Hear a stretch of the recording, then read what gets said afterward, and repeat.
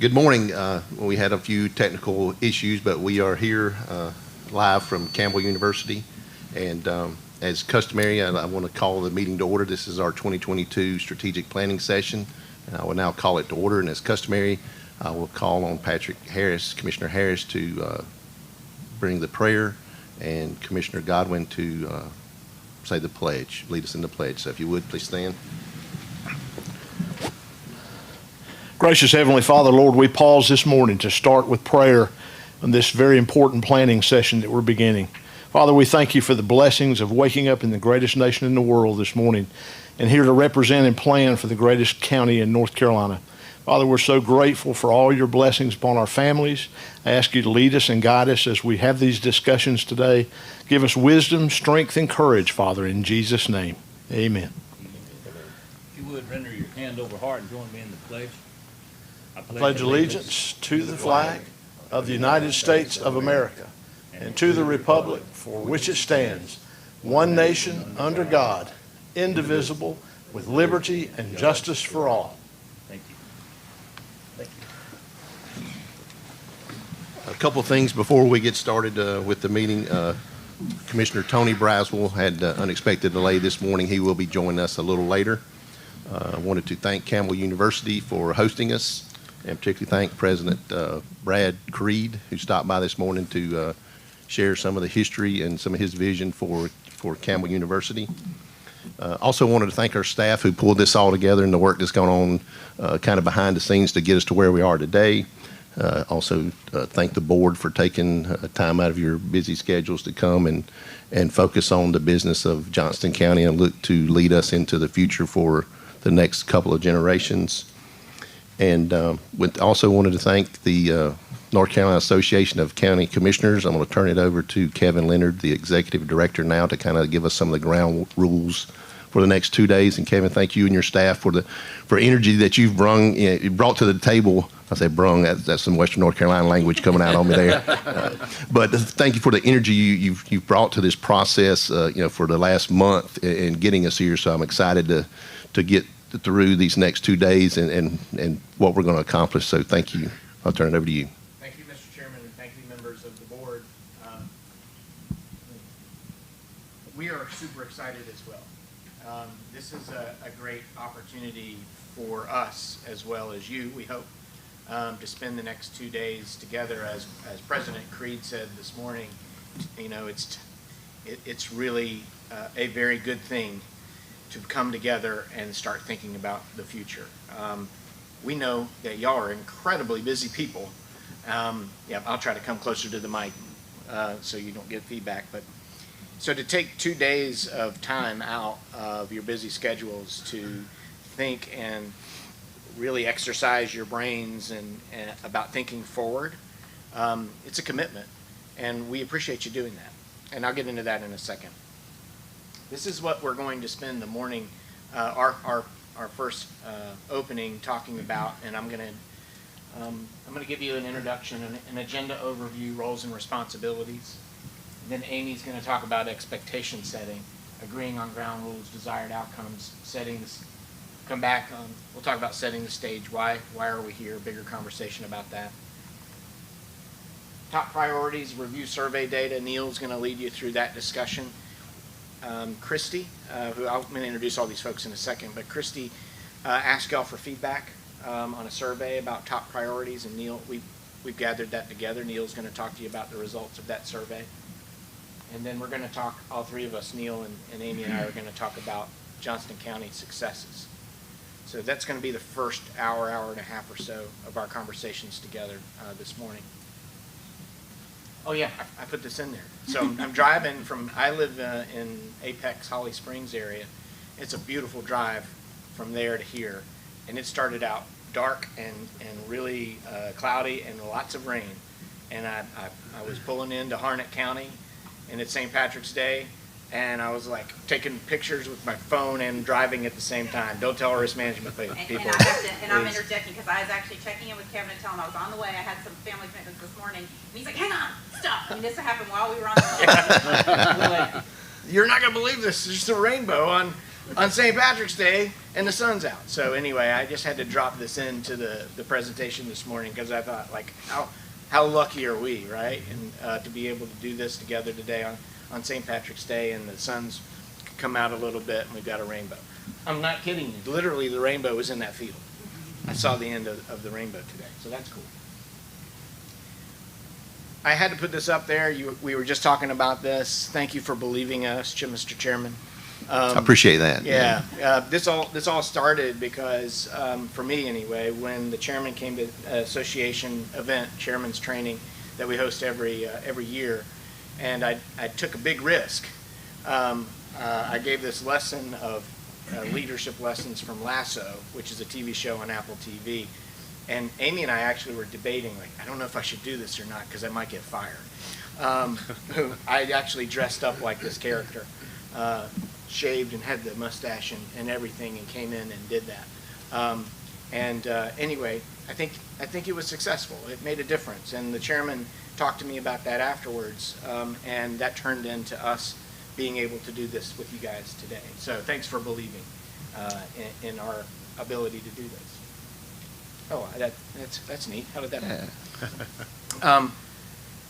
So this is somewhat new for us, and I wanted to set that expectation for you all, that you've had Neil and Amy at previous events, strategic planning sessions for you in the past, but this is a new venture for us at this level, and I am pretty excited about it because I think that a role of your association is to provide this type of opportunity. We're not the decision makers. I want you to know that. You're the decision makers.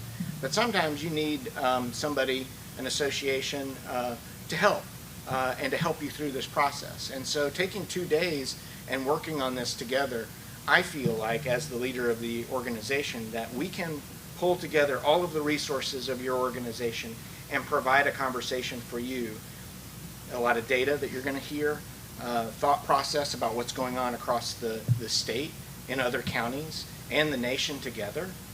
We can do that for you. We have that perspective, and you have the perspective of Johnston County. And I think that we have the capabilities of doing that. So this is somewhat of a new venture for us of doing it at this level and scale. So please accept that for what it is, that there might be some hiccups along the way. But after we finish our 2 days together, I very much want to hear back from you, being like, that was great, Kevin, or that wasn't so great, Kevin. We could do it better. We could have a different way to do that. We want to tweak this along the way. We've already been approached by some other counties about potentially doing this, and I want it to continue to be better. So I wanted to set that expectation for you. And I know we're live streaming, so I don't know which camera to look at. Which one? This one? This one? Because we're live streaming to the public, and I wanted to talk about the public. It's really important that you're watching this as well, and you are participating, because this is democracy at its most fundamental level. And I appreciate you taking part in this as well, but I wanted to tell the public about what this board is doing and what a brave thing it is for them to do, to take this time out of their schedules, their personal schedules, and take 2 days to plan for the future of your county. That's a pretty big deal. And now I want to talk to the board and say, that's a pretty brave thing of you to do this in public. Because democracy is a messy process, right?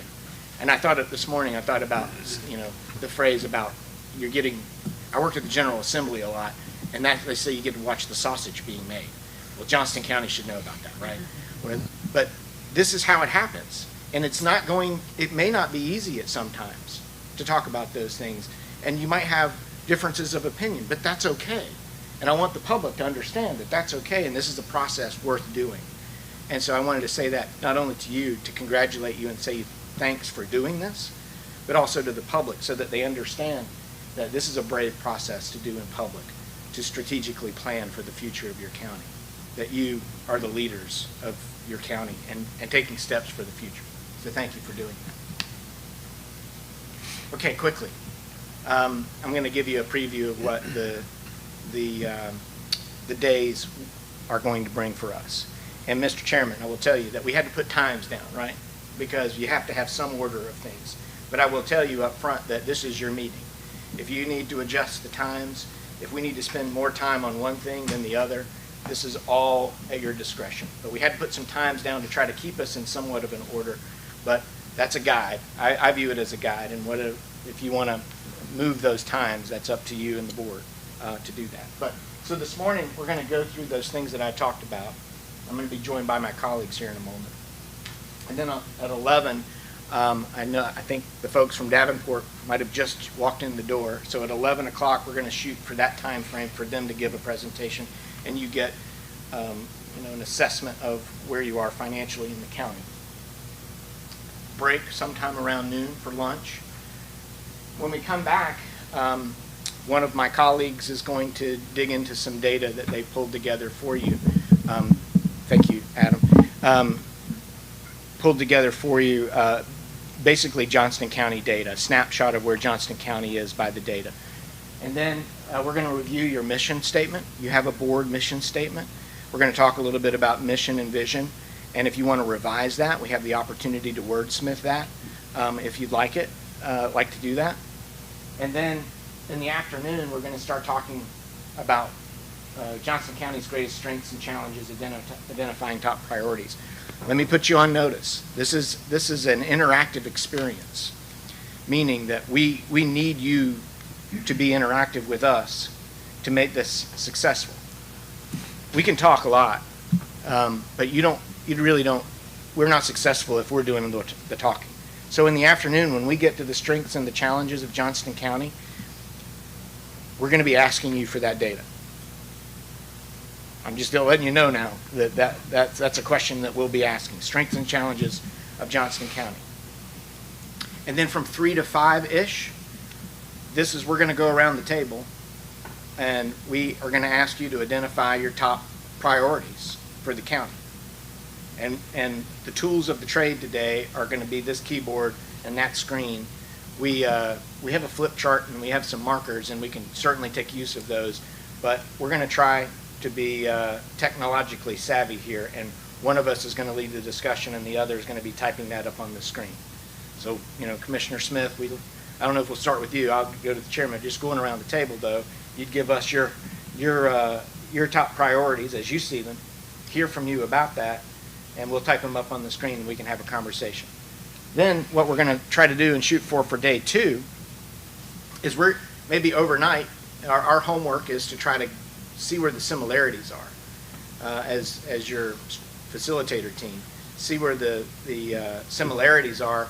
We'll match those up, and then we aspire to try to find out and identify a plan to achieve those top priority goals. Try to dig down a little deeper. What is it going to take to do whatever it is that you want to do? Kevin, I would say that as far as the schedule goes, I feel that it will probably be flexible and flexed a little bit here and there, but the main thing for me, and I think this board, is when we get to the end of the day tomorrow, that we have established some sort of roadmap for our vision for this county, again, for this board, for the staff, and for the people of Johnston County. So if time slides here or there amongst the different items, as long as we end tomorrow with a vision and some goals and objectives, we're good. That's great. That's what we're going to shoot for. We'll talk about that in a few moments, Mr. Chairman, Okay. if we can. So getting into tomorrow, that's the plan, is to get there. And so by the end of the day, we hope to have that deliverable to you. We'll talk about wrapping up and next steps at the end of the day and try to get out adjourned sometime around 3 o'clock. Okay, let me do a quick introduction. So up here, Amy Basin is our Deputy Director and General Counsel. Neil Emery, as I call him, the recovering county manager in the room. He is an outreach associate with the association. Myself, the executive director, I'm going to ask them to quickly introduce themselves and give you a little bit of background about where they've come from and their experience. I think that'll be important to you, just so you know the level of experience that they have and they bring to the team. Amy? Sure. Good morning. It's so great to see so many familiar faces, some new faces. Again, as Kevin said, I am Amy Basin. I am the Deputy Director and General Counsel with the association. Been with the association, I think, a little more than 11 years, so hard to believe. Just a little bit about myself, just to give you some context. I grew up in the Northeast and came down to North Carolina for school and never left. So I guess you could say I figured out where I wanted to be and then I stayed. I came down for law school. I graduated from law school and My first job out of law school was in the first judicial district, the northeastern 7 counties of the state. I was an assistant district attorney, so some great experience there, and also had a great perspective on some different parts of the state during that time. Then I came back to Wake County, and I was with the Attorney General's office for several years. Ended up working down at the General Assembly, and I worked with the Rules Chair and Majority Leader at the time. I was General Counsel there. That was actually where I met Kevin while he was lobbying down there, and we got to work together, and it was the opportunity to work again with him after my work at the General Assembly and come to the association was how I landed with the association. I'm extremely excited to be here with you today, and I just look forward to hopefully helping you flesh out some of your goals. So thanks, Kevin.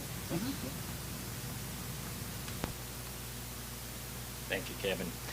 I think I've had the opportunity to meet most of you over the years, but quick background for myself. I do know what brung means because I grew up in Weaverville, Thank in you. Western North Carolina. Yeah, it's That's a bat right. cave, yeah, so there you go. But grew up in Western North Carolina and attended Appalachian State and got into local government and began as a county manager when I was 24 years old in Caswell County, who declares that they are the home of broadleaf tobacco. It was invented there. And from there went to Transylvania, which is a retirement community in the western part of the state, Brevard. Followed there in Caldwell County as county manager, and then finished my career in Harnett. So if you're saying Johnston's the number one, Harnett's got to be number two. So I'll take credit for that. But I was 16 years in Harnett County as manager before I retired in 2008 and became an outreach associate with the association. I love local government. Take pride in being a public servant. That's why I love what I do now. Known Rick for years. One of my greatest decisions in hiring was hiring Jennifer as the county attorney in Harnett, and of which she then moved on to Johnston County. But take great pride in local government. Spent a lot of time here at Campbell University working with Dr. Wiggins and Dr. Wallace during some tough times in the relations between the county and the university, but we got through that and have great relations. And really enjoyed just seeing a county, not to the version of Johnston, but Harnett also being one of those that are growing and changing as we speak, and how you deal with those issues. And that's what it made it exciting to me to be a part of Harnett County, and I think why it's exciting to be a part of Johnston County and its future of all that you're facing. Here we faced it with the governmental complex, which we were very proud of, but also the utility systems you've dealt with, the school needs you've dealt with, all those things I feel like I was a part of, and so that's why I enjoy the opportunity to discuss those with you today. Also, we facilitate a lot of retreats, but this is something different we're trying this time, and we look forward, and as Kevin noted, appreciate any feedback, because this is something we want to take to other communities to help them, and we appreciate you being a part of that. So thank you very much. Thank you. Great. Thanks, Neil. And my name's Kevin Leonard. I'm the Executive Director of the Association of County Commissioners. I've been there for 13 years, which is remarkable to me. An exec for, I think, 7 or 8. I'm trying to remember. I grew up in Davidson County, which just occurred to me. I have conflict with the barbecue here, but I won't let that get in the way of our conversation, so I just want to let you know. But I grew up around Lexington, born and raised there, and then I went to Catawba College in Salisbury, Rowan County. I moved to Washington, D.C. I worked at C-SPAN was my first job. And then I ended up working for a congressman from Greensboro, from Guilford County, on the Hill. Moved back, and I worked in the State House. And that's when I had the opportunity to work with former Senator Smith when he was in the General Assembly. And I worked for our State Labor Commissioner for a while, and I worked at a law firm called Womble Carlisle, Sandridge and Rice for about 6 years, doing lobbying work for them. And then I moved over to the best job I've ever had, and that's with the Association of County Commissioners, because I've discovered that working at the federal and the state level, it's really at the county level where the stuff happens, where you can make the greatest difference. And so that's my story, and I'm really pleased to be here with you guys today. I'm going to introduce the other folks in the room. For sake of time, I'm going to introduce them and let you know. Oh, I forgot to say this. So Neil and Amy and I are your facilitators for today. We're the askers of questions, is what I put up there. As I said to you, we're not decision makers. Y'all are decision makers.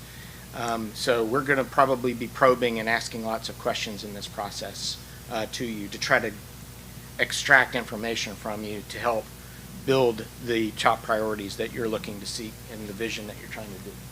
So Christy Burke, I'll ask Christy to stand up or wave, is a new employee as of November, so really actually not so new anymore to us, but she's my executive assistant, and so probably the toughest job in the entire organization, having to work with me, but has done a lot of pre-work to get us ready for today, and I'm really appreciative of that. Christy, thank you.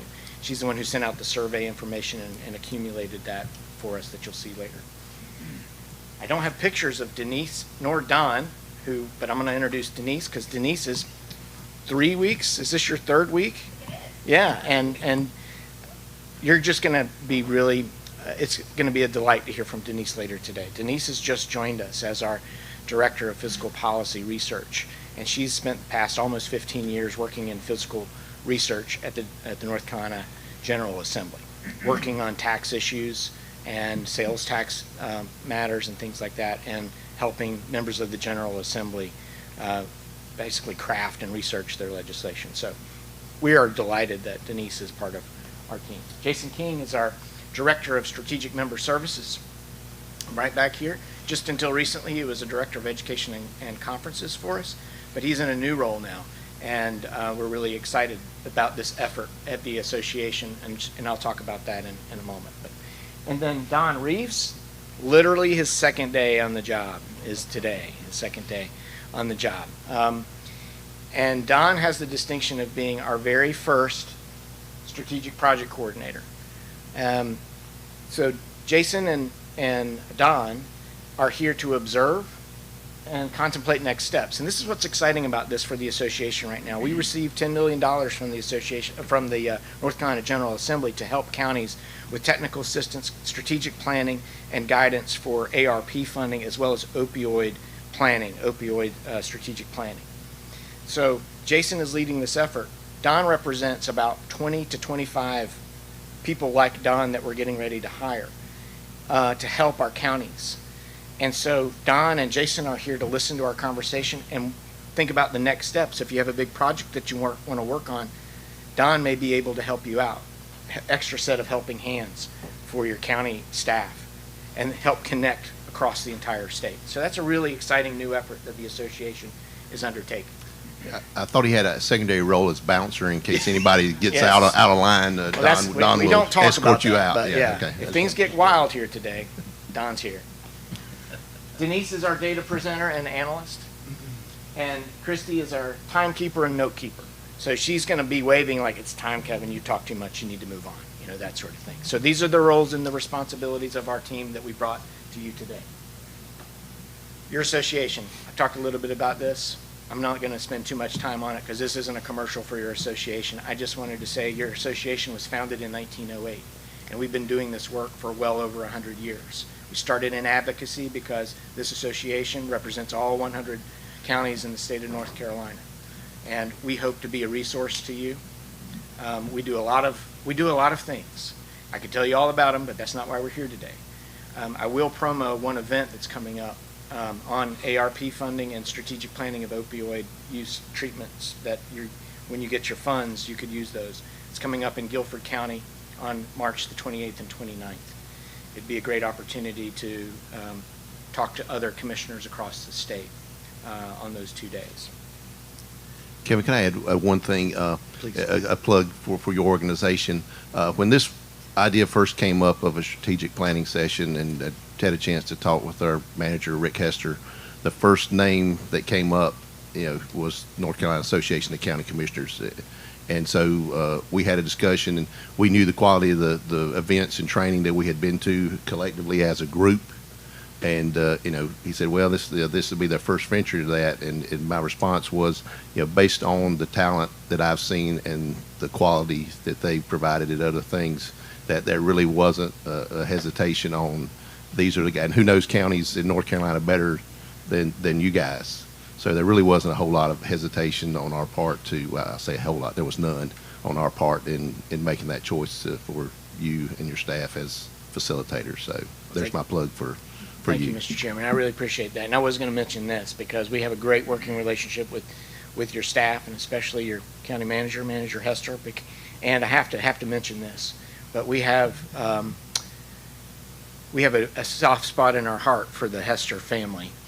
Mr. Hester, his dad, worked with our association for many years as a regional. He worked the whole state. It wasn't regional. And I still am in touch with Mr. Hester. We have a group of, they name themselves this, by the way, the old timers, who come to our office, and they just, I get the opportunity to sit in with them, and they tell stories about things in the past, and we're collecting those so we can memorialize them. But anyway, I just wanted to draw that and thank you for his service because it was instrumental in making the association what it is today. So I wanted to say that. Thank you for your comments.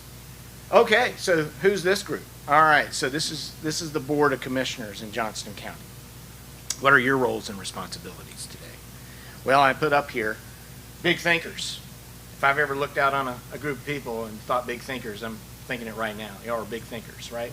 But you have a challenge ahead of you. You've also got to be detailed thinkers. This is like some of the most challenging opportunities that you have is to think big, but also detail, right? You're visionaries. Today you're visionaries. You're thinking forward. You want to look at that big picture. Think about this. There was a group of people that sat in these very seats probably, you just pick a date, 50 years ago. And they were making the decisions that you're reacting to now. Well, this is your opportunity. You are visionary today. You have to make these decisions for the generations that are coming ahead of you. This is your opportunity. I want to say this too, that you're the experts in the room on Johnston County. I am not. You know much more about Johnston County than I ever will. So you need to tell me stories today. If we get involved in something, don't take for granted that I know what you're talking about. So you're the experts on Johnston County in the room today. Now, Mr. Chairman, you have an increased role because you're the chair. Lucky, right? But tone setting, and this is what we talked about at that training that we went to, that there's an important role of the chair to set the tone, to work through critical conversations. To me, you look like a group that gets along really, really well. I saw Commissioner Godwin come in this morning and give $1 to Commissioner Harris because it was his birthday. And, you know, little things like that, little touches, that's meaningful. Y'all work together really well. But that doesn't mean that you always get along really well together because you have differences of opinions. Think about what you've done. You run for office. You voluntarily put your name on a ballot to step into the arena, per Teddy Roosevelt, to step into the arena and lead and get dusty and dirty. And sometimes that means that you have an opinion about things. Well, Mr. Chairman, sometimes you get to navigate that. And so, as I said, that's the role, is to set the tone and to navigate the critical conversations today. So that's the role of the board. And the staff team that we've been working with is amazing, by the way. I just wanted to compliment Manager Hester for that. This has been such an easy process to work with your team. I view them as the issue experts. I told your manager, I was like, I'm not like setting you up for failure here or anything, but they are. I mean, you're the ones who know the most about Johnston County when we get into the issues. So that's my role. I'm going to throw it over to Amy here to start talking about agreeing on ground rules and desired outcomes. I talk quite a bit, I know, and I apologize for that. Amy's going to, you need to hear another voice that's better than mine, and Amy's is that. But also, she's going to ask you for information here because we need to set some ground rules for our conversations today, and she's going to go through that. So I'll turn it over to you. Excellent, thank you. Oh, look at that. I think I'm a technological genius there. See what I just did there? Sure. Again, just can't thank you enough. We're going to continue to say thank you for the opportunity to be here with you today, be here with the public who's listening in, and we know how hard the work is that you do and how hard, as Kevin said, it is to find the time to come together and do this today. And so we want to make sure that we know what the day looks like, the 2 days look like to you, what success looks like to you, and that we are running this next couple of days with the understanding that you all are agreeing to the ground rules and that we're doing it in a way and the manner that you think is best. So we came up with, just based on some of the work that we've done in the past, as you can see up here on the screen, I'll read through them real quickly. These are some sort of basic ground rules that we discussed and came up with, but I want you to all look at them, think about them, let us know if they feel right to you, react to them, if there are any that we're missing, if there are any we want to take away, because again, we want you to agree to the ground rules of the next couple of days, much like when you have your meetings, and I'm looking at your manager and your attorney, your clerk, right? When you have certain rules of procedure or other rules that you use to guide your meetings, right? Those are to kind of help you have those parameters, those guidelines, so that you know that you're kind of staying within the mission and the goals that you have for whatever the meeting is that you're undertaking. So as you can see, the ideas that we came up with are to come prepared each day to be present and engaged on planning for the future of Johnston County, right? That's why we're here. Actively listening to your fellow board members, so really taking in what they're saying, asking constructive questions. As those who I work with know, I like to ask a lot of questions. Some are more constructive than others, so we put that modifier in there, that really trying to be constructive in the questions that you ask. And one of the things, and I heard Chair Lauder say this earlier, right? We want to leave tomorrow with an idea of where you want to go from here. So as much as possible, we're going to try to dig down and ask you to use specific examples so we can ensure clarity of vision, right? If we just walk out of here tomorrow and say, we want to be better, that's not really going to give you what you need, right? So we might dig a little bit, so that's why we put that up there. Allow us to be the ones that keep you on agenda and on time. You are here to work with one another, share, collaborate. This is about you working together, so let us be the ones who we might be a little bit of taskmasters, but let us do that. And then jointly design next steps. So I present those to you, we present those to you. I would just ask if there's any reaction, if there's anything that you think we want to clarify. Yes, if it's okay, Chair Lauder, if I can, yeah. Okay. Yep. So I would say, for this meeting, I would rather be a participant, except for when I have to set the tone or provide some guidance. But so feel free to lead the meeting, and I'll kind of sit back and let you guys handle that. Great. So that will be part of our ground rules that we will kind of facilitate. Yes. I just want to thank you for the font here.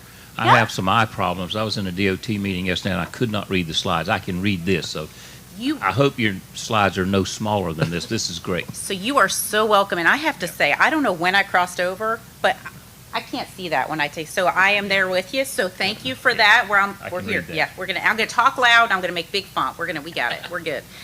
Yes, yeah. But are there any reactions to that? Does that feel like a good set of ground rules for our work over the next couple of days? Seems very reasonable to me. Okay. Excellent. Anything you want to add? Other than the part I just did, no, I think we're good. All right, Fantastic. Okay. And big font. big fun. Put it in here. Well, thank you. Thank you for allowing us to do that. So, okay. So, kind of pivoting now into what we hope to accomplish. Now we have those ground rules on how we're going to do it.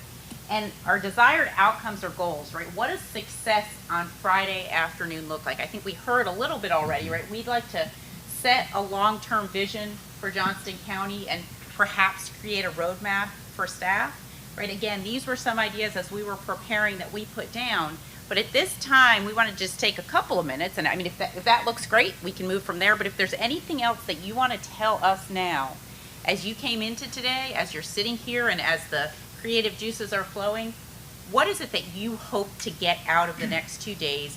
And when I ask this, I ask in a very global sense because we're going to have a lot of time to really dig down in the details. So are there any things that you're not seeing up there and you'd like to make sure that we hear that success looks like to you over the next 2 days?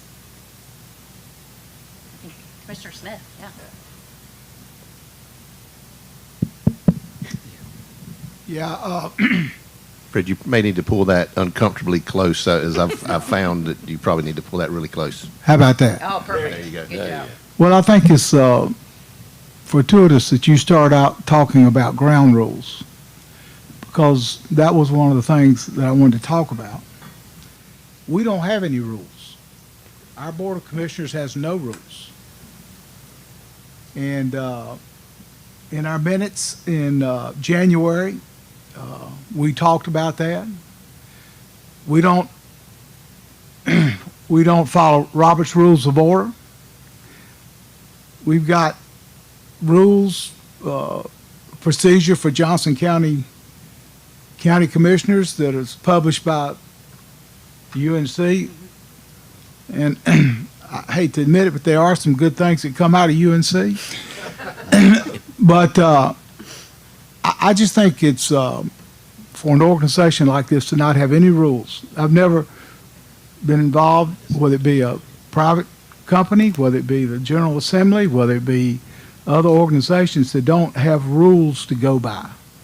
And I would love for us at this retreat to adopt some rules.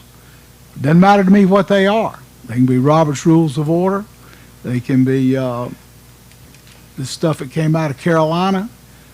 But, you know, I'm an old washed-up football player, and if you don't know the rules when you go on the field, it's pretty tough to play. Thank you, Commissioner Smith. That's really great insight. And what I would say, if I may, in response, that we're going to add that as a discussion.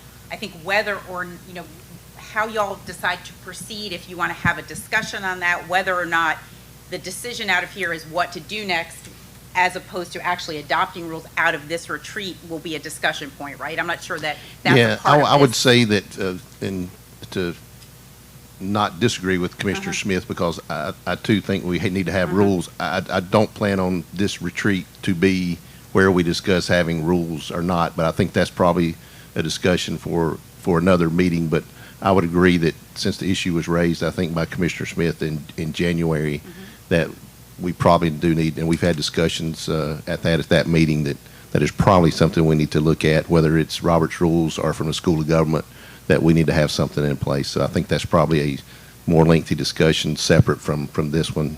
Sure, So. and that's super helpful. So we're going to make sure that as a part of it, that there's some discussion around that idea, and then however you decide to move forward, that's going to be part of next steps, and whatever we can do then to help facilitate that discussion moving forward, we're going to make sure that's a part of the discussion, if that's fair. So yes, absolutely. And I did want to, while I've got the microphone, and is to create a roadmap, and it says for staff, and actually you can probably just take off for staff and leave it open, but it's more for the board, the staff, and the public and the citizens of Johnston County. So it's more broad than just the staff. So Sure, yeah, and I love this discussion of, we want to identify any issues that you all want to talk about. It can be as grand as a big vision. It can be micro as this, really here today to surface these things and have this discussion. So if there are any other small to like get better coffee, which I'm not going to say is one, because that coffee is delicious. And by the way, I always have to give a big shout out to Paula and Dana over here, because they do such an amazing job. I've had such the pleasure of working with your clerk, and I have to say, Dana this morning saved me in the park. She was standing out there with the wind whipping, and she made sure I got where I needed to be. So y'all have some remarkable folks on staff. Anything else? And thank you so much. That's really helpful feedback. So what I'm hearing there is broad, I mean, that's a very specific thing I'm hearing on that, and I heard the feedback. But from the broad perspective for the day, if we walk out of the meeting tomorrow and we've created a list of either top priorities, a roadmap for achieving those top priorities, that would be a successful time together. Is that accurate? I think so. I mean, I think we're not going to come up with a list of 10 goals, but if we can keep that to something manageable, and I'm just going to say 3 to 5 in there, that we can take a look at the goals and then some more specifics and details on what that actually means for the next year or two, you know, whatever that time frame is. So, Sure. Okay. and again, if there's any commissioners that have any other thoughts, please share them before we get started. All right. Thank you. Shall I do that? All right. All right.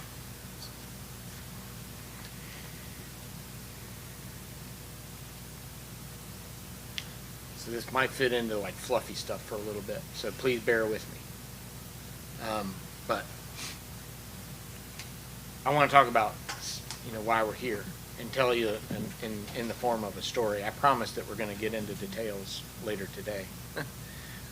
But does anybody like to hike? I think we have a canoer right? Yeah, I like to hike if it involves carrying a bow and chasing elk. Yeah. It's a different kind of hike. Yeah, I like to walk on the Mountain to Sea Trail there in Clayton. I don't know if hiking is the right word, but walk is Yeah. more appropriate. Yeah. So I've gotten into hiking lately. And is anybody familiar with the Appalachian Trail?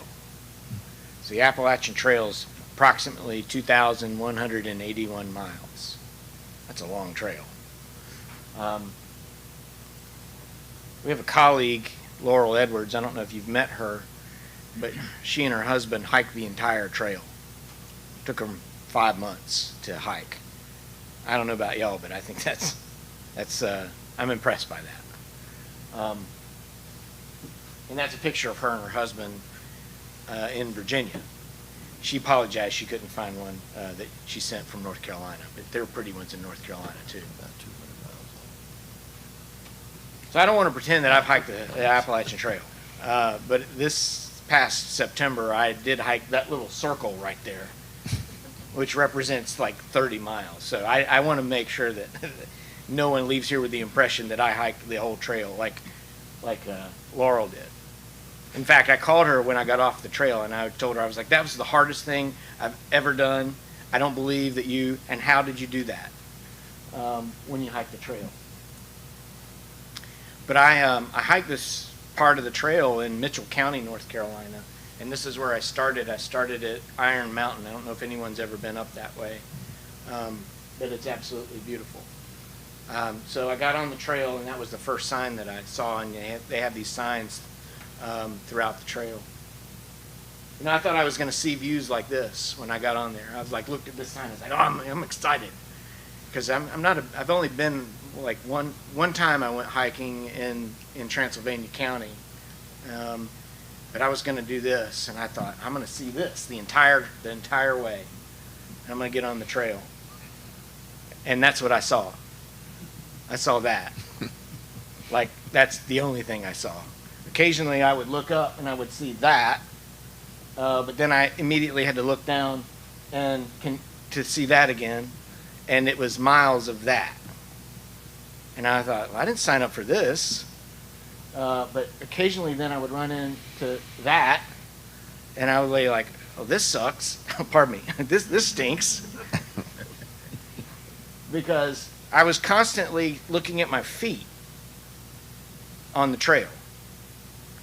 I thought I was going to be seeing those views, but I was constantly looking at my feet because I didn't want to fall. And I had these poles. Didn't know if I should buy these poles or not, but boy, I'm glad I did, because that's mainly what the trail looks like. Again, I look up and I'd see that, and by the way, it's all uphill. It's never downhill, so it seems, but it's all uphill and it's all rocky and roots, and you're constantly looking at your feet, looking back down. Occasionally I looked up and I saw that, and I was like, well, that's nice, that's pretty, the sun's coming through, but still, it's just the woods. Where's this? I didn't see that as I was walking.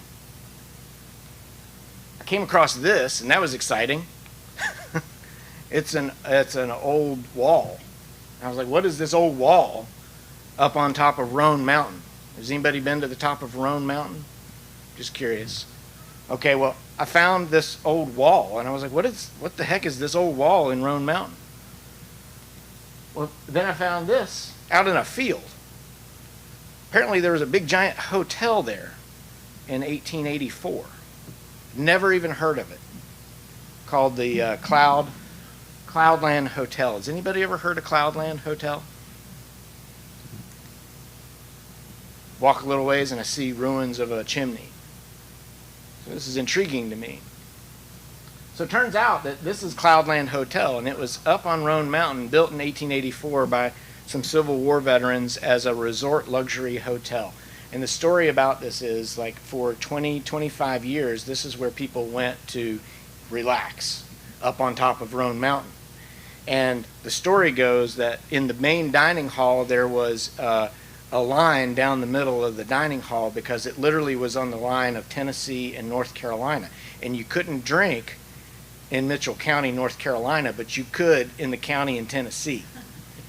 So the sheriff would hang out in the dining room waiting for the people to cross back into North Carolina to get them. That's the story anyway. But then it was gone. And all that is left is that little wall and that chimney. And it just occurred to me, I was like, I just wandered upon this thing, and I didn't even know anything about the history about that. Makes me think about history in general, like Johnston County. There were things there that are not there anymore. And people will build huge things, like huge hotels, and people will take advantage of them, and then they go away. We're here but for a moment in time as a board of county commissioners making decisions on things, and sometimes it'll go away, and sometimes it will stay. It's just like our work at the association. The association has been here for over 113 years. I just get to happen to have this job right now, and then somebody else is going to have the job, and they are the caretaker and the steward of the County Commissioners Association for the next 100 years. I started thinking as I was on the trail as I saw this. And then I looked at that again. Back down, looking at my feet, making sure I didn't trip and fall. And lo and behold, there it was. I was walking around the trail, and I walked around the bend, and for the first time I saw an opening through the woods, and there was this view. And I was like, holy cow, look at that. I made it. I saw this. And then I discovered on this trail, on this journey that I was taking, that I had to actually remind myself to look up. Because that was out there. You just had to figure out how to find it and see it. So then I started looking, and I would walk, and I was getting more comfortable. I wasn't having to look at my feet all the time. This particular picture, I literally took this picture on purpose, meaning like I stood there, I was exhausted, I was going up a hill, and it was starting to rain, and I looked over, and this picture just does not do this justice. I took this picture so I would remember this view, because it was absolutely gorgeous. I was completely by myself. I was walking up this hill. It was starting to rain, and that was looking into North Carolina. Gorgeous. And I found these beautiful views, but I had to really stop myself and impress upon myself that I had to take the moment in time to look up. And that's what you're doing today, by the way. Mostly what we do as a board and as leaders is we're looking at our feet. We're making sure that you don't trip, and you're looking at the details. Because if you don't do that, you will mess up. But you get more comfortable as you're moving forward. And what you're doing today is you are purposefully looking up, and you're looking out into the horizon. And you're looking for the larger view. And I'm telling you, it's kind of nice when you do that. But then I became more aware of my surroundings, and I was able to pay attention on some of the smaller things. There's beautiful flowers around. And I'm not a beautiful flower kind of guy. Okay, I'm telling you. But I was like, wow, that's really pretty. They were everywhere. Okay, I'm mixing two trips. I got to tell you, because I want to be honest. I was on two trips. This is another trip, but same applies here. I was looking around as I was hiking, and I saw this. This guy was about this tiny. I would have missed him. I would have stepped on him. But I was like, wow, that's amazing to see that. I also ran into this guy. This is not a joke. I sat down to take a drink of water. I was really tired. I looked 10 feet across from me, and there was a timber rattler snake sitting right there. And I thought, I'm glad I didn't sit down over there. But as we were walking on our journey, as we're going through things, there are snakes. There are things that can bite you, but there's beauty all around. So that's my story to set the stage for you today about why we're here. Because you're on a hike. You are on a journey. You are taking the time to invest today. And yeah, we have to look down at the details, make sure we don't trip and fall. But we also have to be very mindful of looking up. So planning is critical. This was my pack. I planned it all out. This is why I enjoy hiking, because you got to plan what to put in your backpack. And that's what you're going to be doing today. What are you going to put in your backpack? And how are you going to order it? Because you don't want to put all your food at the bottom of your backpack. Because every time you want a drink of water or you want a snack, you don't want to have to unpack everything to get to it. You got to look at your map. You got to make a map. I got to tell you, I looked at the map like every 10 minutes. I didn't realize I was going to do that, but I was looking at my map every 10 minutes to make sure I wasn't getting lost. And then I figured out that there are more tools. There are electronic tools now rather than a paper map. And I had it on my phone. And it helped me with new tools. Because, see that water dot? It tells you where there's water. And if you're on a long hike, you got to actually stop and fill up and filter your water. And that full dot means that it's a good water site. The half dot on water means like it's like iffy. You don't know if you're going to get water up there that day. So there are new tools to take place that you can look at to use. This one I really like because it was connected to my watch. It gave me data. It showed me how fast I was going, my pace, and it measured out in miles. I needed to get to that spot right there where the red dot was so I could sleep that night. And so I was measuring my own pace. So data is critically important to making decisions and keeping you on track. Plan, prepare, and perform. That's what you're doing today. Again, y'all are already here. I just want to get you in the mindset of what we're doing.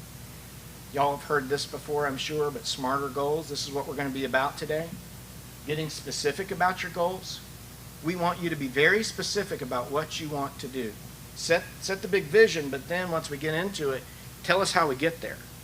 Ensure that your goals are meaningful, meaning not only to you, but to your county residents, to your constituents. Pick goals that are achievable. Kevin, I think I'm going to go hike and go to Mount Everest. Probably not, right? But I could hike for 30 miles on the Appalachian Trail. That's achievable to me. And that's what I wanted to do. The goals must be relevant. It's relevant to me. You have to choose what's relevant to you. Make sure that the goals are time-bound, meaning that they're achievable for your time and that you hold yourself accountable to getting them done. I want to go do this in September.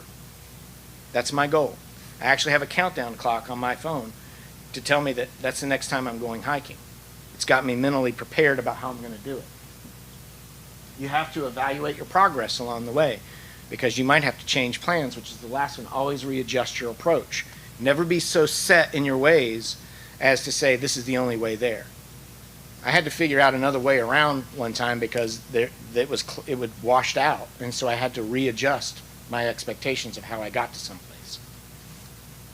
So this is our plan for today. We're going to review data. We're going to do an environmental scan. That's what we're doing this morning. We've got a lot of data to put in front of you. The folks from your financial folks are here. They're going to give you data. We're going to give you the results of your survey. Denise is going to give you data on Johnston County. You need that data set to even have the conversations that you're going to be looking at to prepare for your journey. So that's the first bottom rung. The second one is we're going to identify priorities. As I said, when we get into the afternoon, that's the audience participation. Not the public audience. I'm talking to you guys, the Board of Commissioners. It's the Board of Commissioners participation. That's where we're really going to rely on you and to tell us what your priorities are and tell us why they're your priorities. And then we're going to figure out where the synergies are together. And that's the next step. We're going to figure out what the similarities are, what we can agree upon, and we're going to make a plan how to achieve that. And we're going to dig into those details together. And then, hopefully, when we walk out of the door tomorrow, we're going to have those 3 to 5 priorities, Chairman Leonard, that you mentioned. And aspirational is we'll have sub-bullet points under whatever that priority is to help you get to that priority, at least an idea about how to do it. So that's our aspirational goal for that. But our work before us is to get that 3 to 5 list for you so we can have that conversation today. That's our game plan. That's the visual of how to get there. That's our roadmap today for that process, and that's our journey. So thanks for letting me tell you the story about hiking. And thanks for letting me sort of set that tone. I'm going to turn it over to Neil. Yeah, I'm going to turn it over to, where is Neil? Here. I'm going to turn it over to Neil. And we want to hear, Neil's going to lead you through a conversation about the survey results. And then also, if you can flesh out for us some of the things that you may have meant and some of the words he's going to describe, we'd love to hear that too. Neil?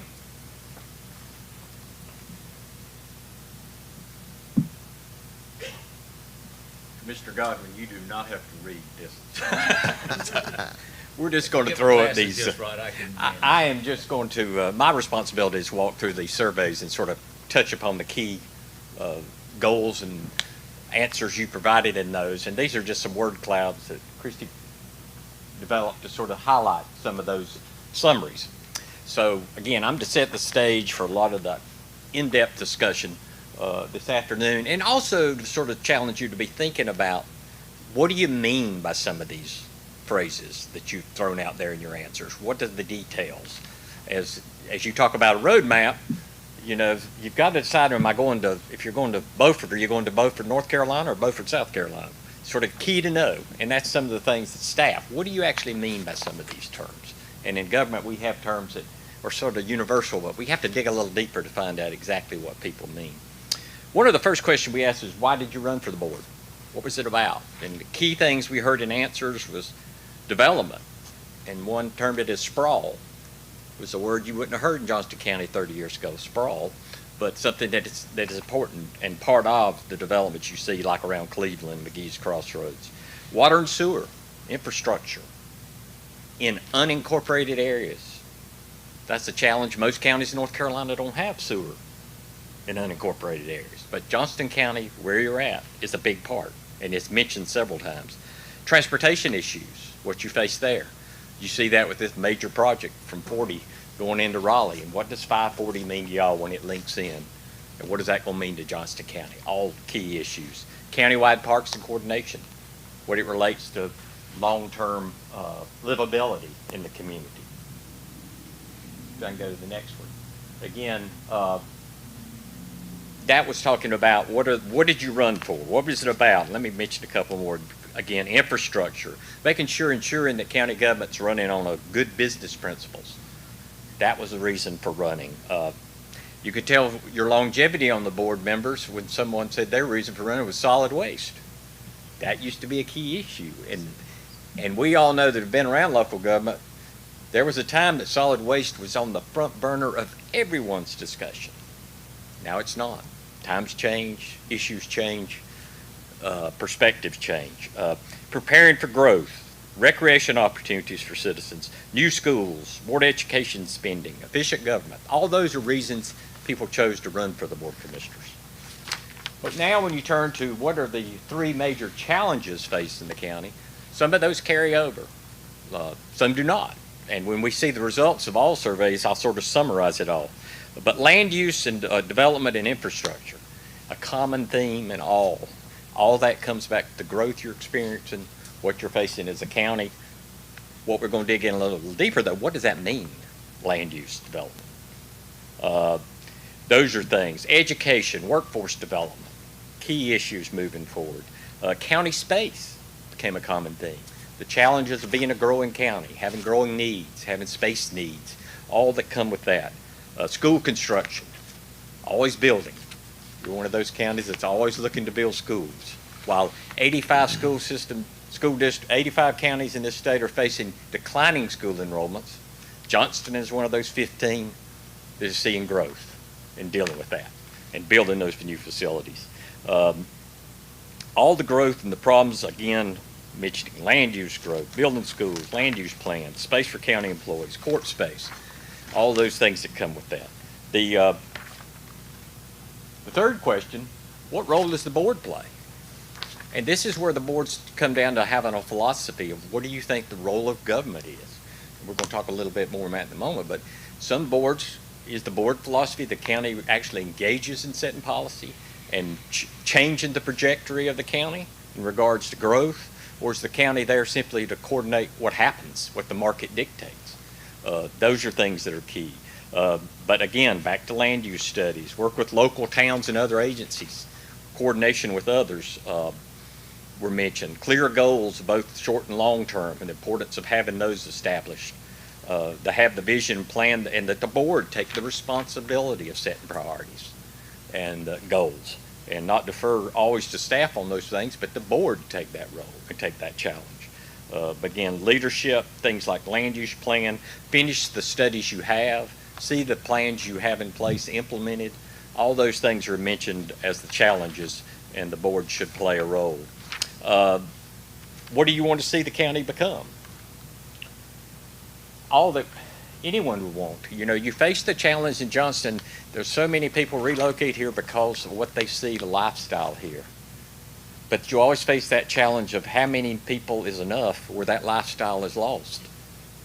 I faced that in Transylvania County. We used to kid that everybody that moved in would say, okay, I'm here. That's all we need. Close the gate. Well, we know that isn't the way it works in the real world. And then, too, you face the challenge of how many people relocating here. And another famous term in Transylvania was people walked in the office and when you knew you were in trouble when they said, where I came from, that was the introductory remark, and you knew then you were about to get an education. But that said, they're citizens, taxpayers, and have to be served. And this board has the responsibility of how do you address those needs that come with that growth. So what do people want to see? I think it's clear you having this growth, but what people also want to see, and as a board members you want to see, as a group, is to see protect what makes Johnston County special. How do you tie in open space and the agricultural lifestyle that made Johnston County into the growth you're seeing flow out of Wake County? How do you balance those? How many open farm fields do you look at now when you go by and it's rooftops? Just in your lifetimes, how much change has there been in what the community looks like? And what role does the county play in going forward with that? So those are questions that'll be on the table and ones we want to talk about, and priorities for you. But everyone, I think, as a board sees protecting the livability, protecting the jobs here, providing more job opportunities here, so people can stay and work and raise families in Johnston County, and to continue to have the quality education and the qualities that make quality life. So those are things that people see as what if you're successful. I had a professor saying, if you're in local government, your success in your role is not going to be measured for 20 years. That's when they're either going to, and he would say, they're going to look back and say, thank goodness somebody did that. Or they're going to look back and say, what in the world were they doing? And now we're having to deal with it. So that was always stuck with me throughout my career, to think long term, think of what's coming ahead. Fifth question we posed was, besides the three challenges, what other issues? And some of those are common ones we hear in a lot of counties. But interesting enough, if you ask these questions, priorities, most counties in North Carolina are going to talk about broadband. It was mentioned here, but it wasn't mentioned as the top three because you're blessed your location. Not saying you don't have broadband issues, but you're blessed in comparison to a lot of your fellow counties. But it was mentioned as another issue. Workforce development continues to be mentioned. Public transportation. The public school curriculum was noted as something that the citizens and your constituents are concerned about. But space, capital improvements, again, for the court system, DSS, administrative offices. And finally, education, water, sewer, all those things that come with that were mentioned again. So what does that tell us? And I went through these and sort of in my results, one, looked at what did you mention as when you ran versus what do you see as an issue now? And land use was across the board, everybody. Everybody saw the need for land use and the protection of moving forward of growth in your community. And meaning that the board needs to have an active role in that area. And I'm going to talk a little bit more about what does that mean. But one, that was a consistent issue. Infrastructure, water and sewer, only mentioned twice when people ran, but mentioned 4 times by board members in their surveys about now. So what that tells me, board members, when they became on the board and the responsibility of governing, saw the need of water and sewer became a bigger priority and the need in the community. And we'll talk about that. Public education went from mentioning it twice to be mentioned 5 times in the questionnaires of now that you're on the board, recognizing the demand of education and what's there. Interesting enough, and this is when you seem to be, I know you want economic development. Everybody wants it. But most counties you would go in would say economic development is probably their number 1 priority because they have a declining tax base. They're struggling with bringing industry and jobs. It was mentioned once as a specific goal. Not saying you're not interested in economic development, but showing your priorities. You're blessed to have growth and have done great work in the past bringing jobs to the county. So you saw things as a result of issues versus growth where a lot of counties in the state see economic development. County facilities, one mentioned it as a reason to run, now three mentioned it as a reason, a top priority, coming into the role and seeing. So what does that mean, and what are we going to ask you to talk about today? I want to mention is, and from the manager's perspective and background, is that all these topics, there's a lot of common themes, but I really want to talk about what do you mean by some of these topics, and this is where the board can get into hard discussions. And I want you to be thinking about these before we get to the conversations this afternoon. And the first one I see as seemingly the top priority is growth, land use planning for the future. Now let's stop and talk about what does that mean? Now there's a lot of versions of land use planning. And it can be, is the role of government simply to respond to what the market dictates? Meaning, if the market's demanding this level of housing, we're going to just respond, our land use is going to provide for that? Or does government's role play into, we're going to think about density, we're going to think about where we run infrastructure? I don't know if any of y'all remember the old farmers' home monies. They would run 2-inch water lines down roads, and they'd only approve a 2-inch because they wanted to protect the rural nature of the community. I bet you got a bunch of them in Johnston, probably used to. I know we had a bunch of them in Harnett, but that's all they'd run because they were protecting the rural nature of the community.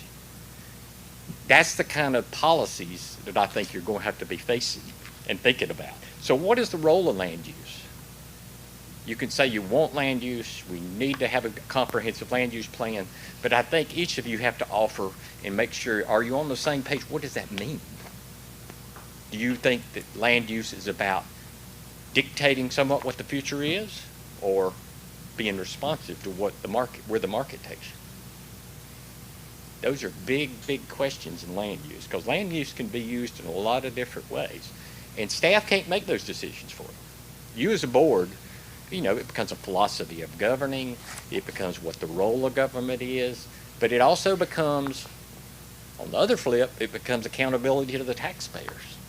Can we just run services helter-skelter just because people want to build a housing development out at the end of a rural area that's not designed for that? And do we just respond to that? And so I throw that out there. Should the county have a role in determining the market through density and playing a role in protecting agricultural areas? Several of you mentioned protecting rural areas. Does that mean higher lot sizes in certain areas? Does that mean different types of development? Some counties have looked at having, planned unit developments where you protect open space but give more density. If you decide to go down that road of public sewer, that totally changes. And you get into that dilemma. If you build that sewer line, you got to feed the dead. But so are you going to have higher density there? How do you balance those? Those are the hard decisions about. Sewer's not like water. Water, you can get by without making people tap on the water, but if y'all come up with a way to have sewer and not require mandatory tap on, let me know, because that's about impossible to do. So those are things this board needs to have that discussion about. You all know land use is something you need to do, but I think it's important to each of you define what land use is to your fellow commissioners. Let's talk about what do we mean, because you don't want to get caught up in having a totally different version of the same term of what it means. So I'm going to plant that seed for you to be thinking about. And I want you to think about with that in infrastructure. It's hard to separate land use planning and infrastructure. You have a tremendous water system. Is that water system, but that water system feeds development. If you don't have to have a well, you can have smaller lots. If you run sewer, you can have even smaller lots. But how much density can McGee's Crossroads take? I'm not giving you an answer. That's the answer y'all have to make. And how much support can those rural transportation roads? I don't know if you've been in Wake County, some of their DOT problems were roads they were built to be rural farm to market roads, and now they're major, major commute patterns. You know, all those are things to play. So when in your land use plan, I'd encourage you to think about. And two, in the infrastructure, water and sewer, I don't know if you're having serious problems with failing septic tanks. A lot of communities are, but all those play in. Are you having that density, and are you starting to see any problems pop up with septic systems? So water and sewer, where do your towns fit in? You're unique. And as we debate these issues, is there a role for partnerships with your municipalities? They're not growing at the rates you are out in the rural areas. The unincorporated areas is where your growth is. So is there potential for partnerships there?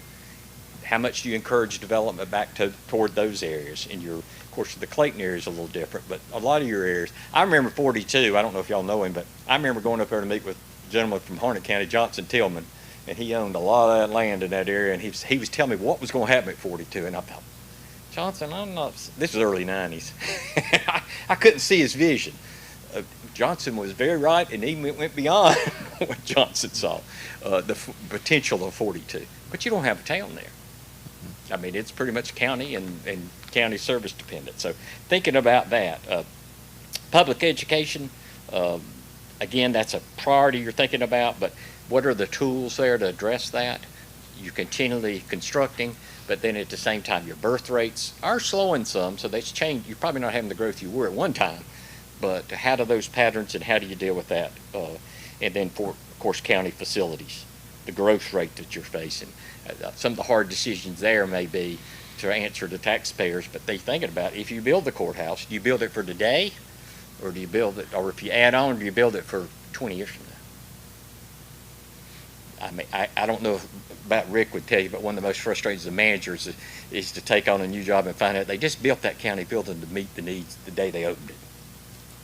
Well, when you're a growing county, you can't afford that. And I think like in your jail, you're building it where it has the upgraded capacity in the kitchen for expansion. All those things are built into that.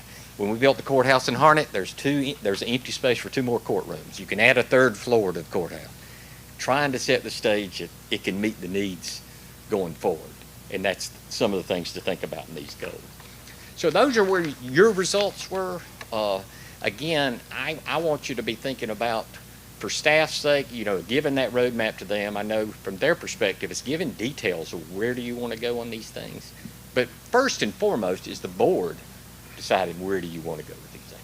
If Commissioner X says, I think land use is about whatever the market says, we just need to have good ordinances in place to protect the interests of the homeowners and move forward. But the next commissioner's land use may be, well, we got to keep some of this farmland in open space. I want to see us utilize, I mean, you're going to have hard decisions. It's like this. You can't, if you're going to protect open space, you can't run a major sewer line through it because you don't have any customers. Do you use sewer to dictate where your growth is? Those are philosophical questions that governing boards have to make and decisions you have to make. So as we talk about those things, I just wanted to bring those up and mention to you. I'll stop at that point. Anybody have any, we're not at the stage of talking about the details of this, but any thoughts on that or perspective on that as it relates to the issues you're going to be addressing this afternoon? Make sense? Yeah, I would just say as you were showing the word clouds, it's interesting to see, I would say, the consistency. I think as you're talking about what that means to each one of us, but it was pretty consistent with the big words. I think were, as you said, were in the top 3 on a lot of folks' list, whether that was in beginning and why they ran, or once we got in our position and realized it was a bigger issue than maybe we thought before we got on there. So yeah, and it's so you stop on this one, development right there in the center. It seemed to dictate so much of what's going on here. Mm-hmm. And let me mention one other too, economic development. I think for staff, you know, I hear counties, some boards say, well, we want economic development, we only want high-paying jobs. Well, not everybody works in a high-paying job. I mean, you recruit jobs for different levels of people. My philosophy is always, there's a lot of people in the workforce. Don't just recruit for one piece of the workforce. Recruit for everybody in the workforce. And then what role does service jobs play in that economic development? And you're going to see a slide later that shows you've made a big shift towards service jobs in the last 30 years. So anyway, Anything else on this, or as we think about the conversation for this afternoon? Hope that gives you a little food for thought. Think about when we talk about these issues, we'll dig a little deeper. Great. Thanks, Neil. Mr. Chairman, to your point, I hope that review sort of resonates with the board, that reflects, what you put in there. And it does build, I think, the view that y'all have a lot more in common than you don't. Of the things that y'all want to talk about and the things that you want to achieve as a long-term vision for your county. And so you're starting from a really good spot, I think, for that. Mr. Chairman, we have a point in time where we have one more thing on the agenda that we wanted to achieve, because we wanted to hear from y'all about what you viewed your successes are in Johnston County. However, I think we're at the 11 o'clock hour, and I know you've got your speakers here from Davenport. So we can push that to after the presentation with Davenport. It's a decision point for you to make. I know, so whatever you'd like to do, we're happy to adjust. Yeah, let's go ahead and adjust and or not adjust, just let Davenport go ahead and take their time slot. So. Absolutely. All right. I will turn it over either to you or maybe I'll turn it over to the folks from Davenport and let them introduce themselves to the board, Mr. Chairman, and we'll come back after they're done.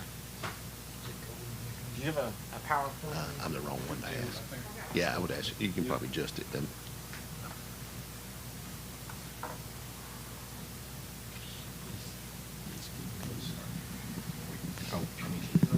Let Paul again. Yeah, I'm getting it set up. Let me take this. Yep.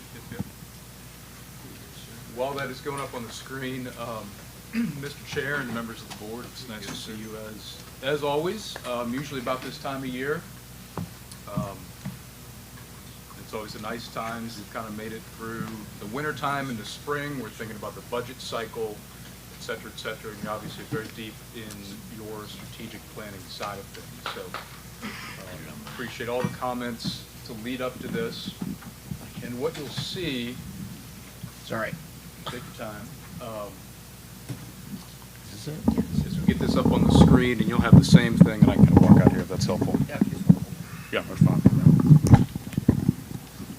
Thank you, and if everybody can hear me. So what I think you'll see up on the screen, and we've got a fair amount of information there, but just to kind of paint the picture, Johnston County is in very good financial shape. So I'll just say that to start with. I think you're going to see that in the numbers and the data. You are going to see that from the various rating agencies that we have ratings with, both on the general fund and the utility side, as the prior sort of speakers are talking about how critical that is to your future. And so before we even get into any of the details, any of the commentary, the statistics, et cetera, you start from a very strong financial position. We'll try to be judicious with our time here. We know there's a lot of big decisions that need to be made. And as always, happy to answer questions as we go. But I think before we even get into the details, you are in very good financial position. We've had the good fortune of working with you for it's I think over 2 decades at this point. And so we've been able to and been blessed to be able to see that transition over the years.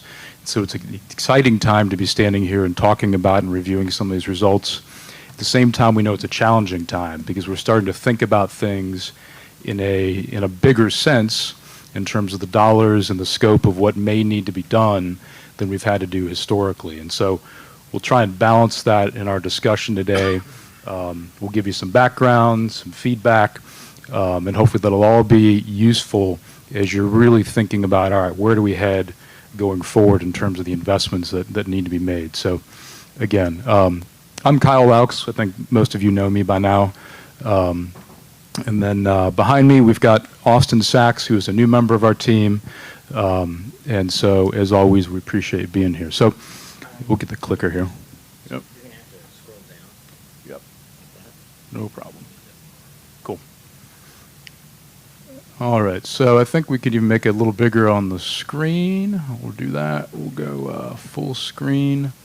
That'll make it maybe a little easier to view. So we'll dive right in. If I get the right screen there. All right. So we'll start with a little background. Won't read word for word here, but again, you have as a county over the decades a history of strong financial management. That's going to come through the numbers that we talk about. We list in the middle of this page here some of the accomplishments that we have at least seen over the last basically 20 years. And I think they kind of set the stage for where you're heading into the future. So when we started, you had A-range credit ratings. We're going to talk some more about what those credit ratings are today. They were very solid credit ratings at the time. You are much, much higher than that A range now. And we'll talk about why that is. We're also talking about what matters to credit rating agencies when they're assigning those credit ratings. You've financed about $615 million in capital investment just via bonds you've issued out to the marketplace, whether that's in the public markets, some of the banks. When you add in some of the investments that have been made through state loans, that number gets even bigger. So you're probably in and around, I'm going to estimate this, probably about $1 billion if I had to guess a little bit in terms of investment you've made already. And we know from discussions and going back and forth with you and the manager, et cetera, there's going to be very substantial investments that are talked about. Some of it will certainly be needed. The timing and magnitude is going to be substantial going forward. So part of what we want to do is understand where we are right now, where we've been, so we can do some of that good planning going forward. In terms of that middle bullet point, we've saved, and this is an estimate, but hopefully a pretty good estimate, saved about $27 million, maybe round that up, call about $30 million by virtue of having those increasing credit ratings. So we're going to talk a bunch about those credit ratings and why they're important, but one of the reasons they're important is we're making those investments. And the way a county does that is we go out and we borrow some money. The higher the credit rating, the lower the cost. The lower the cost, the more money we are saving in a sense for the taxpayers. On top of that, we've refinanced existing debt multiple times over the years. That's saved us about $45 million. So those two numbers are additive, right? So we've refinanced existing debt for about $45 million. We've saved probably about $30 million by virtue of having higher credit ratings. So we are in and around $75 million that we've been able to basically chip off the cost of the existing infrastructure we've already financed and paid for by virtue of having good financial management. We get to the bottom of the page there. One of the interesting things right now about having this conversation now is you're in such a good financial position here. We got a lot of storm clouds on the horizon. And so I think part of the trick and the challenge right now is being able to balance how strong we are now and how good we feel about where Johnston County is with some of the bigger picture challenges and uncertainty that's out there. And so that's an important part of what we think about as we are working with you on the multi-year planning. How do we kind of take a near-term and a longer-term view and make sure we have some off-ramps, make sure we have some contingencies, some safety valves built into that planning.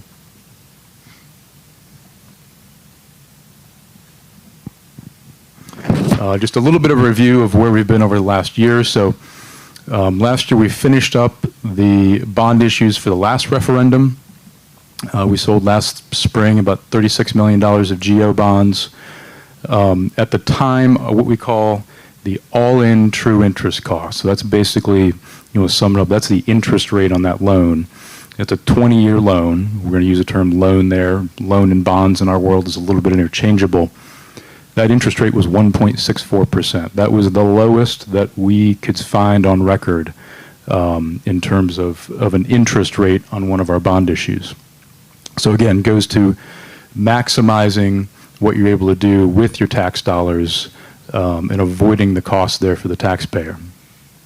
We always try and do our planning to the best of our ability in a conservative manner, so we had planned for a higher interest rate, came in much, much lower than that, and that cut out about $8.5 million relative to the planning. So that's a good situation, but as we watch the news today, even just yesterday with the Fed doing what they're doing, we're seeing those rates start to move back up. They're still very low by a long-term historical standard, but they're a bunch higher than they were last year. So that kind of plays into how we think about the planning going forward. Last year also refinanced some debt. We mentioned that was about $13.1 million that we refinanced. The average interest rate on that went from about a 3.48 down to about a 1.67. So again, being able to capitalize on just how historically low rates were last year and even the year before. That saved us about $670,000. And that's something we're watching all the time. With the county as active as you are, with the various bond issues that you have, it's a little bit like kind of dollar cost averaging. If you think about maybe your personal investment worlds, if you've been able to do that, thinking about not trying to time everything in terms of the market, but knowing that each and every year we have an opportunity as rates come and go, and we're doing other investments in capital projects.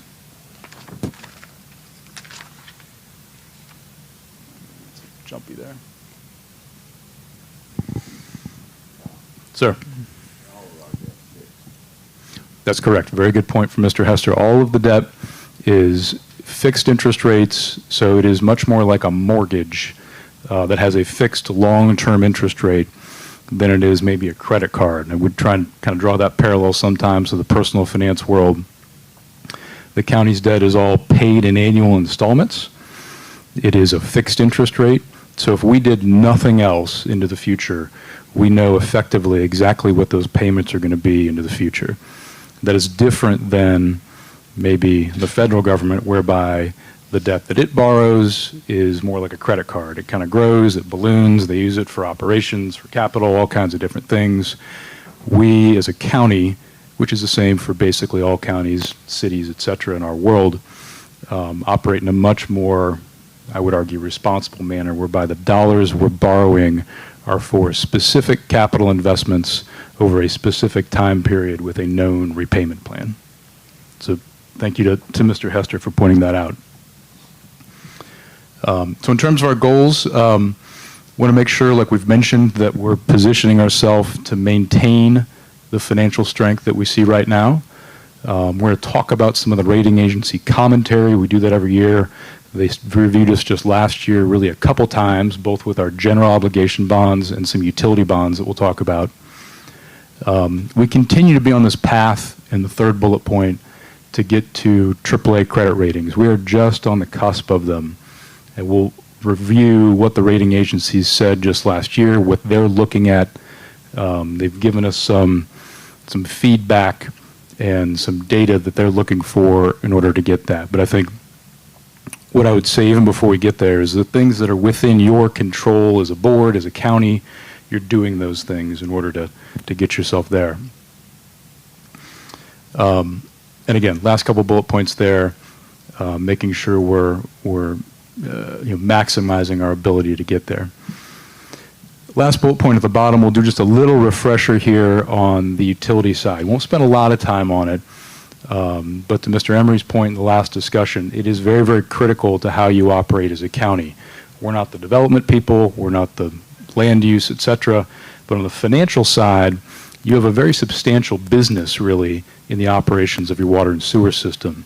And to the extent that business is run in a best practices manner, meaning it's paying for itself, it has healthy reserves, the rates are set in an appropriate level, what that does is it insulates and protects the general fund, and thus means that you're able to do as much as you possibly can on the general fund side without worrying about the water and sewer side kind of creeping in and taking some of our financial capacity from the general fund.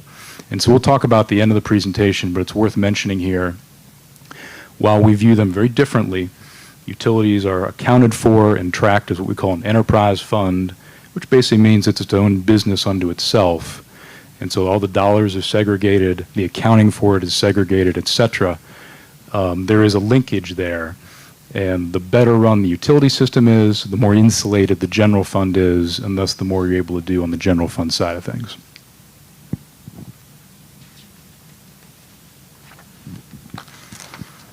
Okay, so we'll sprinkle in throughout here some comparatives. We want to be very cognizant of what we're doing in Johnston County, but also understand what our peers and neighbors are doing across the state and across the nation. And so we've grabbed a sample here of what we think this is kind of evolving as different counties get upgraded, et cetera. But basically, everybody in North Carolina that's either AAA rated or in the very high AA range, like we are. And that's going to range, you look at the populations there, range from the Wakes and the Mecklenburgs that are over 1 million folks in terms of population, all the way down to the Carterets that are, 65,000 people. So it's a range of stories there. It's a range of reasons that they are rated at that very high level, but it provides a little perspective in terms of what the rating agencies are looking at. And one of the important things they do is they look not just at our financials, not just at our demographics, but they also look at how do we compare to other counties, both in North Carolina and nationally. So that's part of the reason we put that up there. It gives us a window into how they're thinking, how they're comparing us to our peers across the various metrics that they're looking at.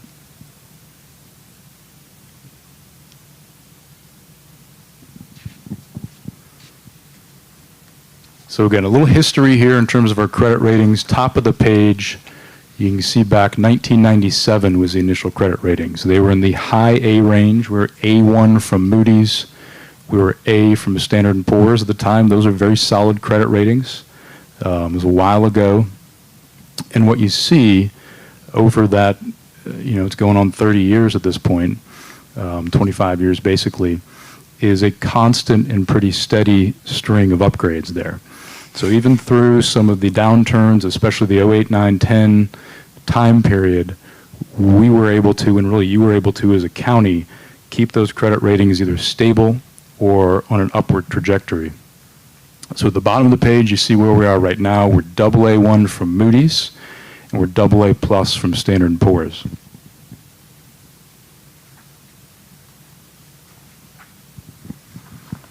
And so on page 7, you say, all right, what does that mean, AA1, AA plus? So this is the entire credit rating scale from both Moody's and S&P. And again, they are both independent, outside entities. They look at counties, cities, states nationally and provide these credit ratings. They each have their own independent way of looking at it and reviewing it, their own independent nomenclature. But what you see is that for both of these, meaning both Moody's and Standard & Poor's, that we shortened to S&P, we are one step away from AAA. And so that's been, at least from our perspective, I think from the management's perspective, to keep that momentum and that march going towards AAA. And so you'll hear some of that today. We think you're doing all those things that are within your control. I'll talk about what I mean by within your control in the next couple pages. But you are really at the highest level of what they call the very strong tier. So again, if you take a couple things away from this, there's a lot of info here. As we stand right now, you are at a very strong credit rating level.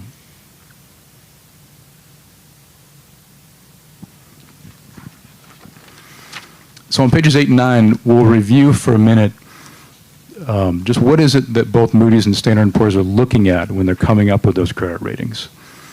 I think a maybe somewhat common, I'm going to call it a misperception, is that their primary focus may be on, all right, how much debt do we have outstanding? These credit ratings get associated with borrowings.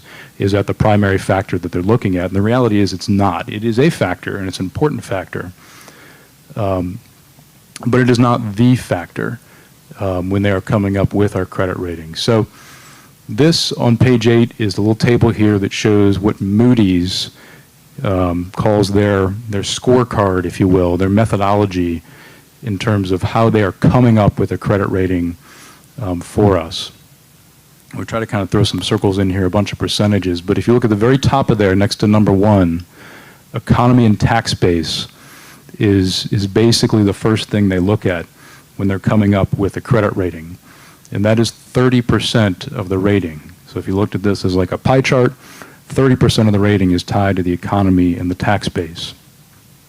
That is the portion of the criteria that we would argue is least within your day-to-day control, certainly through economic development, through some of the land use discussions. The longer-term impact of those decisions will impact your economy. And there's certainly state and national impacts that you have no control over. And so we think about that 30% piece of the pie as being that which is least within your day-to-day control.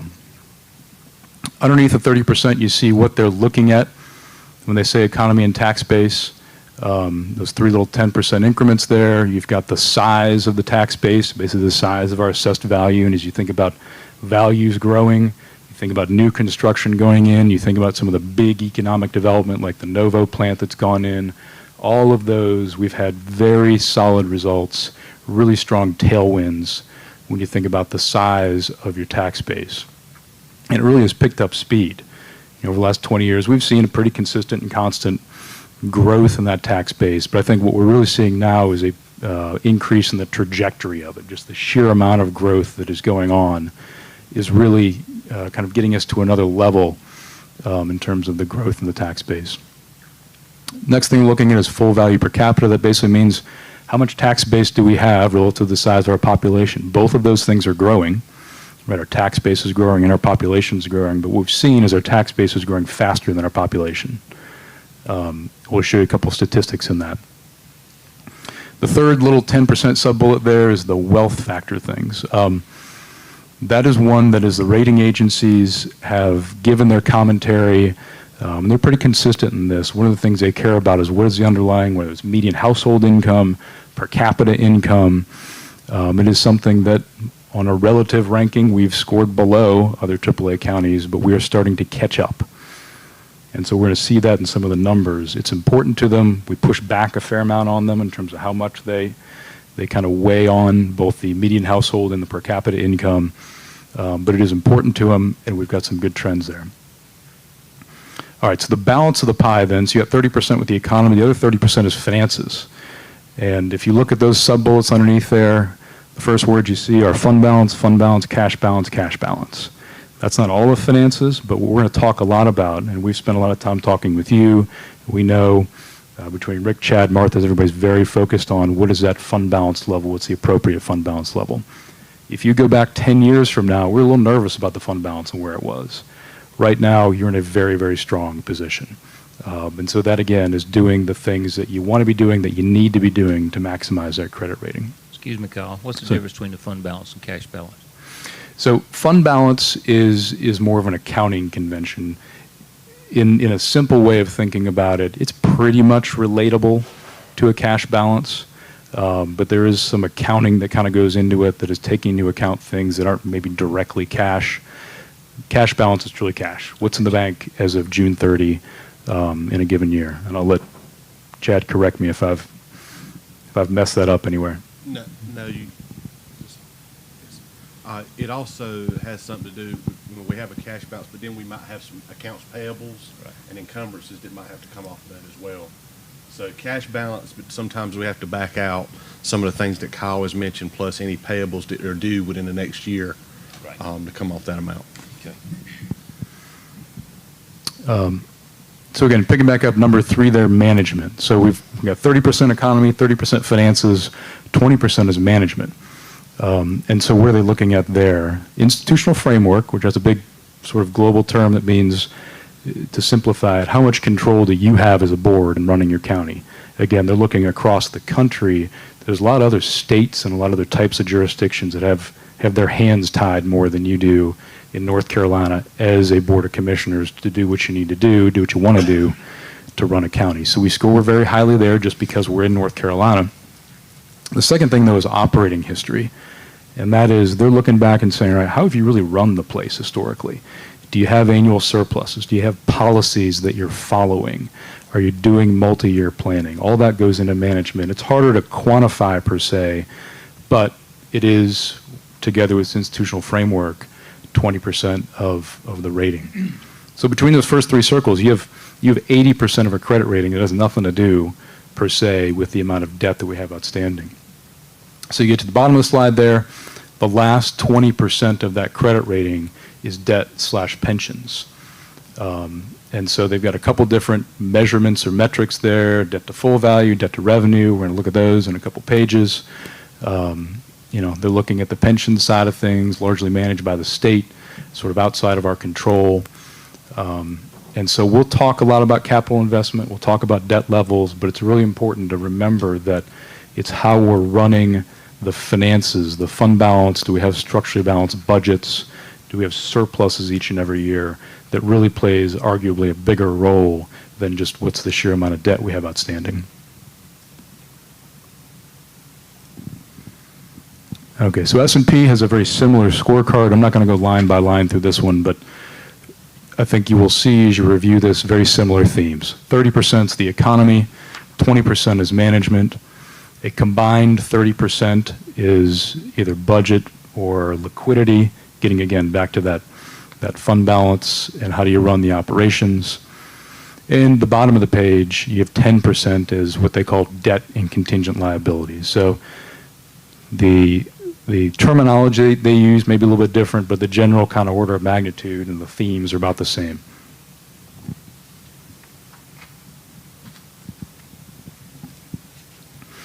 So we'll do just a couple pages to review some of the commentary. This is from Moody's from last year. The full report is in the back of your book here. It's a public report that's available.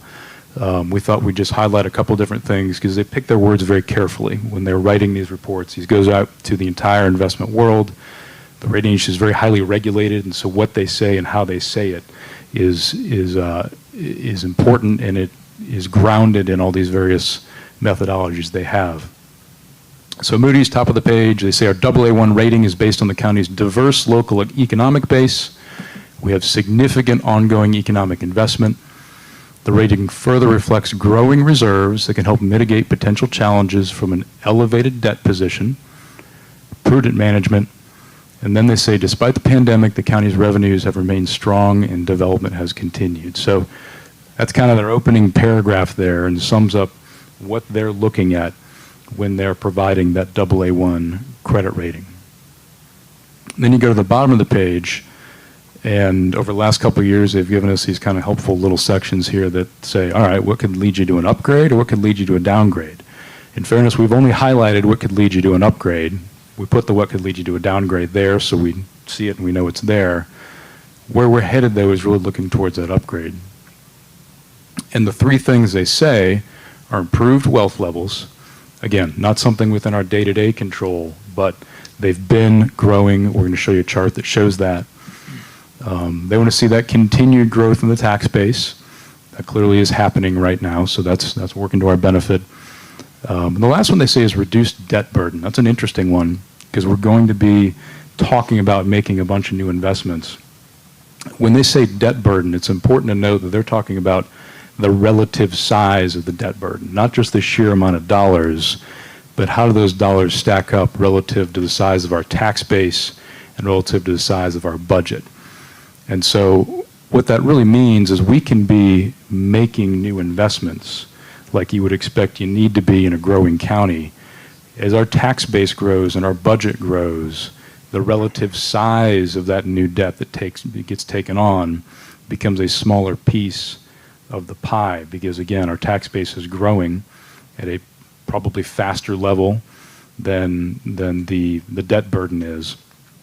And the annual payments on that debt end up as the budget grows, which it naturally has been doing at an increasing rate, the payments on that debt become a smaller proportion, or maybe maintain a stable proportion, even if we're adding new investments and taking on new debt.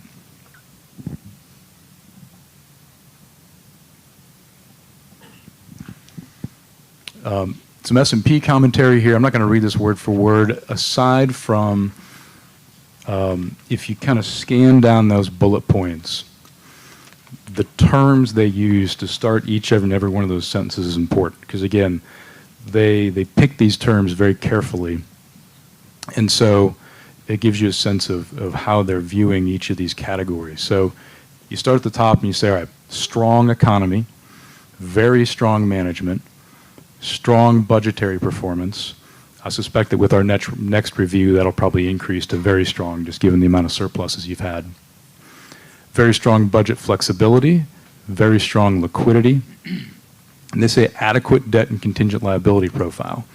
So that is going to be something that, for a growing local government, you're going to see that a lot, meaning we're having to make a lot of investments because we are growing, whether it's schools, whether it's county facilities, other things. And so it is not at all unusual for a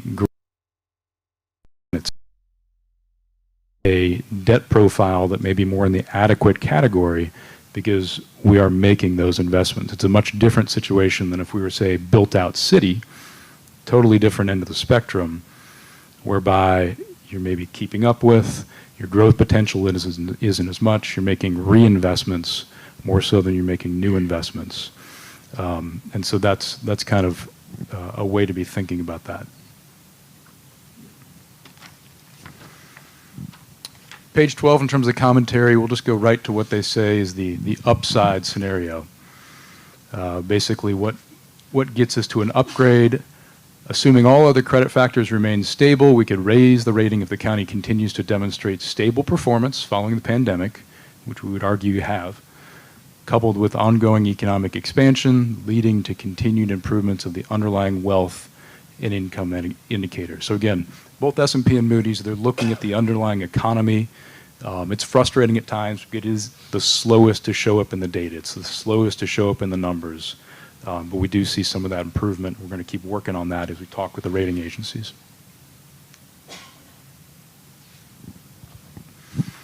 So we'll give you a couple comparative graphs here. And again, you've got this in front of you, and hopefully for purposes of the screen. But,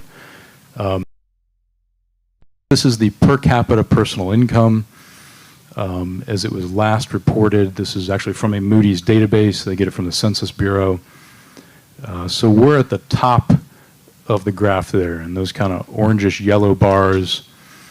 And what we tried to show here is between 2019 and 2020,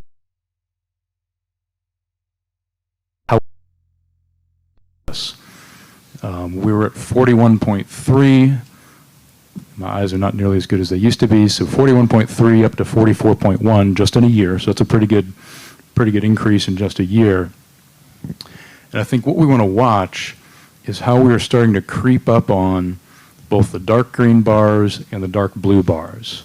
The dark green bars are the national medians. So basically, as they're looking across the country and saying, all right, what do the AAA counties look like across the country? And then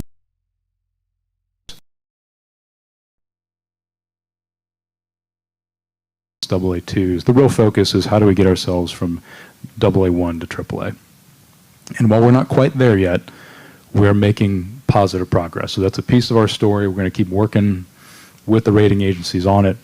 And I think the other important point is, if you think back to a couple pages ago, how we have all these various factors that play into the credit rating. So as we think about the finances and the fund balance with credit rating, you kind of wait and think about how you balance all those different factors. One way that we can, in the short run, continue to kind of push and overcome some of the slower trajectory with the data that flows through in the wealth, higher on the fund. So you've been doing that. That's not the only reason you want to have certainly rating to say we're getting there. It may not just flow. And at the same time, we've got a fund balance and other factors that are clearly at a AAA level and even maybe above a AAA level.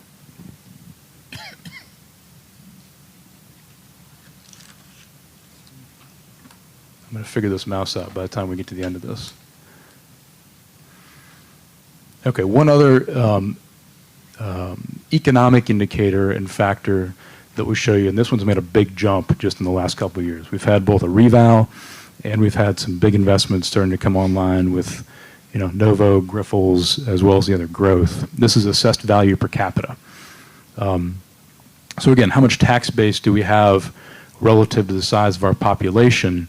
And again, we're in the top kind of orangish bars up here. In 2019, before the reval, before some of these things started to come online, we were at about $86,000. So it means about $86,000 of tax base per capita in the county. It's a solid level, but we have jumped all the way up to $113,000 just within 2 years. That's a big jump. That $100,000 level is is kind of at some level, it's a psychological limit for them, but it's also, when you get above that, it starts to get into some of those higher AA1, AAA assessed value per capita median. So that's been a big one that we've seen some of the economic development progress really flow through the numbers. And you can also see, and I'll point out one more thing, and we'll keep moving, how our bar is getting much, much closer to the North Carolina AAA and the national AAA median.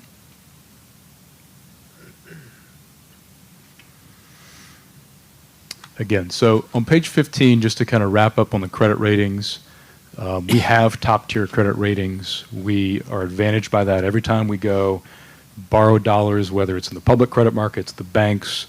Those help drive the cost of any borrowing that is done and or help provide more opportunities to refinance just because we have access to the lowest interest rates possible. Fund balance continues to be very important. We're going to talk about that in the next section where you are right now. Last year you did something that was smart, in our opinion at least, which is to up even the fund balance policy level. We'd been at 15% for a while and just bump that up to 20%. We're going to show you what you look like relative to that policy and also what you look like relative to peers. The reval is obviously very, very important for a variety of reasons, part of which it flows through these credit ratings, and that's been an advantage to us. And lastly, as we've talked about the income statistics, those are again, picking up speed in terms of catching up with those AAA medians.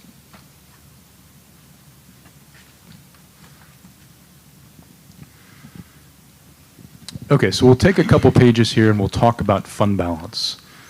Again, it's one slice of the pie in terms of the overall finances, but it's arguably the most important, and it's probably the first thing that on the financial side the rating agencies are going to go look at when they're looking at our trends and our credit worthiness.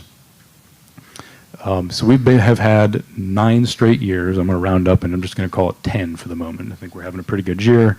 Chad can kick me if I'm wrong there, but we're basically on about a decade of very solid financial results, and you see that in the graph below there. I think the other interesting thing is just how quickly we have progressed in the last couple years. You go back to 2012, and we were really kind of thin there relative to our policy coming out of the recession, had some of those challenges like everybody did, managed our way through it. So to the credit of your management team and those that were on the board and around then, made it through those tough lean years, and we really are in a new paradigm right now. And you can see that in the trajectory of the fund balance. As we hovered in around 15% there for a couple of years, we got ourselves up above 20 for a couple of years. You raised that policy. So you should probably note that the policy actually was 15% until you raised it last year. So we probably should have drawn that line at 15% and knocked it up last year. You weren't below the policy in those prior years. But you see that trajectory, right? You are upwards of about 50% right now. It's a really, really impressive number. Sir? Kyle, I just want to establish some facts. If we look at the fund balance and we look at the past 2 years, we've gone, I believe, from $62 million to roughly $134 million. Correct. That's in 2 years, we have more than doubled our fund balance. That's an important fact. I just want to be sure we have that fact. It is. All right, then if we look at the fund balance that we have as a percentage of our expenditure, we've gone in the past 2 years from 30% to 52%.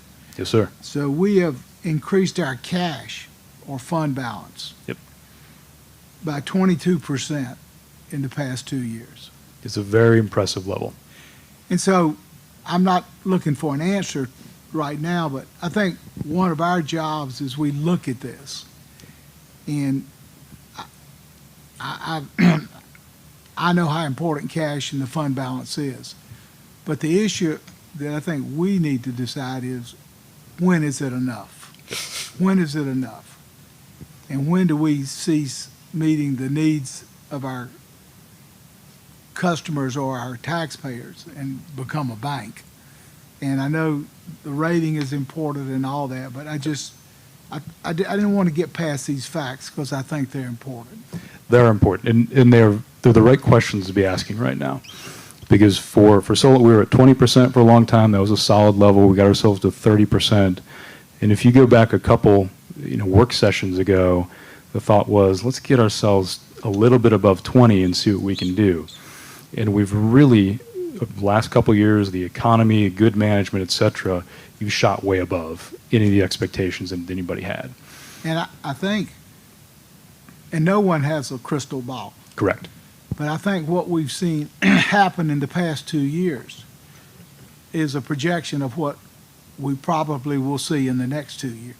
And that's the trick, because we don't know that, but we've got that trajectory right now.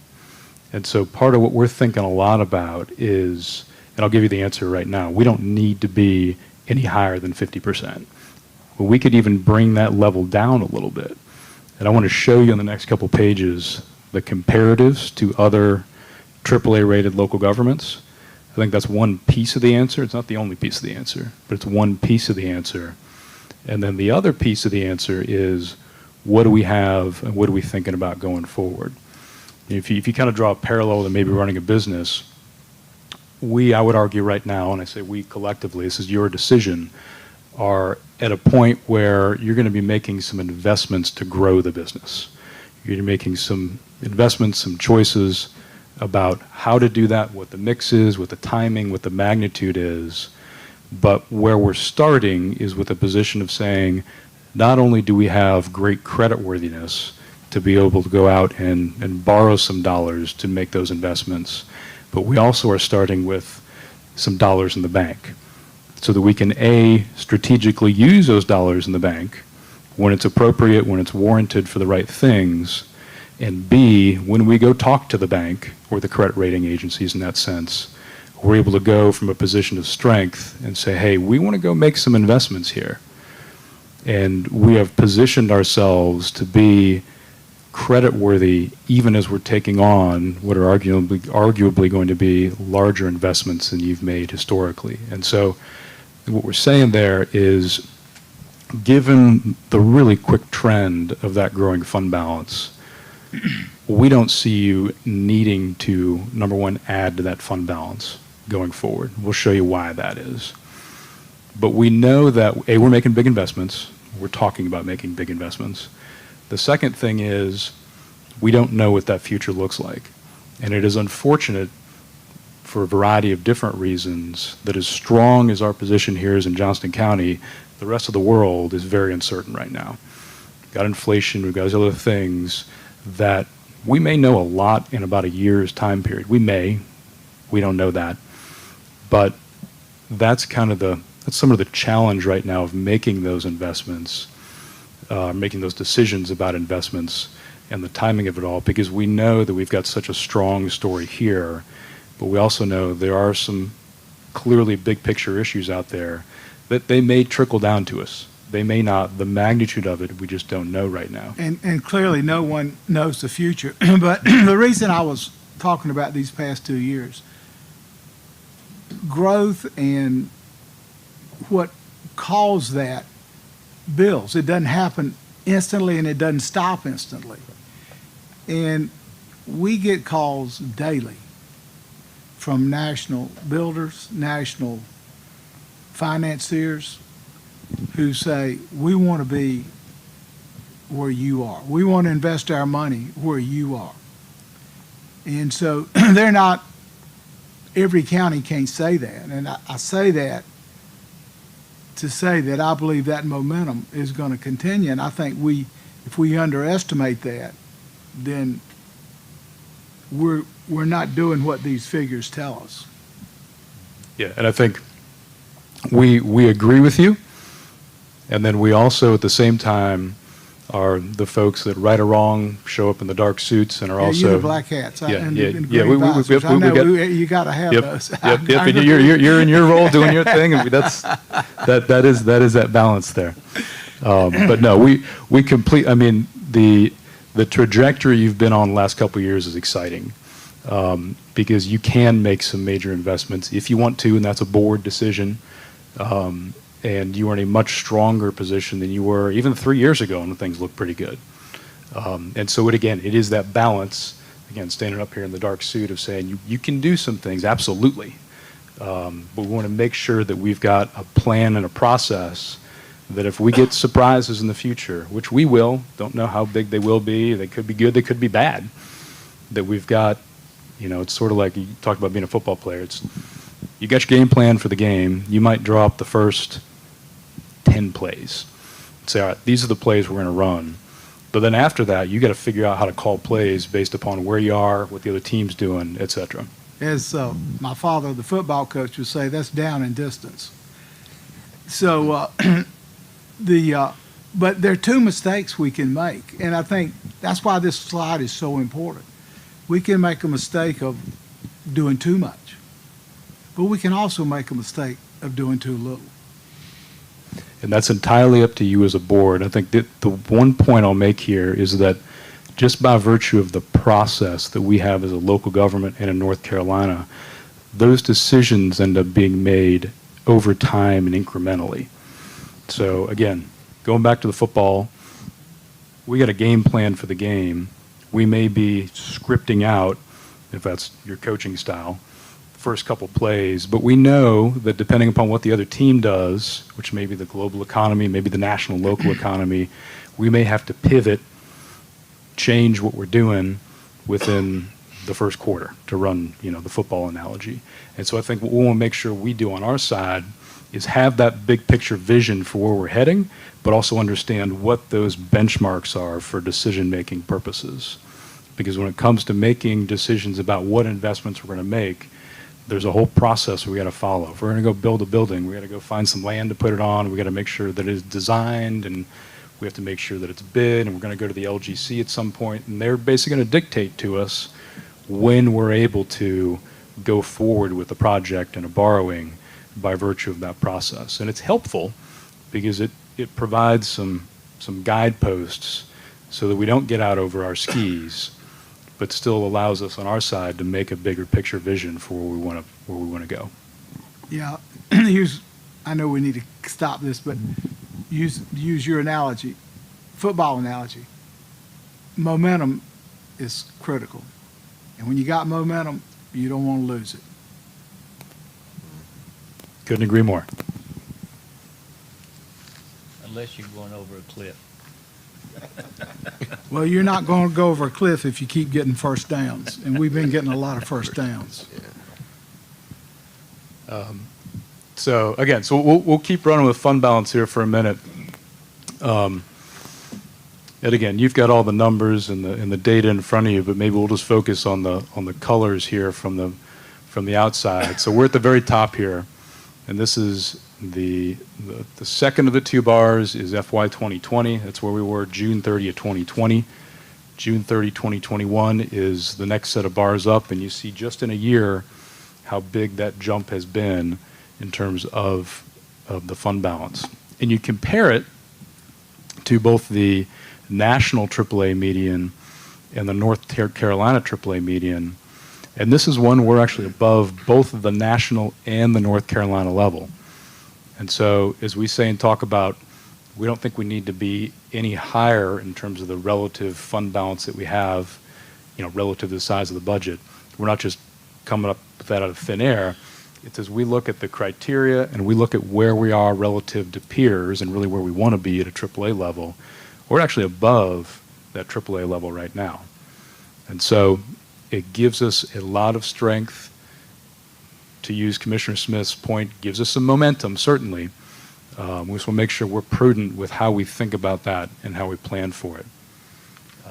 Because then in the planning, if you keep growing and using that momentum, what the rating agencies are looking at is not just how many dollars are there, but how many dollars there are relative to the overall base of the budget. So it's that percentage that we talk about so much.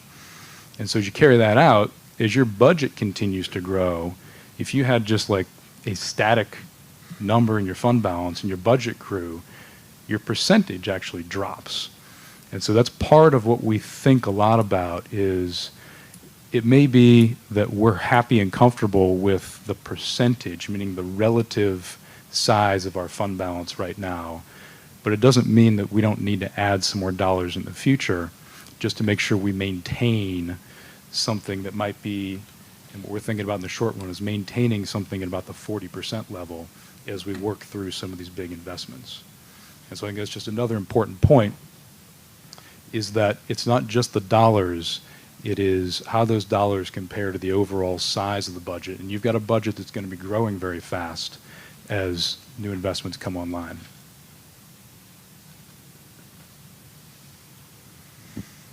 Okay, we'll take just a slide here. We try to just kind of pull out some of the stuff from Moody's and S&P. Very simply, we're at a AAA fund balance level for both of them. Moody's says if you're above 30%, you're at AAA. S&P says if you're above 15%, you're very strong.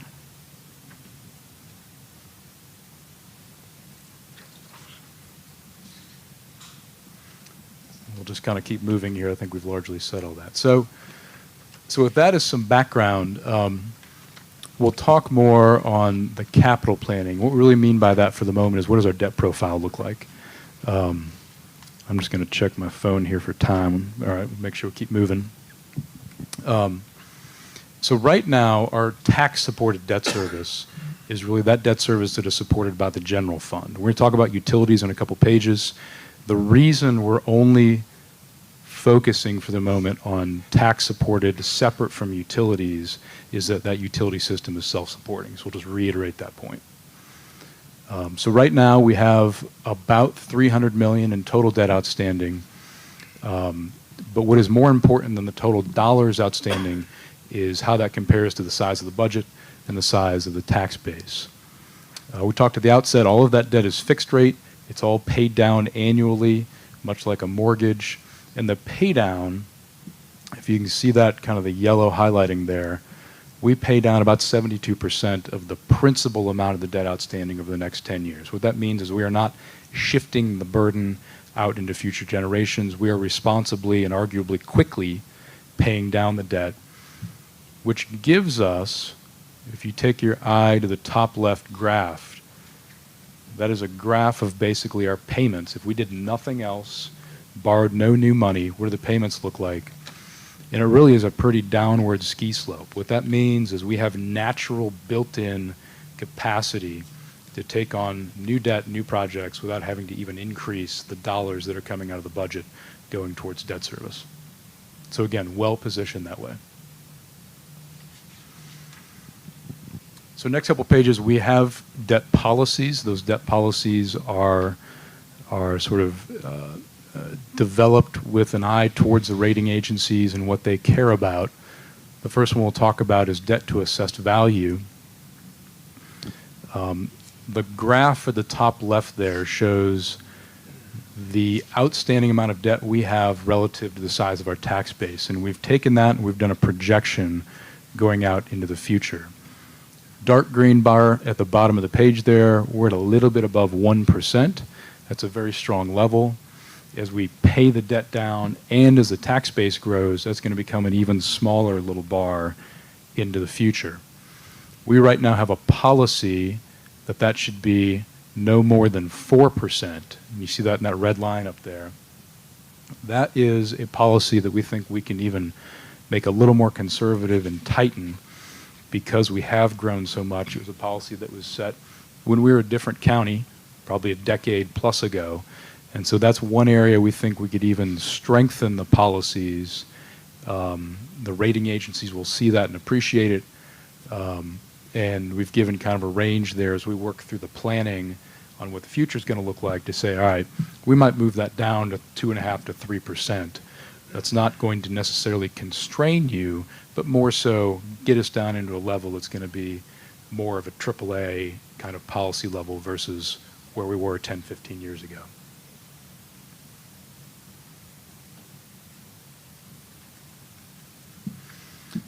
Next policy here is debt service to expenditures.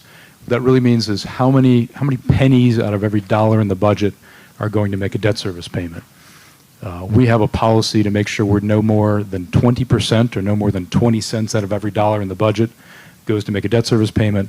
For years, we kind of hovered right around that level. The size of the growth you've had in the budget, along with the management of the debt profile, means we're down below 15%. That, again, gives us capacity. We would really like to see us keep ourselves more in that 15% range. I think that's healthier than where we were back in the 20% range a couple years ago. It's something we're watching very closely. But again, we've got capacity relative to the policy to do that. Sir. I'm just expounding on that. The debt service to expenditures also is relative to, as long as our, and I think Kyle's mentioned it too, but as our budget goes up, there's more capacity in that model. Even if we don't have debt equal to or above what our expenditure growth is in a budget capacity, that leaves us more capacity in this model. So even as their debt, even as we maybe spend more money or borrow more, if it's not at the growth or the debt service isn't at the growth that our budget is, it actually, those numbers will actually still go down because it's based on our total expenditures. So what you're saying is there's two factors. Number one, the debt we pay down, and number two, our increased revenue. In our budget, yes, our budget. Which is right. our budget. Right, right. Yeah, and even another way to think about this, and the terms we tend to use, is we have debt capacity, we have debt affordability.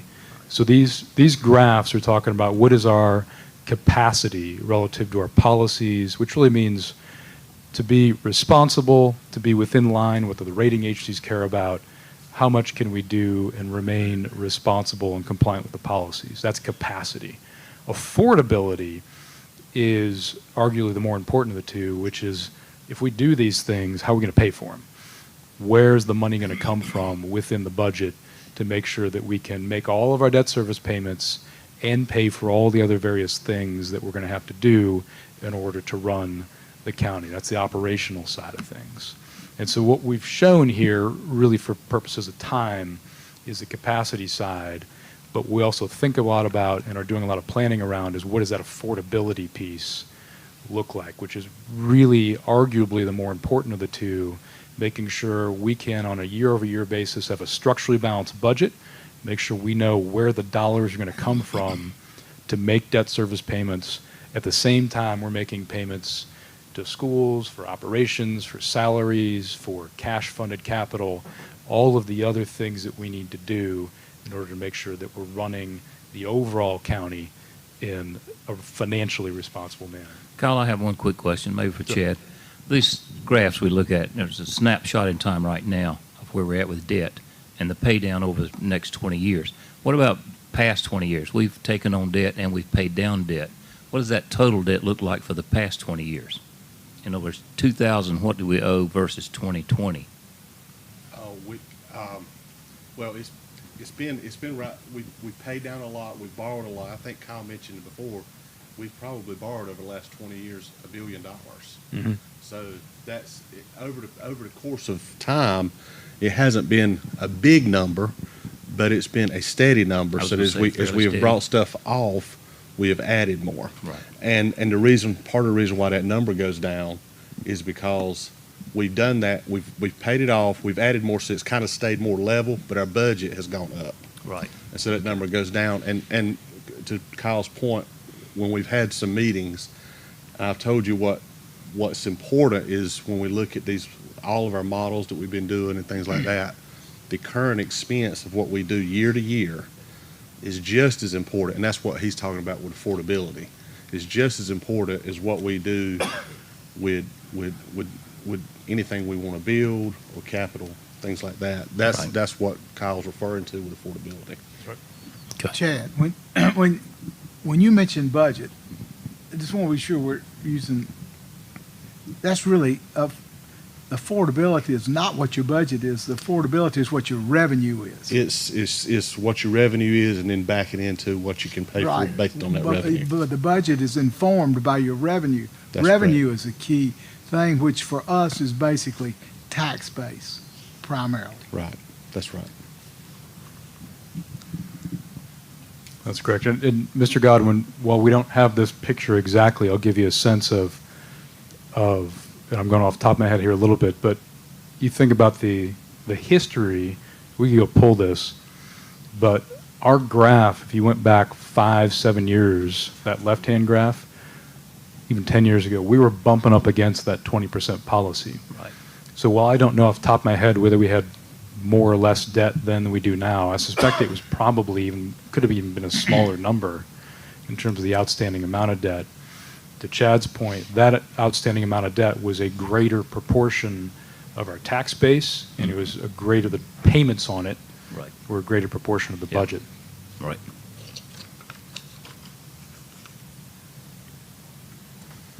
So, can I interrupt, Kyle? So, gentlemen, lunch is ready, so I don't know how much longer your presentation is, but at some point, we need to take a break for lunch. So I don't know if you got time to finish, and then let's take a break, but, Entirely up to you. I think I probably have about 4 pages to go. okay, well, proceed on then. Yeah, let's We'll hammer through, and then we're not going anywhere, so any questions that happen afterwards. So Great. we'll try and get us across the goal line. It's basketball season, I realize, but we'll run with that analogy for the moment. All right, enterprise funds. We talked about they're a very big business, in essence, that you have. They are self-supporting. You want them to be self-supporting. They've been self-supporting. You had some nice successes with respect to water and sewer last year, so we just want to highlight those for a second. I'm going to go right to page 29. So last year, as many of you recall, we went out and borrowed some money in the public credit markets, which is the first time we've done that as a county for water and sewer projects. When we did that, we had to go get our first ever credit ratings that were specific to the water and sewer system. So historically, all of our water and sewer projects have been basically funded by state, maybe some federal money, and an occasional kind of bank loan here or there. The magnitude of what you needed to do in terms of water and sewer investments was so large that we really need to make sure we had a mechanism and a tool to look outside of that state funding, look outside of the federal funding.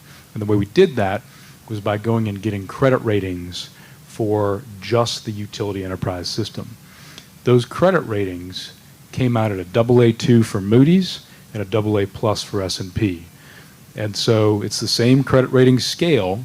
They look at water and sewer a little bit differently, but basically what that tells us is that your water and sewer system is rated by itself, without any help from the general fund, about as strong as the general fund is by itself. So that was a big, big win for you as a county. And I know Chandra and Kim, I don't think are physically in the room right now, but kudos to them and the job they've done in running that with Rick and Chad and Martha and everybody. Especially that Standard & Poor's rating at AA plus, you're a step away from AAA with your first ever credit rating on the water and sewer side. So it maybe isn't the focus of what we're talking about right now, but we wanted to bring that up because it is such an important underlying base to what you're doing on the development side. Utility debt, we actually have more debt outstanding on utilities than we do on the general fund. It's about, kind of in the range of about $300 million outstanding. A big piece of that is some low-interest state loans. But again, as we think about the future, we suspect we'll be more and more reliant upon some of those publicly issued bonds that are rated as the magnitude of the investments you're making get larger. Okay, key takeaways. I think I'll give you just a couple, and then we'll break for lunch. You know you're growing. You're in good shape. Your finances have been very strong. You have capacity to do these capital projects. Utilities being self-supporting continues to be very important. Interest rates, we're watching those obviously day by day, so are you. They are still at very historically low levels. They're moving up, no doubt about it, but they're still at very historically low levels relative to where they've been even the last 10, 15 years. So a couple quick next steps, and then it's lunchtime. Where we see these going, and this is up to the board entirely, but over the balance of March, just a couple weeks into April, what we plan on doing is taking some of the feedback from the board, briefing the local government commission, making sure they're apprised of where we think we're headed both with respect to some of our general government projects as well as anything that we may do with schools. We will have for you during the balance of the spring here, probably in the April into May timeframe, we call LOBS issue for the Public Safety Center. So as you look at your board agendas, that's going to be coming down the pike, probably about $17 million plus or minus. You all know that facility, it's being constructed, so we're going to go borrow those dollars, make sure it's in the fund balance, basically by the end of the fiscal year is the goal. Then, as we always do, and I think this is important practice, continue that multi-year planning. Whether there is a referendum this fall, some other fall, all of that planning is what the LGC and Local Government Commission is going to want to see in terms of what is your plan and your strategy if you do indeed do a referendum for how those dollars are going to be repaid. And so some of those decisions need to be made pretty quickly here with respect to what might or might not happen in the fall. That's entirely up to you. But those really are where we see the next steps. So with that, I will stop, Mr. Chairman, and I'll just stop talking and let you go eat lunch or answer any questions that you have. Yeah, any questions before we break for lunch? And I guess procedurally, I want to see, and I know I want to thank our public information office staff for keeping the wheels on track with some behind-the-scenes stuff that they're working hard to maintain. But how long a break do you guys need? Because I'm thinking about shortening our lunch to 30 minutes. So we're good to go? Okay. So if we could take a break for 30 minutes and then we'll come back. But so how do we do that with live stream crowd? Do we? Just recess and he'll put it on. Okay, so we will recess for 30 minutes and we'll come back at that time. Thanks.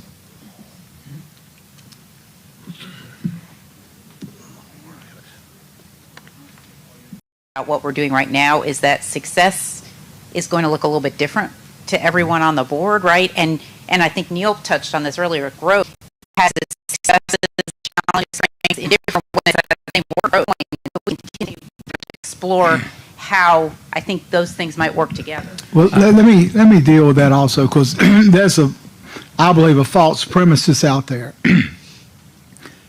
Everyone will stipulate that we have grown to become the fastest growing county in North Carolina. At the same time, we've doubled our fund balance in the past 10 years, past 2 years.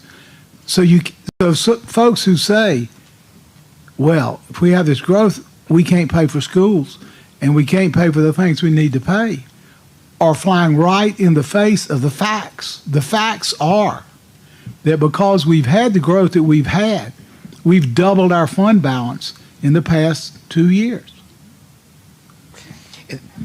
I would submit that there's thousands of people in our county now that says their quality of life is not as good as it was 15, 20 years ago. Thousands of people. And that's the part that's difficult to balance. Because they're, instead of waiting one minute at a stoplight, they're waiting through 3 cycles now. Everything else being the same. Different perspectives on what success is, right? That's right. So you're right, Amy and Commissioner Smith. It is about trying to find that balance, and y'all are at a pivotal point right now for your county, and I think it's great to venture into this conversation about setting that vision and figuring that out. Y'all just happen to be the folks at the table at the moment to make those critical decisions. This is great preview to, I think, the conversation ahead of us, but I want to stay on track. And also, I think you're really going to like the data that you're getting ready to see that Denise is going to show, because you're going to see the visualization of what you're talking about. But other successes, things that you're just like, I am really excited to tell this story about Johnston County. I see you're leaning into the mic, Commissioner Braswell, so if you're ready, go for it. Well, the perspective I look at things from is probably somewhat different, but I do realize Johnston County, I remember when I graduated from school, you had 2 choices of places to work. You had a furniture industry called Griggs. A commercial. We got to learn to put them all into one pot and make it work. And we have to get that pathway. And I think that's why we're here today. That's what I think we're here for. So that's my perspective, and that's where I came from. And I've lived in Johnston County has been good to me. I want to serve Johnston County any way I can, and I never want to be a negative voice. I want to have dialogue.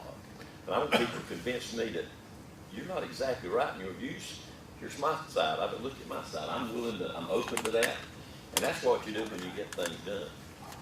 I agree, having an open mind, and I applaud you for saying, you grew up here, and those are the growing up in Davidson County,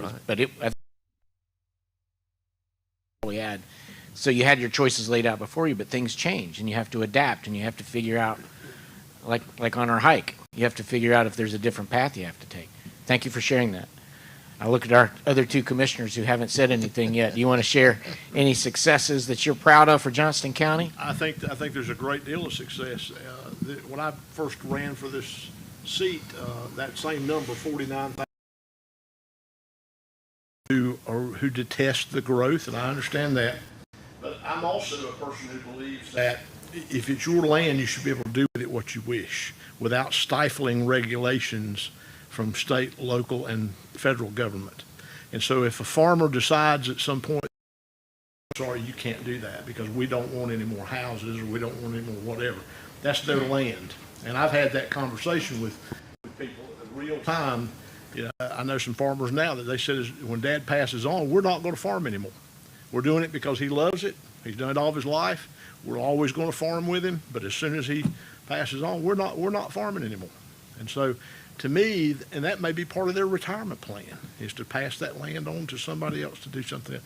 But I digress. I think the other thing that's a success story is our public information group that we've brought on board and created a whole new level of transparency to the citizens to be able to live things on the horizon that we're working toward. I think we've got a great relationship with our school board folks right now. We're trying to work together to, move forward with their needs and to educate the children. And, I think it's a good time in Johnston County. And I think I'm very proud of all those accomplishments. Thank you, Commissioner Harris. Mr. Braswell? Thank you, Kevin. Yes, sir. If I understood what you're looking for, and I also was born and raised here in Johnston County. First of all, let me say I've been very, very fortunate to be part of what's happening in Johnston County over the last 16 years. Been around a long time. But I was reading a book this weekend, and there was an interesting piece in there that says, look at the past to determine your future. And so, and so what we're looking at is, according to what your question was, success. And continuing on, he touched on economic development, the chairman did. We got there because somebody made a decision a long time ago to build a workforce center to train workers, and particularly in the pharmaceutical. Also, I'm very proud, when I was chairman in 2015, we had the largest economic development announcement in the world, $2.3 billion in Johnston County. And so I think economic development is part of what we do here. We provided clean drinking water to a lot of citizens that everybody was on wells, contaminated wells. We provided clean drinking water, and we provided it in a manner in which it is an enterprise fund and it pays for itself. It's not general fund money. Education, we started building schools by issuing bonds. We built schools for the last 16, 17 years. Certainly in 2004, we were talking about building a jail. We got it 2 years ago, a long time. But we put priorities on building schools, educating the kids. And that will connect with economic development, education in Johnston County schools. Public safety, we moved a long way in what we do in public safety. We merged all the EMS groups into Johnston County EMS. More efficient, it's better for the service, it's better for coordination. And I would say that probably we are number one in that aspect as far as public safety is concerned. and that is part of our charge. And also, we've been looking at, and I'm not going to get into the discussion of where growth is good or bad. We'll have plenty of time to do that later. But according to what we have done in the past, I think we're looking for a bright future for Johnston County. And I think we're going to have greater success, more success stories as this group meets some 10 years from now to discuss what we did. Certainly with having two interstates in our county is good for us. It sometimes it puts a strain on public safety with having to serve all the accidents. Our first responders in the fire department, now some departments answer more first responder calls than they do actually fire calls. So, but that's great. They're there to serve the county. So, in a peanut shell, that's about what I think. And I think the roadmap that we look at how we got here is going to change some in the future. And you said that, we got to adapt to change, and the change that where we're going to be more regional, as we talked, as Commissioner Smith talked about, is we look at things how we can do, regional approach. We are now trying to get broadband coverage. Really, an issue that came to light in 2020 with COVID, with kids doing virtual education, and there's, they didn't have any broadband, any service. Commissioner Godwin says he don't have any in his house, so a little bit. But anyway, I think we're great. We've done a lot of great things. There's greater things to be done in Johnston County. We have to be patient, though. We can't do it overnight. We got to build more schools. The county's got to have additional space. And, sometimes we look around at this county we're particularly sitting in and said, look, why can't we have buildings like they got? Well, they didn't have to build schools like we had to start with. Our money went there first. And I think that was a good decision. But now, as Commissioner Smith said, now that our fund balance is here, we need to spend it down in a manner, not rush, but in a manner that we can continue to do things for our government, and we can continue to do things for the school system and providing more schools. Now, they got to understand that we didn't get in this problem overnight, and we can't fix it overnight, but we got to do it over time. So, thank you, Kevin. Thank you, Commissioner. Tony, you did a great job. We just got some good news from Ted Godwin. He's got internet? We got three interstate highways in Johnston County. Well, I'm trying to forget the other one because it disturbs my peace and quietness at my home, Now, one more, we got a whole other interstate. Yeah, I got a whole nother interstate today. 42. Well, 3 then. I don't know. Another county's got 3. So an observation about that, and thank you all so much for taking the time to share that.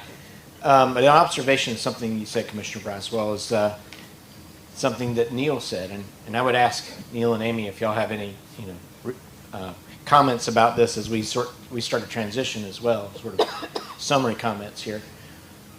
What Neil said was you're measured in like 20-year increments, right? I think that's, and what you said you've been on board for how long? 16 years. 16 years. And so you've seen significant change in 16 years, but you started some of that change 16 years ago, and now you're just seeing the impacts of it today. Again, that theme of like y'all are making decisions today, literally today, for 20 years from now. That's a big thing when you think about it. But it's an investment, and you really have to think it through. So I'm hearing, and the other observation I have to share with you is that one of your greatest assets, in my opinion, is your positive attitude that I just heard. because I'm listening to all of your voices around this table, and it's all optimistic. You're dealing with challenges before you that are optimistic challenges, right? You've got growth before you. You've got to figure out how to spend money that you have, say that you, by choice, accumulated in your fund balance and invested into the future. Those are positive things that you're dealing with. You could be at another place where you're not dealing with positive things. And so one of your best attributes, in my opinion right now, is that you're all approaching this from a very positive position. And so I think that's good. Let me recap here. Amy, what do you see up here on the screen?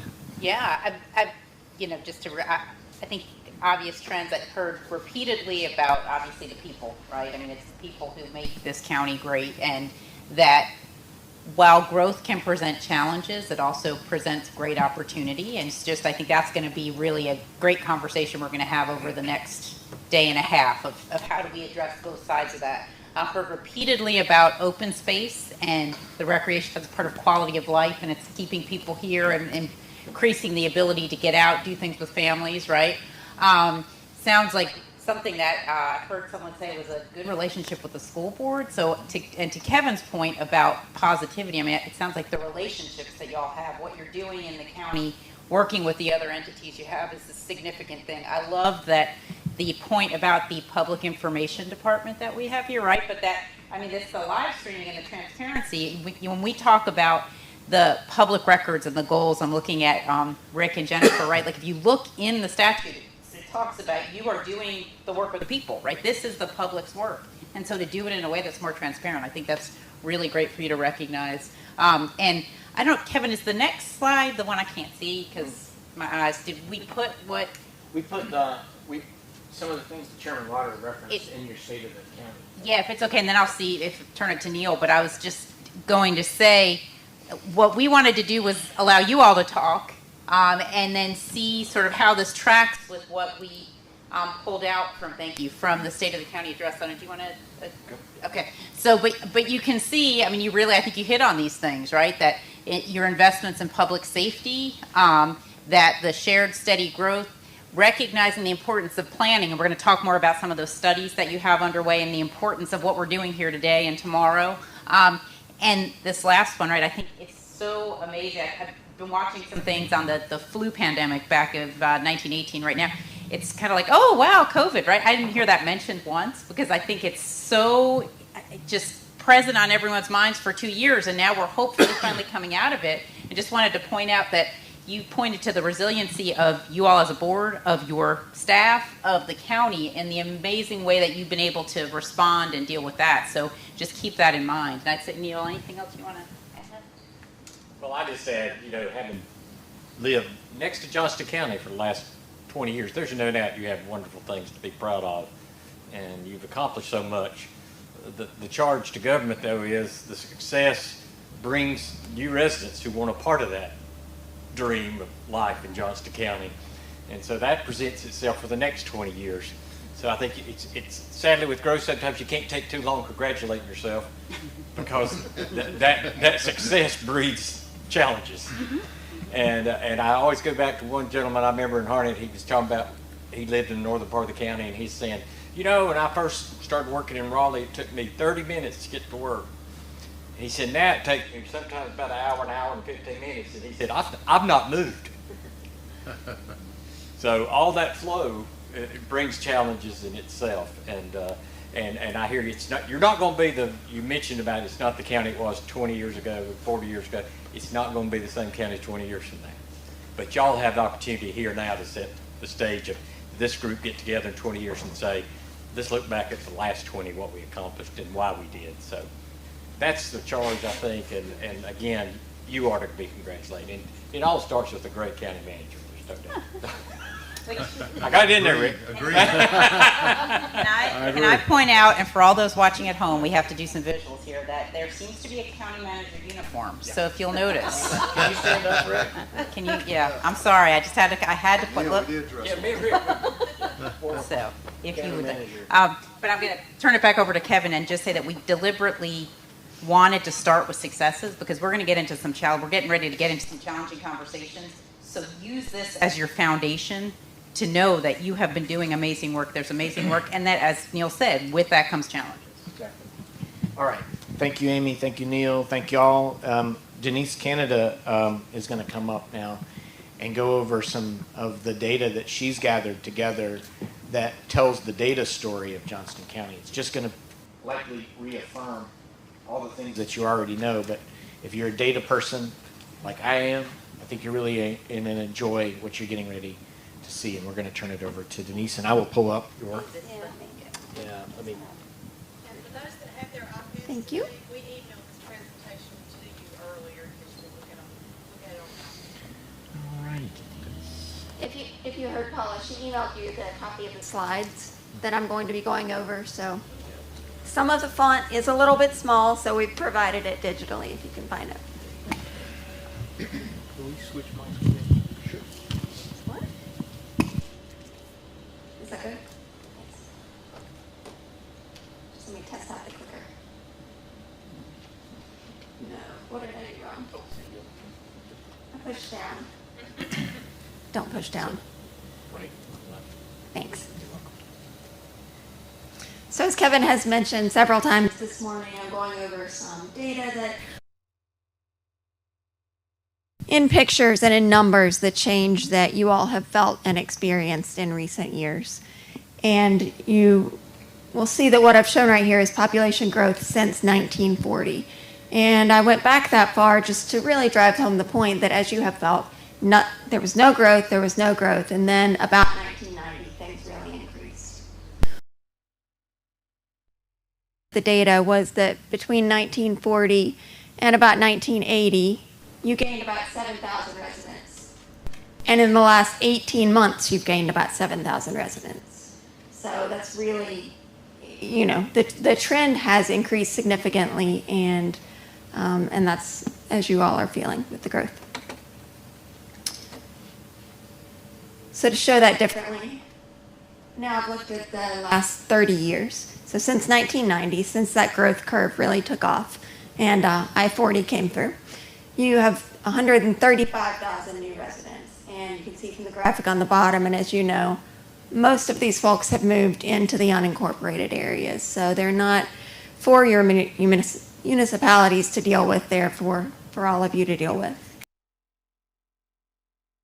So same folks that are moving in, their expectation of service, most of them are coming from an urban environment, so they're expecting urban services, even though they've chosen to live in a rural area.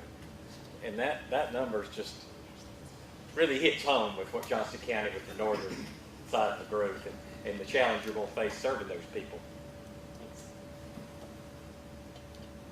And I'll show that data a little bit differently. I've shown the growth since 1980, since 1990, and that top, the lighter green section, shows you all the growth in the unincorporated area. So the municipal areas have grown slightly, but it's really all of the growth is happening, or almost all of the growth is happening in that unincorporated area. So then to show you how you are comparing to the state and the nation over the past 30 years. On the right, if you can tell that the top line is the lighter green, that's Johnston County.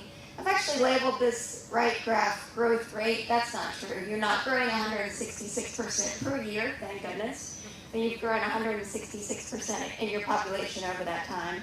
And you can see how much that dwarfs the growth from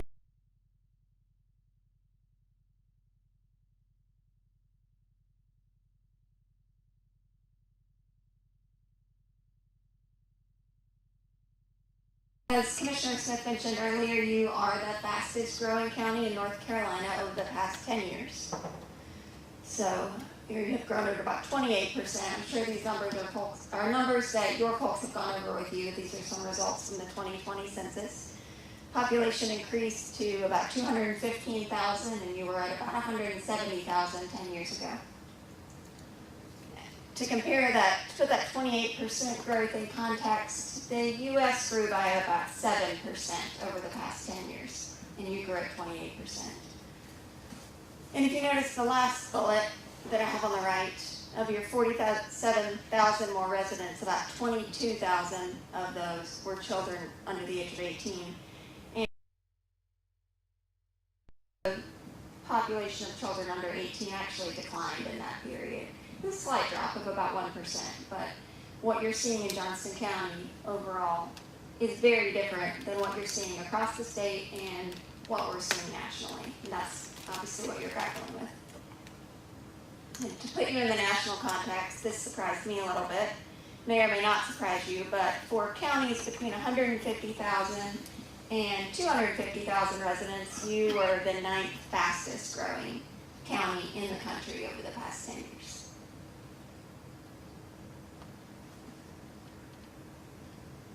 So where's it going from here? I know that Commissioner Smith was saying earlier you expect this trajectory to continue, and congratulations, so does the state demographer. I've shown the next 30 years of projections that have come out of the state demographer's office, and you'll see that they're expecting the trend to continue, that you'll stay right about that same growth rate you are on and get up to around 365,000 residents by 2050. I would interject there that what is symbolic about that, there is a group of 10 counties in North Carolina, the largest 10, and they meet separately above and beyond their normal meetings just because they have a whole set of issues. You're getting ready to join that club if rates continue. And I just stress that because that means you enter this new service delivery and needs, because that's the group that faces different challenges than our other counties. So sort of symbolic, but still just brings the point that when you get that kind of number in the county, it just changes what you're about and how you approach it and the issues you face. Great. Then by 2050, you would be the 9th largest county in the state. Interestingly, if you go way back in the data to about the 1940s, you were about the 10th largest county at that point in the state. Other counties took off, as I showed you, stayed stable and didn't have that population growth. But if you follow this trend, Mill's right, you would be in that top 10 group of counties.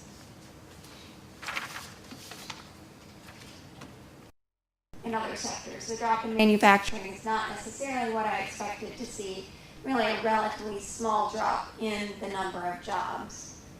But because all of the other sectors have grown, manufacturing is making up a much smaller percent of your jobs 20 years ago were manufacturing, somewhere around 18% right now, just because those other sectors have grown so much.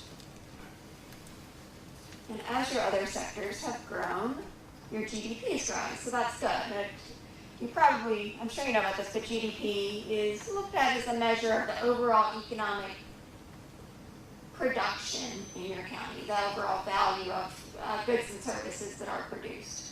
There are 100 bars up here. I certainly don't expect you to see everyone, but 100 bars for the 100 counties. And you'll see that over the past 20 years, your Is this information that we've had when we've gone to the bond rate, our rating in the state before? I mean, it's the first time I've heard it, but I didn't know if that's the information we've had in the past to I share. think we've had per capita income. I don't know about specific GDP. I'll jump in for 2 seconds. I think we'd like to have that presentation the next time we go. We're gonna That's kind of where I was going. That's where I was going with it. Sure, we can make all of this data available. Again, in addition to having sent it to you by, we've sent it to you by email as all of our sources, but I'd be happy to get up with that report also.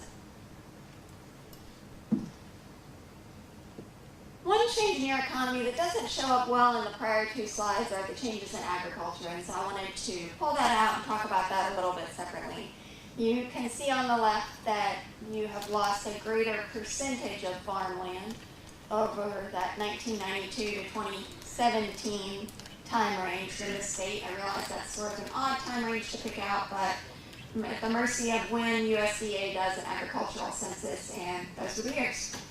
You can see that North Carolina lost 6% of land from farm. In other words, land that was farmland became something else, presumably developed. And in Johnston County, that figure was 20%. Again, not saying it's bad, saying it's different. On the right, I've pulled out a few specific stats about the changes in agriculture. There are 47,000 fewer acres of farmland, which is a 20% reduction. There are 343 fewer farms. That's despite Commissioner Smith's ranch, so you're doing your part to not keep it, let it drop off more. And you can see that that's a 24% reduction in the number of farms, but interestingly, there has been a real increase in those smallest farms, what we call hobby farming. And technically, on the definition, hobby farming goes up to 50 acres. But here I really noticed a pretty significant increase in those smallest 1 to 10 acre farms. And as you look at your land use over time, as Neil mentioned earlier, that came up in your, on the word clouds, with the comments that you made before this retreat. When you look at land use, one thing that we looked at is what percent of the county's acreage is overall is farmland. And right now it is 36%, and in 1992 that was 46%. Could I jump in here? You had talked about Johnston County for a long period of time did not grow. And how when I grew up in Raleigh, we had, Raleigh, when I was born, we had about 30,000 people living in Raleigh. And Raleigh grew, and this is a trend you will find almost anywhere. Raleigh grew to the west and to the north. It did not grow to the south and to the east. And people say, well, why is that? The reason for that is the land in West Raleigh and North Raleigh was not good for farming. And the land that was in the east and the south of Raleigh was good farmland. And so farmers were making a profit. So they would not sell their farmland. And the land that was not profitable for farming, that was sold and began to have developments. Well, Johnston County was all the land in Johnston County primarily is great agricultural land. And so therefore, farmers would not, in the 40s and 50s, 60s and 70s, would not sell their land because they were making a good living on the farm. And so that's why only recently, as the economics have gone through the roof, that it's finally been where farmers would sell their land. And we see now Raleigh and Wake County beginning to grow on the south and beginning to grow on the east. So that's something that's important that is easy to miss. Is the use land can be put to profitably will affect what land gets sold and used for development. Yeah. I don't know if you want to jump in on that. It is a good point. And one thing I think we're seeing is to draw some parallels to the national housing situation right now and the national housing shortage. There's this question that economists have been tossing around: when will more homes come on the market? When it becomes profitable for them to sell? So as housing prices have gone up, especially over the past 2 years, you're starting to see more homes come on the market because it's profitable. It's people that maybe weren't going to sell otherwise, that felt that it was worth it more to stay in their house. And I think that you're saying the same thing was happening on farmland over a much longer period of time. That only in these past, few decades has it made sense, and has farmland started to turn over. Yeah. Other comments before I go on?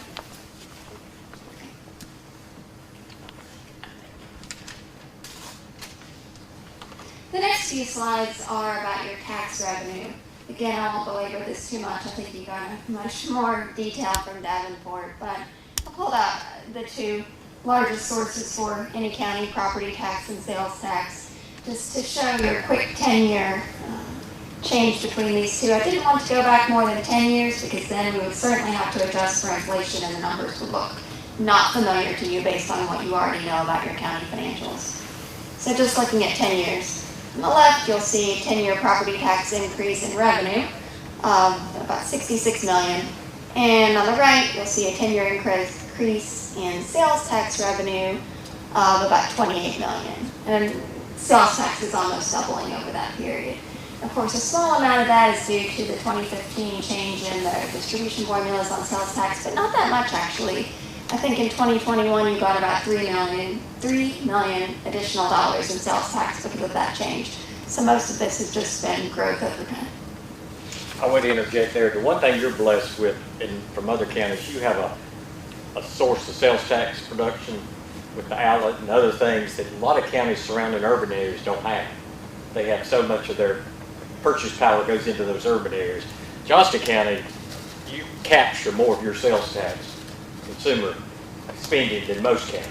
And that's a real plus if you look to your revenue and your ability to do projects and things. So you think about it, most neighboring counties, their residents go to Raleigh to shop or whatever. In Johnston, they have more opportunity to stay home. Plus, you generate off of 95 a lot of sales tax and things. So that helps you a great deal. It's true, based on the current sales tax formulas, without a retail center, counties without a major retail center are at a bit of a disadvantage. So Neil's right, that is a good benefit for you when it comes to distributions.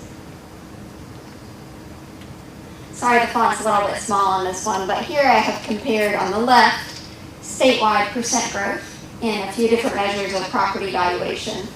And on the right, Johnston County's growth in a few different categories of property valuation. So on the top bar, just read them since they're small: taxable personal property. Again, these are your boats, other personal property, those types of things that are required to be registered, but not real estate. This is personal property. You can see on the right, your growth is much larger than the bar on the left. And really, that's the takeaway from this slide. All the bars on the right are bigger, which is good. Next category down, real property value deferred under PUV. This gets back to the discussion about farmland. This is a category that went up quite a bit. And in that case, I said all the bars being larger is good. In this case, it is eroding your property tax base just a little bit. That doesn't mean that it is a bad thing, so maybe eroding is not the right word. But in other words, the value of property under PUV has gone up. And that, of course, reduces the amount of property tax collections. Well, you can't want open space and taxes at the same time. Right. If you want land to Farmland be and preserved, open it's going to be in space, it's going to PUV. PUV, It's going to reduce your property tax collections, which is an offset against the value of the space. So that's not necessarily a bad thing at all.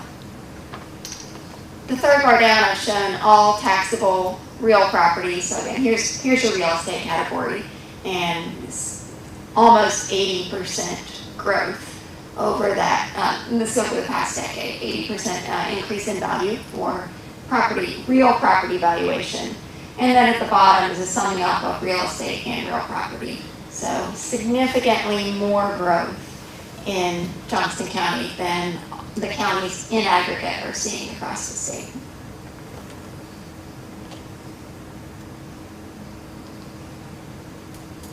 Here I've shown how you compare to the statewide average on the smaller state shared taxes. And as I'm sure you know, these are all very small revenue sources, so don't take too much away from that. I think the largest thing shown up here is maybe beer and wine excise. I think you get about $600,000 from that, and everything else is smaller. But the takeaway here is just that all the green bars are longer than the dark bars. Green bars represent you, dark bars represent the state. So you are growing more in all types of taxes. You're growing more in property taxes, you're growing more in all of these smaller taxes.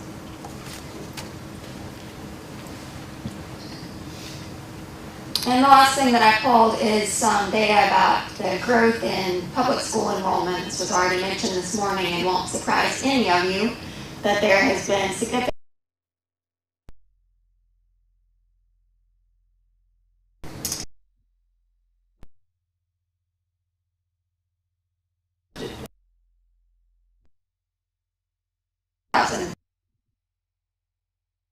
$62% growth over that period. Certainly you have counties over that period that have had a decline in public school enrollment. So consequently, as you know, you have 45 schools right now, and I think you had maybe 3 in 1990. So it's been a significant building that entire time. And as you know, several of your schools already are capped for enrollment. I think in total you had about 20 schools whose enrollment is capped. And if you remember from the beginning, almost 50% of your new population over the decade was under 18. So there's a real pressure point in terms of enrollment, as you know, your dealings with Johnston County Public Schools. The last thing I will say about the data is I did compare 1990 to 2021. I know that 2021 public school enrollment, well, all school enrollment, is a little bit wonky right now because of the pandemic. We certainly still have some students that are out and doing homeschool that would not permanently be in homeschool, perhaps. I think that the 2021 data is just not great. I pulled fourth month enrollment, which is the most recent data available, but I think it's safe to say that it'll be maybe another year before statewide we can get our hands really on what enrollment has been at LEAs across the state. Kevin, that's it for what I put together. I'm happy to take questions or... Learn to facilitate some questions. Oh, did you want to? We were talking about successes earlier, and as I mentioned to all of you that this is Denise's third week on the job, and one of the very first things when she walked through the door was like, hey, guess what we're doing in 3 weeks? We're having a retreat with Johnston County. And I just have to say, I'm really excited that you're on our team, and I appreciate the data that you put together for this retreat and for this board. I think it tells a really interesting story. Probably confirms for you a lot of things you already know or you're feeling. So, Mr. Chairman, I think if there are any questions, we can dig into those, and Denise can try to answer them at this moment.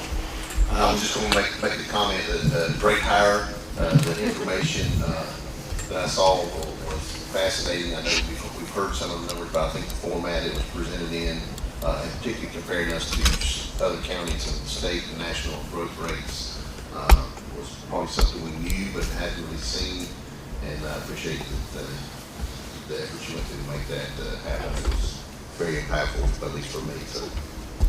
Thank you, Mr. Chairman. I'm sorry I stole that thunder from you. I didn't mean to do that, but thank you. No, It's thunder. It's good. Kim texted me and told me to say. Oh, okay. Gotcha. Hey, are there any questions? We always find fault maybe with the school system, for example, all kind of problems. Say, well, when I was in school, well, gosh, looking at that chart, when I was in school in Johnston County, we probably had 50,000 people in the county. Now we almost have 40,000 in the school system. Different day. Totally different, yeah. Other comments or questions for Denise?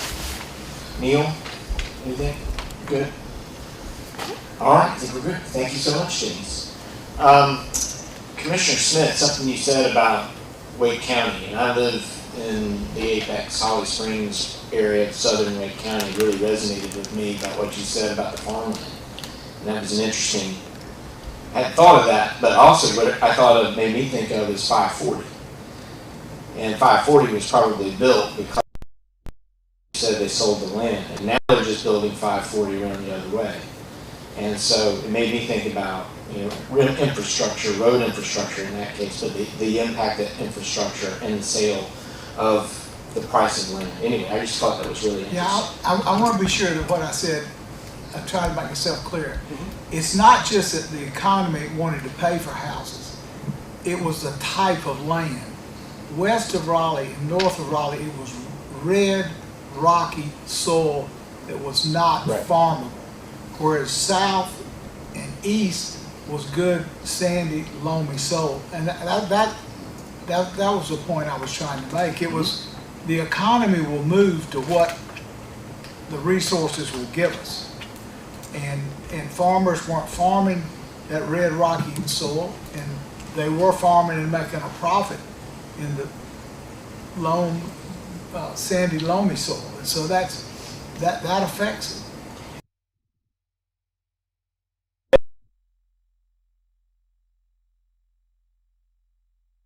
I got to be careful with people from Davidson County because it's all red soil. I was thinking it's all red clay down there, but yeah, we like our red clay. We have a lot of pottery.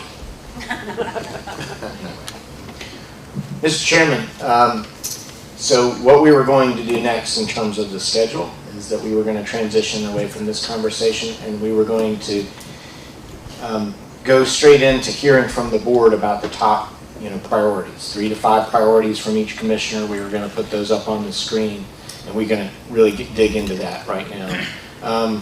We had on the agenda strengths and challenges of Johnston County.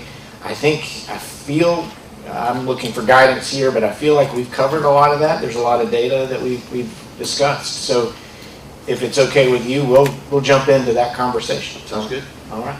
Very good then. So I'd ask my colleagues, we got to do a little maneuvering here on the Magic. screen.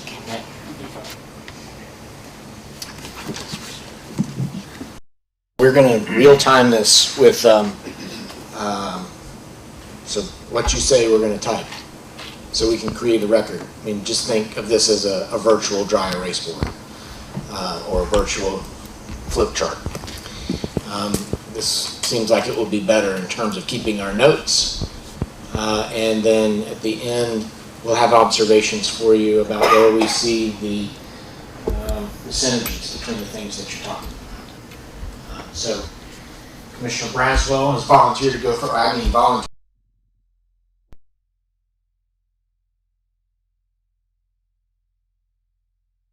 Next however long we need to take. And if you're okay with it, I'm going to probably ask you some questions if there's more definition needed as we go around. So we're looking for your top 3 to 5 priorities from your viewpoint as a commissioner on this board, the things you want to achieve. Mr. Braswell, I'll turn it over to you. My first and foremost priority is infrastructure.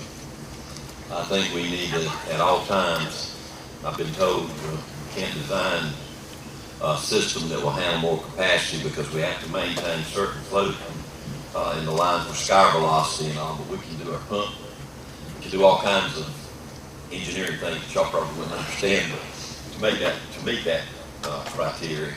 But I think at all times we ought to have a project under design, a project approved by the state, and a project under construction. We can always stop it at some point, but at the growth we got now, we can't build it in increments and continue to grow. We're going to find ourselves in all these little patterns where we have to stop and let our infrastructure catch up with our growth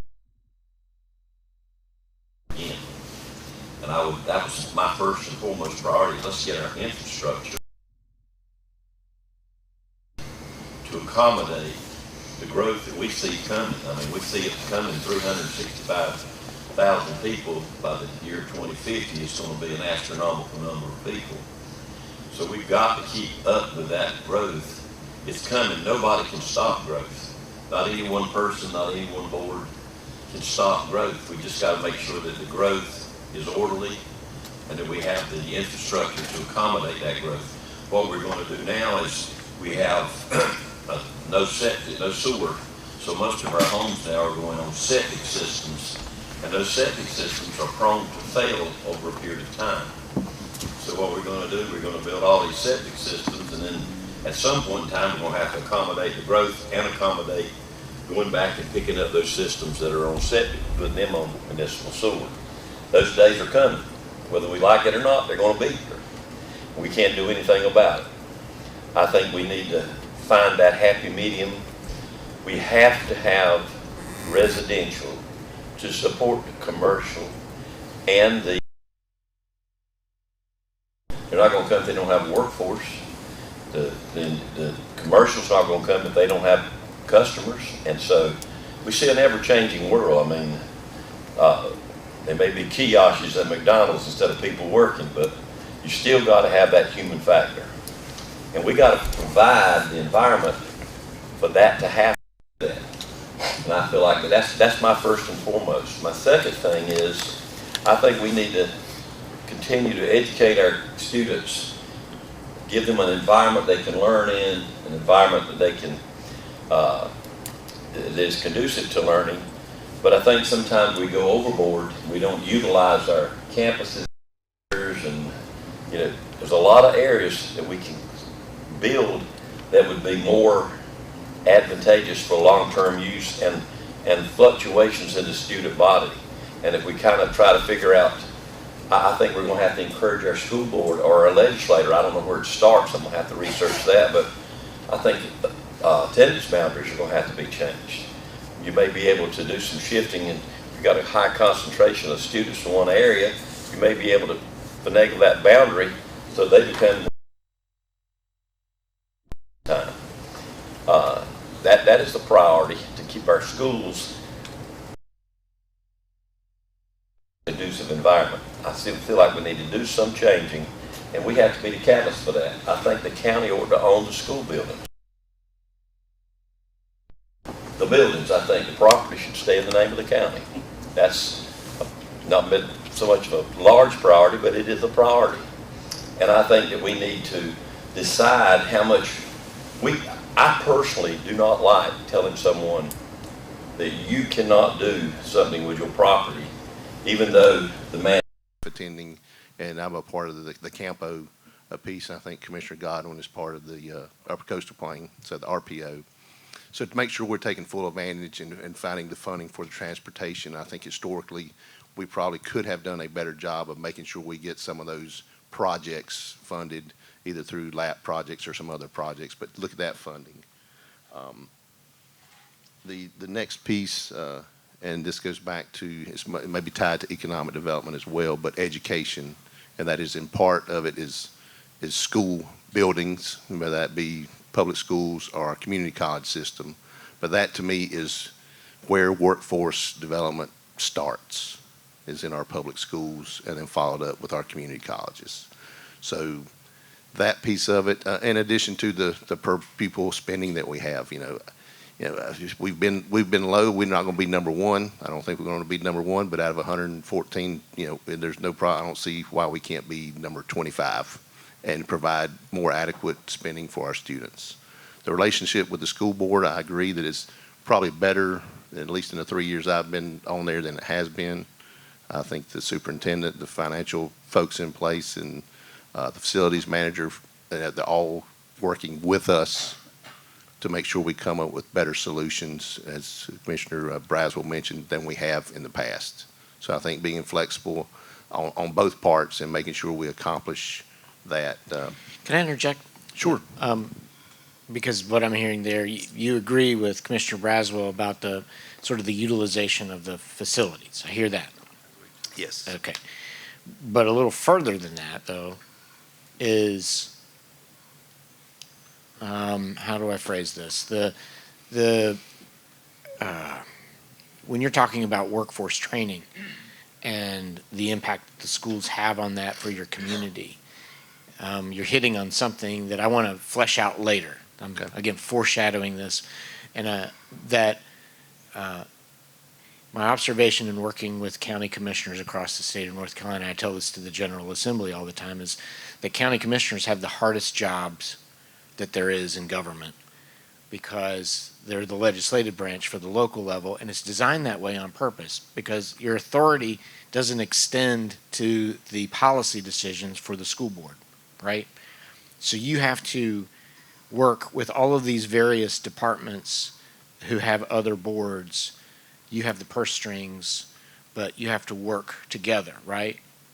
And Correct. so that's where I want to dig a little further later about if your objectives on goals are beyond facilities, how do we craft goals that relate to building workforce through policy in the school systems? So you got it in terms of the relationship. So I'm just flagging that for our future conversations, because we might want to dig into that a little deeper. So I think, as you mentioned, and we saw in the last year or so, with COVID, it kind of slips by, but we had that very issue. We do control, as you said, the purse strings. And so that is how, that is all we can do. We can't set policies for them, but we do control the purse strings. So that it is a fine line that you walk between. We can't dictate what the school board does, but we do control the purse strings. And it is a fine line. Yes, it is. And so, yeah, I want to dig further into that later. The next piece is, providing good customer service, whether it's environmental health, the public health department, people coming for building permits, whatever that is we need to have the facilities to make sure, just as Commissioner Braswell mentioned about schools having a place that's conducive to learning, we need to have facilities that are conducive to conducting business with the people of Johnston County. And so we have projects in mind, the capital projects that we want to look at. So I would say the facilities, but probably the more important piece of that is, particularly in today's market, is making sure we retain and recruit the people that we need for that growth that's coming. I mean, all those people coming, their services are going to have to grow with it. And I think that's part of it, is making sure we do the best we can to retain, because we've got good people. I mean, we are very fortunate that we have quality people at all levels in county government, and we need to make sure we're doing all we can to make sure that we're providing a good quality of life for them through their pay. But we need, selfishly, we need to keep them because we need to be able to provide the services to the people that need them and are paying for them. So. And I guess my last piece of that is the economic development piece we've talked about. Is if we can continue to bring industry here, unlike the days where there was 2 that you could go to, now as we can continue to bring those in, and we've got the 95 corridor. We have 3, basically bounded by interstates on both ends. Now we're going to have I-42 and I-40 on the north and south end. That we need to take advantage of that. And we recently kind of added some tools to Chris Johnston, our economic development director's toolbox. We're starting to see some early payoff on some of those. So I think that don't lose that focus of bringing new industry and varied industry to Johnston County. So those are 6-ish of mine. So That's good. Neil? Question, when you talk about regional utilities or regional infrastructure, are you talking about, you see regional governance, or do you see regional sharing of resources, like buying and selling of resources? is yes a good answer? So, a big step. Yeah, so I know that, and as part of our study, I don't know where we're going with that, and this is just my opinion, is we probably need to look beyond the Johnston County borders to be able to do what we need to do, and whether that's partnering with some of the things going on in Harnett County, Wayne County, just some, it's beyond, at least for me, it's beyond agreements to purchase water and things like that. It may be that there's investment by us in other facilities of other counties, or the reverse of that is maybe they invest in something than we're doing. So I'm not, so yes to both of those right now. I don't know what the answer is going to look like because I have no idea what it's going to cost. Vision that could incorporate the municipality. I think, again, my personal opinion is I don't see any way for this county to successfully grow with 11 towns doing one thing and the county doing something, particularly with 73% of our residents in unincorporated areas. So I see that somehow we have to work collaboratively to work so that this county can successfully, and I think that term may vary from person to person here on the board, but I think that's part of what we've got to do is look beyond what we've traditionally looked at for solutions. Well, and I think you bring up a good point that some of this, we're talking about decisions y'all make, but like when it comes to discharge, you're not going to make that decision. Yes, right. The state's going to make That is correct. And how they decide that and allocate that discharge, it's going to be a big player in how you approach infrastructure. That is true because I just looked at Neuse River. I mean, we're not the only person or only county discharge or facility discharging into the Neuse River. I mean, you go upstream a little bit and there's this little place called Raleigh that's discharging a lot more than we are. So the Neuse can only do so much and take so much. Everybody gets Turkish when it comes to Yes, absolutely. So that's just something to think about in the region. That's why regional can be a benefit. You can start planning it together. Right, and I think that's one of the benefits with Triangle J that we're a part of. I think you have that regional, I don't know if I want to call it collaboration yet, but there is discussions and trying to figure things out because Johnston County is not the only one in this. I mean, Harnett County is coming right along as well. So we're all in the same boat. News versus the Cape Fear, and we were we're still, we like the Cape Fear too. Yeah, exactly. So that can be a big key if you're building infrastructure like Mr. President. And it's big, I mean, it's big, I mean, it's beyond, it's again, those decisions that are, at the state level that we may need to help or encourage to make changes at. So it's bigger than the county level for sure. This is so helpful for us to hear too, because I think out of this, some things are going to develop that we as an association may need to look at that you won't necessarily be able to change or impact directly until there's some changes on the state level. So this is going to be helpful to have this conversation. Please do help us. Well, it does. It does inform how our advocacy works at the state level, and again, a plug for the association and our processes of the legislative goals process. I mean, that's how laws get changed for counties through our process, how we activate those things. So yeah, that's very, very helpful. Does that reflect what you said accurately? I thought I used a lot more words than that, but yes, it looks like a good summary. That's the abbreviated version. Yeah. Thank you, Chairman. Vice Chair? I'm not going to spend a lot of time on land use plan and infrastructure because I think that's been hit. Those are certainly priorities. We need to complete those. Infrastructure, I do like the regional approach idea.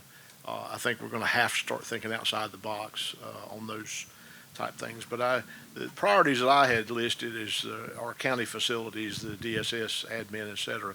Those cans have been kicked down the road for a long, long time, and so we need to move on with these facilities. Judicial facility and courthouse renovation. That's a high priority to me. That's something that has to be done. We've needed more courtroom space for many, many years, and you've been hearing about it for at least the last 15 or 20 years. They're out of space. School construction and elimination of mobile classrooms. I think we need to try to make our best efforts to catch up on that. There was a time that the county built a lot of schools, and then there was a time that it sort of dropped off and we didn't build a lot of schools, and now we've got to catch up again. And so I think that's one of the priorities for me. Parks, recreation, and open greenway space, that's a priority going forward. I think that's going to be a given from this point out. There was a time that this board would not even have conversations about that, and we've turned that around, and we've hired a green space coordinator, and that program is actually going very, very well and has been well received. And it also gives us an opportunity to do some cross-utilization of, there's parks all over the county. They're called schools, and the taxpayers already paid for them.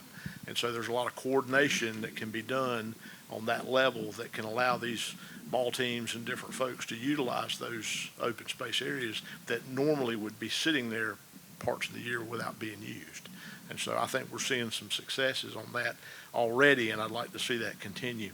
And then the other priority that I actually had two more, but the next one is competitive salaries and incentives for our employees. I mean, that's a real priority to me. I mean, we've got a tremendous workforce. Our customer service is fantastic. We've got a lot of great people doing a lot of great things, but the workforce market is very competitive. And, they're, at the end of the day, they're there to take care of their families. And if they can turn left and go out of their driveway and go 10 miles in one direction and get $5,000, $6,000, $7,000 a year more, I can't blame them, And so I think we've got to be competitive with our surrounding areas so that it incentivizes not only the longevity of our employees to stay and continue doing the good work that they're doing, but also give us an opportunity to attract new talent where we're not just a training ground and we're bringing people on and then they're moving on somewhere else where they can make more money. So I think that's a real priority going forward. And then the last one I had is certainly not the last priority, but it is one of the priorities, is to continue to maintain our healthy fund balance and good utilization of taxpayer money. I mean, I think we're in a position now that we can accomplish a lot and still maintain a healthy financial outlook, thanks to many years of good work from boards and staff and all the people who've made good financial decisions over the last 20 years. Johnston County's in good shape. And so it's time to address some of the issues and move forward with some of the things that need to be done, whether it be infrastructural decisions, building, schools, et cetera. But I think now's the time, and the construction cost is never going to be any cheaper than it is today. So, did I miss anything? So what I heard, in real high level terms, what I heard was strong financial stewardship and a lot of capital infrastructure projects, with detail underneath both of those items.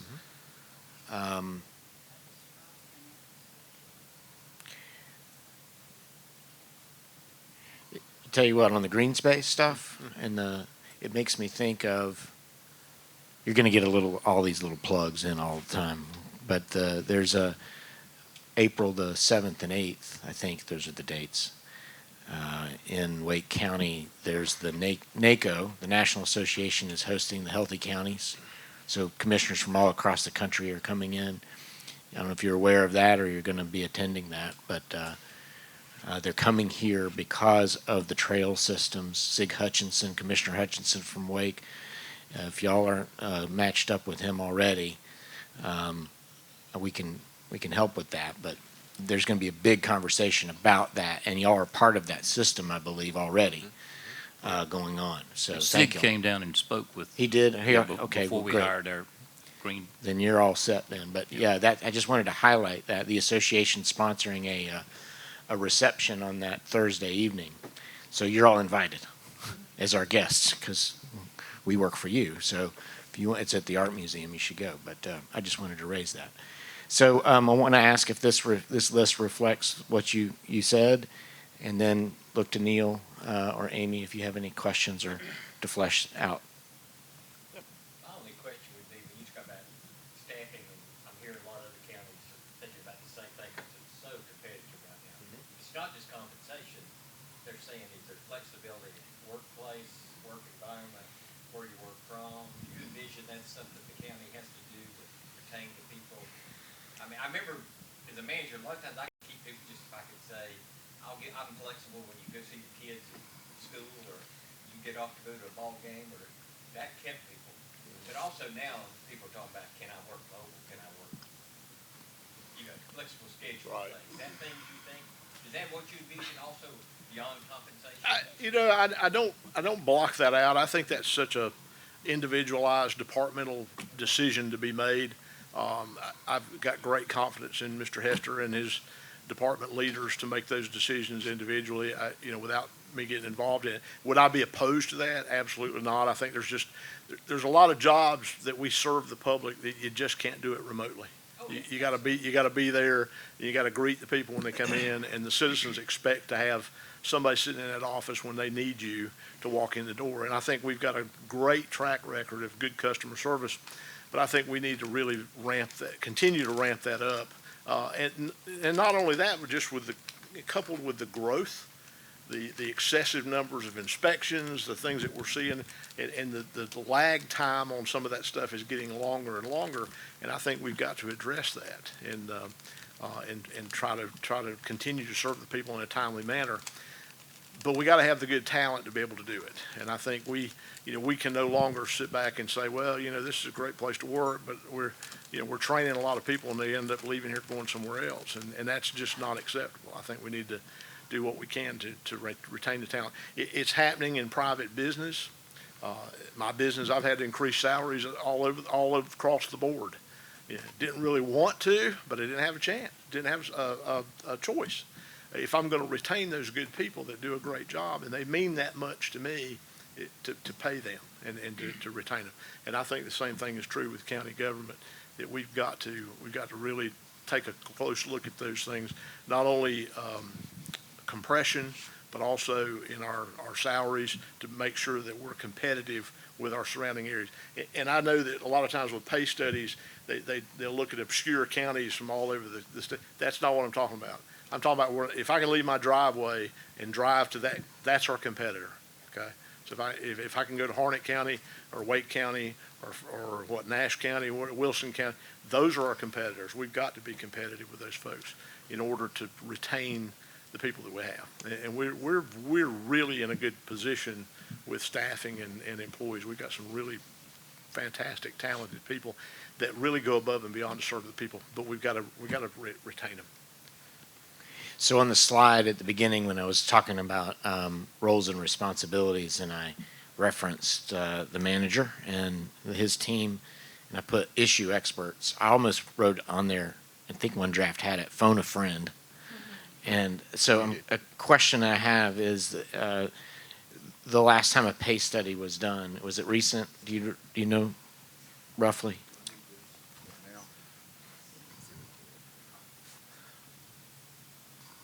And phone a friend was on the slide, so. Oh, was it on the slide? Okay, I left it on there, good.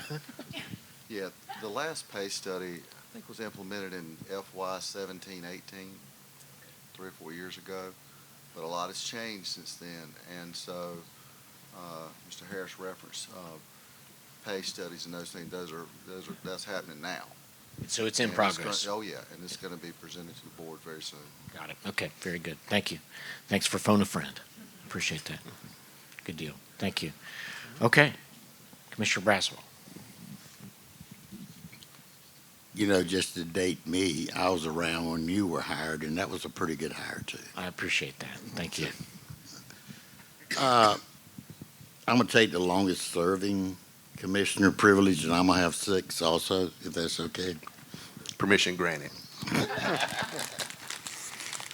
Sort of y'all that named a lot, time they get to this side, in economic development, creating jobs is very, very important, that we continue, that we do that, that we continue with our economic development. Certainly, we talked about the land use. We've got to have that, but there's some things that we've got to handle in that land use plan with some ordinances. I think the biggest elephant in the room is the 73% of residents who live in unincorporated areas. So basically, there should be 4 additional towns in Johnston County now.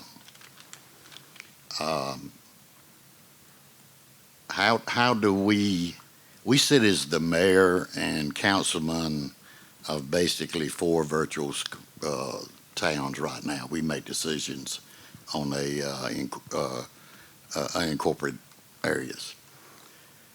And then I'm going to stir the pot, and you're not going to be disappointed, my fellow commissioners or not. But we got to continue to maintain our strong financial standing, because that gives us an opportunity to do more and better things, and we got to continue to do that. My friend that shares my last name also talked about infrastructure and water and sewer. Certainly there's an awful lot, as I think, that was added in there that contains infrastructure. So, but my question is water and sewer in a unincorporated area a right or a privilege? And so, where is it a privilege and where is it a right? And I don't know the answer.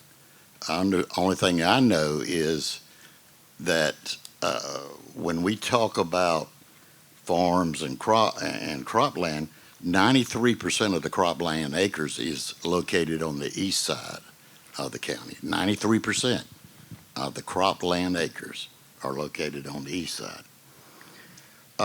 In regard to the water and sewer that we are doing, in some of the rural areas of Johnston County, they don't have the right or the privilege for water or sewer.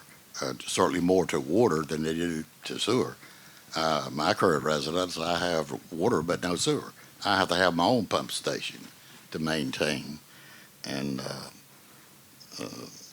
my pump station went out, and Dickie's friends come over there and fixed it for me at a price. And Trained him well. yeah. But we've got to figure out, for every one deputy on the eastern side of 95, when we talk about, next one is public safety, by the way, Amy, for every one deputy we got on the eastern side of the county. There's 4 on the western side of the county, and that comes at additional cost. So who's paying that cost? Every taxpayer's paying that cost. So I hope we can have something in there in the land use plan that we can address how we gonna, I've been here a long time. I've been here when that first happened, and I gotta say, because of the slides we saw today, in 2005 and 6, we didn't have the right focus, or we didn't think that we would go this far down the road with population. So the lesson learned there. And so the biggest infrastructure need right now in some parts of this county is, as Dickie said, is streets too, and we have no control over that. The widening, the cars, we don't have any control of that. And so in regard to where we put, I think we're doing a better job today. We'll do a better job in the future. Recreation bond. We haven't had a recreation bond since 2004, 6 to 8. So we need a recreation bond so that we can catch up. We all talk about greenways. We all talk about recreation. We all talk about offering different things, but we got to have the money to do that with. And recreation bond in 2006 passed by over 75% of the voters to approve the bond. And so we got to move forward with that. We put tools in the economic development tool chest, and now we got to put tools in our recreation tool chest. We got to continue to build schools, but I'll add a caveat to that. We got to build schools at a pace that the taxpayers can afford and the voters will pass. It comes with those two things in regard to building schools. I think we've done a good job. Yeah, we did have a lull in school building, but you got to also remember that we had a depression in 2008 when everybody was scrambling. We scrambled to keep a 15% fund balance then, and so there was a lull. And building schools, I made a statement that some of my cheerleaders criticized before, is that education is not necessarily about brick and mortar now. It's about different things than brick and mortar.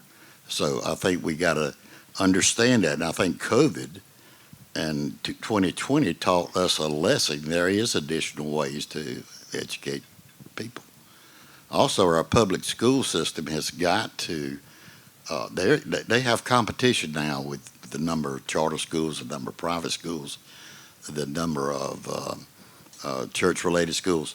So I can't tell them what to do or how to do, but providing education is also a different challenge for them. And how many we got, Amy? Oh, we got as many as you want. Let's see, we got 1, 2, 3, 6. 4, 5, 6. We got more bullet points. They got more paper. They got more paper. Well, okay, I'm going to wrap it up because I'm going to yield the rest of my time to Commissioner Smith. So you can have You better be careful for what you ask for. Oh, I know. There's a reason why everywhere we go, they put you and I together, okay? It's yin and yang. I think that's what it is, yeah. Let them ask you questions, but I want to interject one thing right quick. If a break, do we need to take a hard break for everybody, or can we take individual breaks? I was going to make you two are in a bad spot there. So. No, we're. And I hear there's coffee and cookies and stuff. Yes. Yeah, at 2:30 they were bringing in coffee and cookies, and so I think they're there. I'm getting the sign, but I'm thinking of processing here because we are. I don't want to stop in the middle of. No. I think if we could finish with this process, okay. And then I'm wondering if we take maybe a lengthier break so that we as staff can sort of look over the data and then come back and see where the similarities are with the ones that are evident and start to dig into those.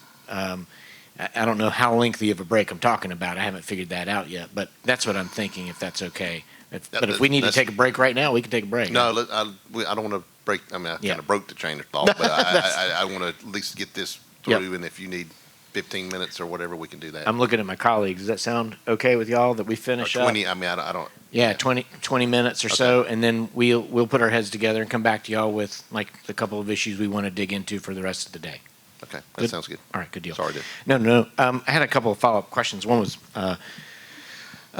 mainly a comment because what you were talking about, the growth on the western side of the county and the majority of the ag land on the eastern side. I mean, I can see the map, and going back to the conversation about ag land, and this is sort of the fundamental question I think that y'all may be wrestling with is, do you build to the growth or do you build for the growth, like in the future, right? And it seems to me, just an observation, that you have to do both in this particular case, or you're thinking about doing both, if that makes sense. Does that make sense at all? I sort of agree with you because we've learned from what did not work in the past. Right. But we got to apply to what it works. Now, the building's coming east. There's, you know, we're not going to control that. It's coming east in areas where I live and back that way across I-95. It's coming, and we need to be prepared for it ahead of the curve instead of behind the curve in regard to what we do in for growth. And somebody made a statement, I don't remember who, but we're not going to stop growth. We don't want to stop growth. But I think we got to understand more of the mechanics of what we do creates a domino effect on a lot of things. I agree with what your statement is. And the other question or comment, I guess question I had was, and it's interesting, and I forget who mentioned it earlier in the day, that we haven't heard a lot about broadband in the conversation thus far. Yes. So I was going to see if Commissioner Braswell would amend his infrastructure to include broadband. 'Cause I think that's part of it. Yeah, I meant to do that. So preach on. Okay, so and Yeah. We had on the mind. well, I was curious about that because I hadn't heard it, and I'm not sure why. Someone said earlier, like, y'all are blessed with good connectivity in Johnston County. That doesn't mean everywhere's connected, right? Nope. Apparently not in Commissioner Godwin's house, No. right? And that's a good thing sometimes. That's good. But I just plant that seed because we hear about it like a lot across the entire state of North Carolina, and it's our number one legislative priority. But thinking strategically, if you're going to open up the ground for water and sewer, you might as well drop a fiber line in there while you're doing it. And at this particular time, with the ARPA funds coming in, that's part of the conversation that I think we need to have when you're talking about the infrastructure piece as well. So adding broadband to the list, you know, you might be okay right now with what you have, but are you thinking about putting more fibers, more bundles in the ground so you can plan for that growth?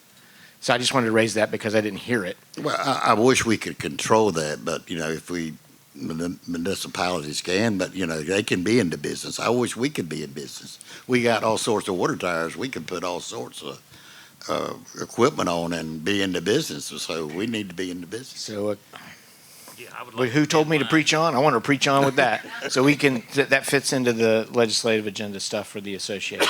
All right, I'm getting ahead of myself. And so thank you. My colleagues, do you have any questions for Commissioner Braswell?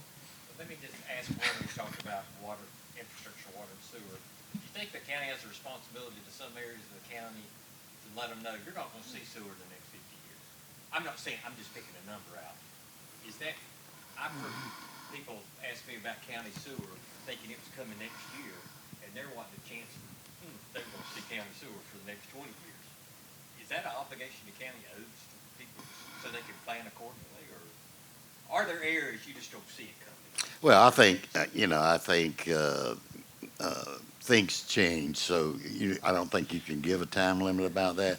I think also in building schools, and primarily every request I've seen from the school board for the current year request for bond is on the western side of the county. And that includes, you got to run sewer there. Okay, so if you got a sewer line coming down that you got to connect to the schools, then certainly there's areas there that can expect sewer in the future. Some of those areas. Yeah, some of those areas, yeah. Yeah, sewer's just, people think water and sewer are comparable. They're not even close, expense-wise. I mean, sewer's just such a different thing. Like somebody used to tell me, you can make water climb a tree. You can't make sewer climb. I want to see that. I want to see that demonstration there. But Okay. pressure, you can make water go somewhere, but you can't make sewer. It's a gravity thing. There are forces. Anyway, I just want to. Thank you. Remember, we're being recorded, so I keep telling myself in my head, okay. Because I had so many comments about that. I'll stop. Yeah. Yeah, so I'm censoring myself. Amy knows this is a big job for me. Okay. Commissioner Smith?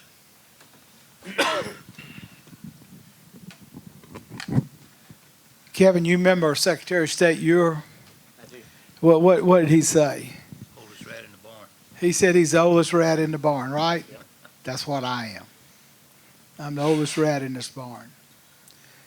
I remember being a commissioner 20 years ago, even before you, Tony. I know that's hard to believe that there was something older than you, but there is.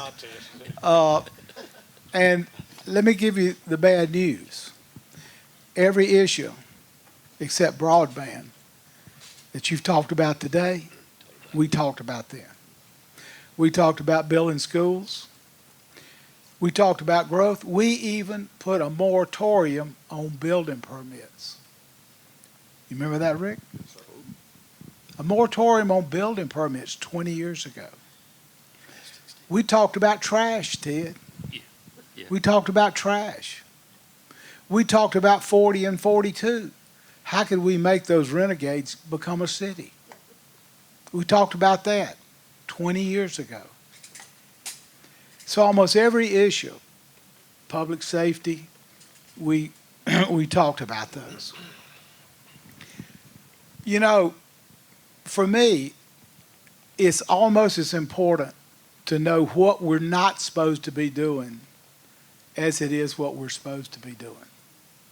Our Constitution and our governmental system is set up that various governments have various responsibilities. Federal government has certain responsibilities. The state has certain responsibilities and certain taxing authority. The counties have certain responsibilities and taxing authority, and cities. And I think just because something is good or nice, it's not our responsibility, and we shouldn't be taking money from our taxpayers to do what we're not supposed to do. And I think we forget that sometimes because everyone wants to do what's good. But when we are given taxing authority by our state and by our Constitution, and we take by force money from our citizens, that power we're given comes with it with you need to use this money for certain responsibilities. And I think we need to realize what our responsibilities are so that we use the money for the right things. For instance, roads. We talk about roads. Roads are not our responsibility. We have no responsibility for roads. The state of North Carolina has total responsibility for roads. That's why we have one of the highest gas taxes in the Southeast. In South Carolina, the counties, South Carolina and Florida, the counties are responsible for the roads in their county, and that's why the tax, why people go to South Carolina to fill up their tank, because the gas tax is lower, because the property taxes in South Carolina help build the roads in the counties. And we need to realize that, and that's why our taxes are so high, and we don't have that responsibility. But we do need to realize that what we do have responsibility for, and to make sure that we use the tax money to discharge that responsibility, and to make sure that we know that we're not a bank. We're a service agency who needs to serve our customers. So what I think is important, if you go get the literature propaganda that I published 20 years ago when I ran to be a county commissioner, it says the same thing as the literature propaganda I put out 2 years ago when I ran to be a county commissioner, and it'll be the same thing I say today. It's 4 things. First thing we need to do is we need to discharge and use our taxpayers' money to discharge what is our direct responsibility that only we can do. And though, to me, the main things that includes is first and foremost is public safety, is fund the sheriff's department to make sure that the sheriff's department has what's adequate to protect our citizens.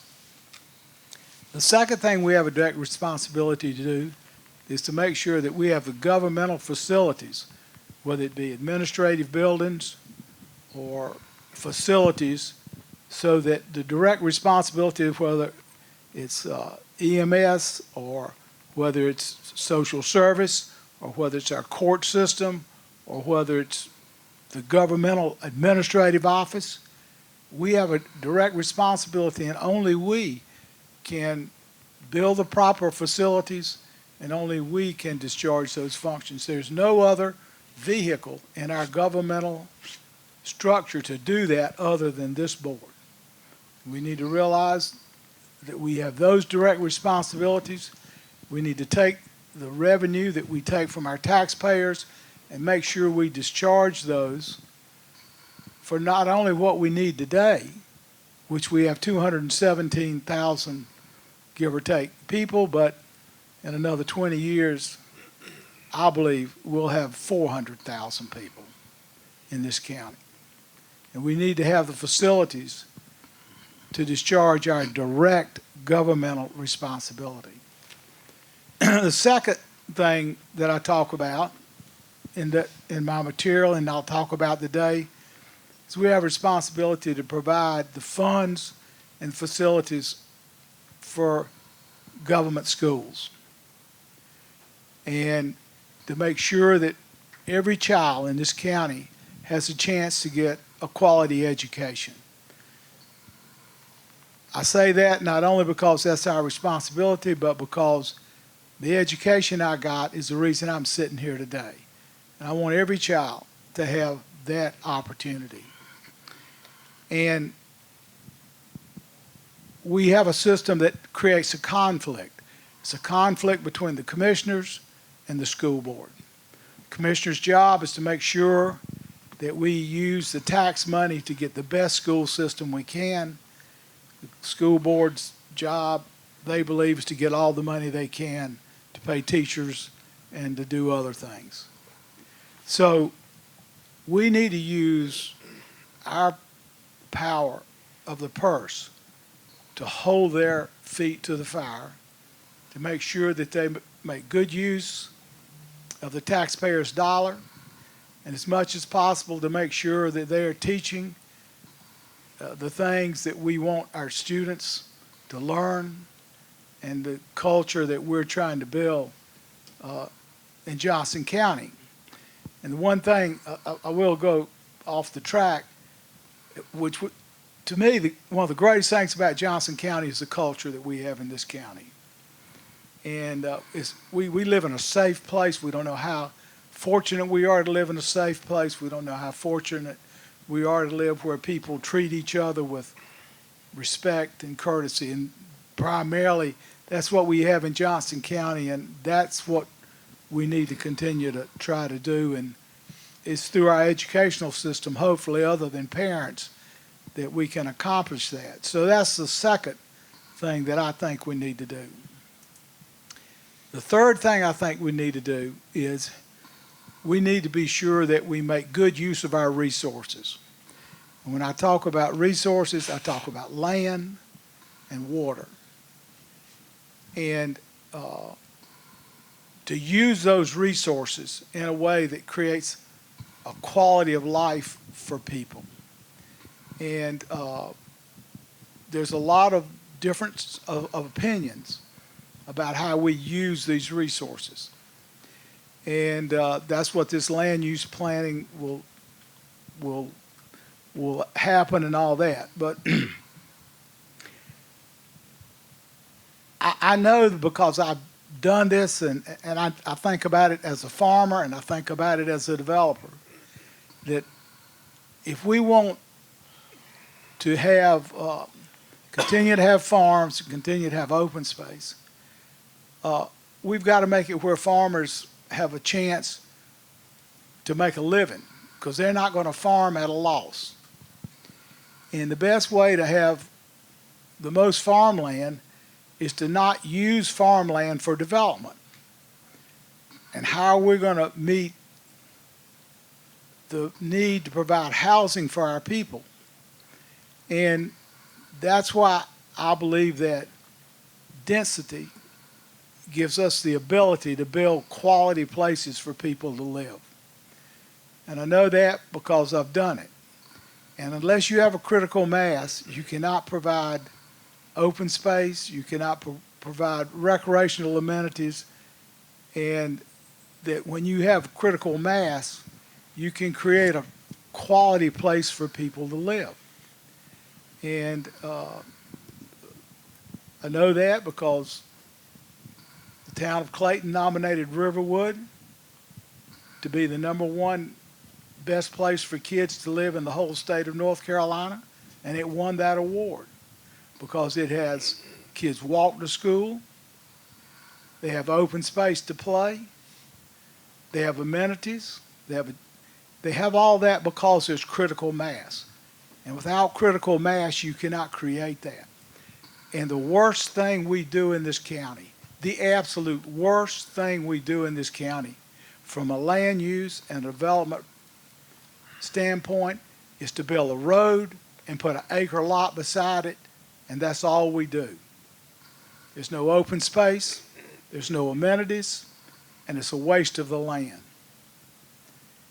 And that's not going to stop growth by wasting land. It hasn't stopped growth, and large lots will not stop growth. And we're not providing a quality place for people to live when we do that kind of development. So I think it's important that we realize that by having denser development, we can keep our farmland and open land longer and still provide a place to have workforce housing and a place for people to live. To better utilize sewer, you better utilize your sewer capacity that way, and you better utilize your water land. You don't have to build as long of roads. You make better use of your infrastructure. So that's the third thing. Then the fourth thing is that we need to realize that we need to have effective and efficient government and not take any more of the taxpayers' dollar than we absolutely need to do the job. We are not a bank, and I know we need to have money. It's like Collins says in his books that money and cash is the same thing blood is to a human being. Life isn't about blood, but without blood there is no life. And that money is not what our job is, but without money we will not have the cash reserves to do what we need to do. But it's not blood and it's not money, it's about life and doing what we need to do to serve our taxpayers in an effective and efficient manner. And to me, that's the goal that we need to do. We're whether we like it or not, we're in the big time. As I forget who said that we're going to be in one of the top 10 counties pretty soon. It's coming. We can either get ready for it and prepare for it and provide the infrastructure, as Dickie talked about, that we need to provide, or we can just be behind. And I certainly hope that this board will do what it needs to do to stay ahead. So land use is coming across loud and clear everywhere. So, and Commissioner Smith, I wanted to talk about density a little bit. Can you describe for me more about that? Because it seems, well, I want to know, and maybe now's not the time for this, but I want to know, like, the land use plan that is going on or study and the involvement with the cities. And we've got a former councilman on two. Are there any others? The problem we got with cities is Yes, sir. is my development, Riverwood, is larger than 6 cities in Johnston County. Right. So, and the cities in Johnston County can't and are not keeping their sewer lines up and cannot do the things that we need to do if we're going to move forward. As our chairman said, we can't have water and sewer if we're doing it 11 different ways. And the cities can't keep their sewer lines up without infiltration of water, which makes us treat more water at our sewer plant and uses up our capacity. I mean, nobody wants to talk about these things, but they're the truth, and we got to talk about them. Yep. If we're going to move forward. And when you talk about density, there's multiple types of density. There's no one type, but this old belief that what Bob and Sally want to do is they want to go to work and come home and mow their yard and tend their garden is no longer the people that live today. They want to come home and go out to eat or go play at the park or whatever. They don't want to mow a yard and they don't want to tend a garden, and they need just enough grass to where they can let their dog out. And so I just think that's the best use of our land. And another thing, everybody thinks that everybody has to have their own home on their own lot. A third of the people in this country rent now. A third of the people. And renters used to be looked down upon as people who couldn't afford or couldn't do. Well, people rent by choice now because they don't want to tie their money up into homes. And so we've got to realize that rental properties are becoming more and more a dominant part of the housing that people are choosing today. And that has to be done in more dense environment. So I want to flag this for Jason and Don in the back, because this is where I think as we move into a different segment of talking, when we dig into things, like this moment in time is a special moment in time. One that y'all are grappling with this growth, but also the influx of funding that's coming in for water and sewer from the federal government. And I know people have different opinions on the ARPA funds that are coming down, but they're here. And it's something that probably needs to filter into the conversation, in that what you said about the cities and the infrastructure, the water infrastructure pieces that are not being maintained. This is a one-time opportunity to work on that together. And why I'm flagging it for Jason and Don is this is something that we've talked about in terms of working with the league and DEQ on how to tackle some of those things. And if we can play a part, we, the association, can play a part in creating the bridges to those conversations, that's something that we seek to do, because that is, we hear that all across the state of North Carolina as well. And let me add one more thing since I got the mic. Chad, I want to answer your question, at least from you can't have it. From my opinion, the waste, the trash and the stickers and all that, to me, that's such a simple answer that I don't know why we don't do it. Rather than this board, who has many other things to do, trying to figure out how to take care of trash. which none of us are trained to do. We just need to say, we got a great group of people who take care of our waste, our trash dump. We just need to say, that's part of the enterprise fund. That's your job. You figure it out. You do it. And we just need to get out of the business of trash. Thanks, Commissioner Smith. I need it permanently. So if you, y'all have a UDO ordinance? Yes. you want to dig into that a little bit? That's a lot of what Commissioner Smith's talking about.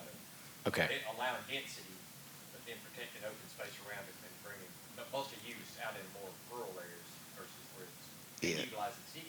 Yeah, Neil, I think that's what, when I was referring to this step two, which is the order, I think that's the same, that same thing that Commissioner Smith is talking about. Just keep talking. What you're talking about is 20 years ago, the town of Clayton had financial problems and they had problems with their sewer. We partnered together and we took a rural area which was not in the town of Clayton, and we built a city and we provided enough money to improve their sewer system. The town got out of a problem with their sewer system by working together. We created a tax base that the town now taxes, which helped get them out of their financial problems. And we did that by working together. If the attitude would have been, no, Clayton doesn't want to get in any rural area, that would have never happened. We would not fix their sewer problem, not fix their financial problem, and not created a great place for people to live. I want to wrap things up in this section, ask Commissioner Smith if this reflects the things that you said. We want to make sure we get that accurate. Ask Neil and Amy if they have any questions for Commissioner Smith. We're good. And then from here, Mr. Chairman, if we might take a 20-minute break, if that's okay. Let us put our heads together, come up with the ones that seem evident. We'll try to dig into a couple of them. I feel like we're a little bit ahead of schedule in terms of our day for today and tomorrow. I hope that's a good thing. We'll see how it goes. But does that sound like a good plan to you? How would you like to proceed? It does, yeah. Let's take a 20-minute Recess? recess, and we'll meet back and get started again. All right, Thanks. thank you.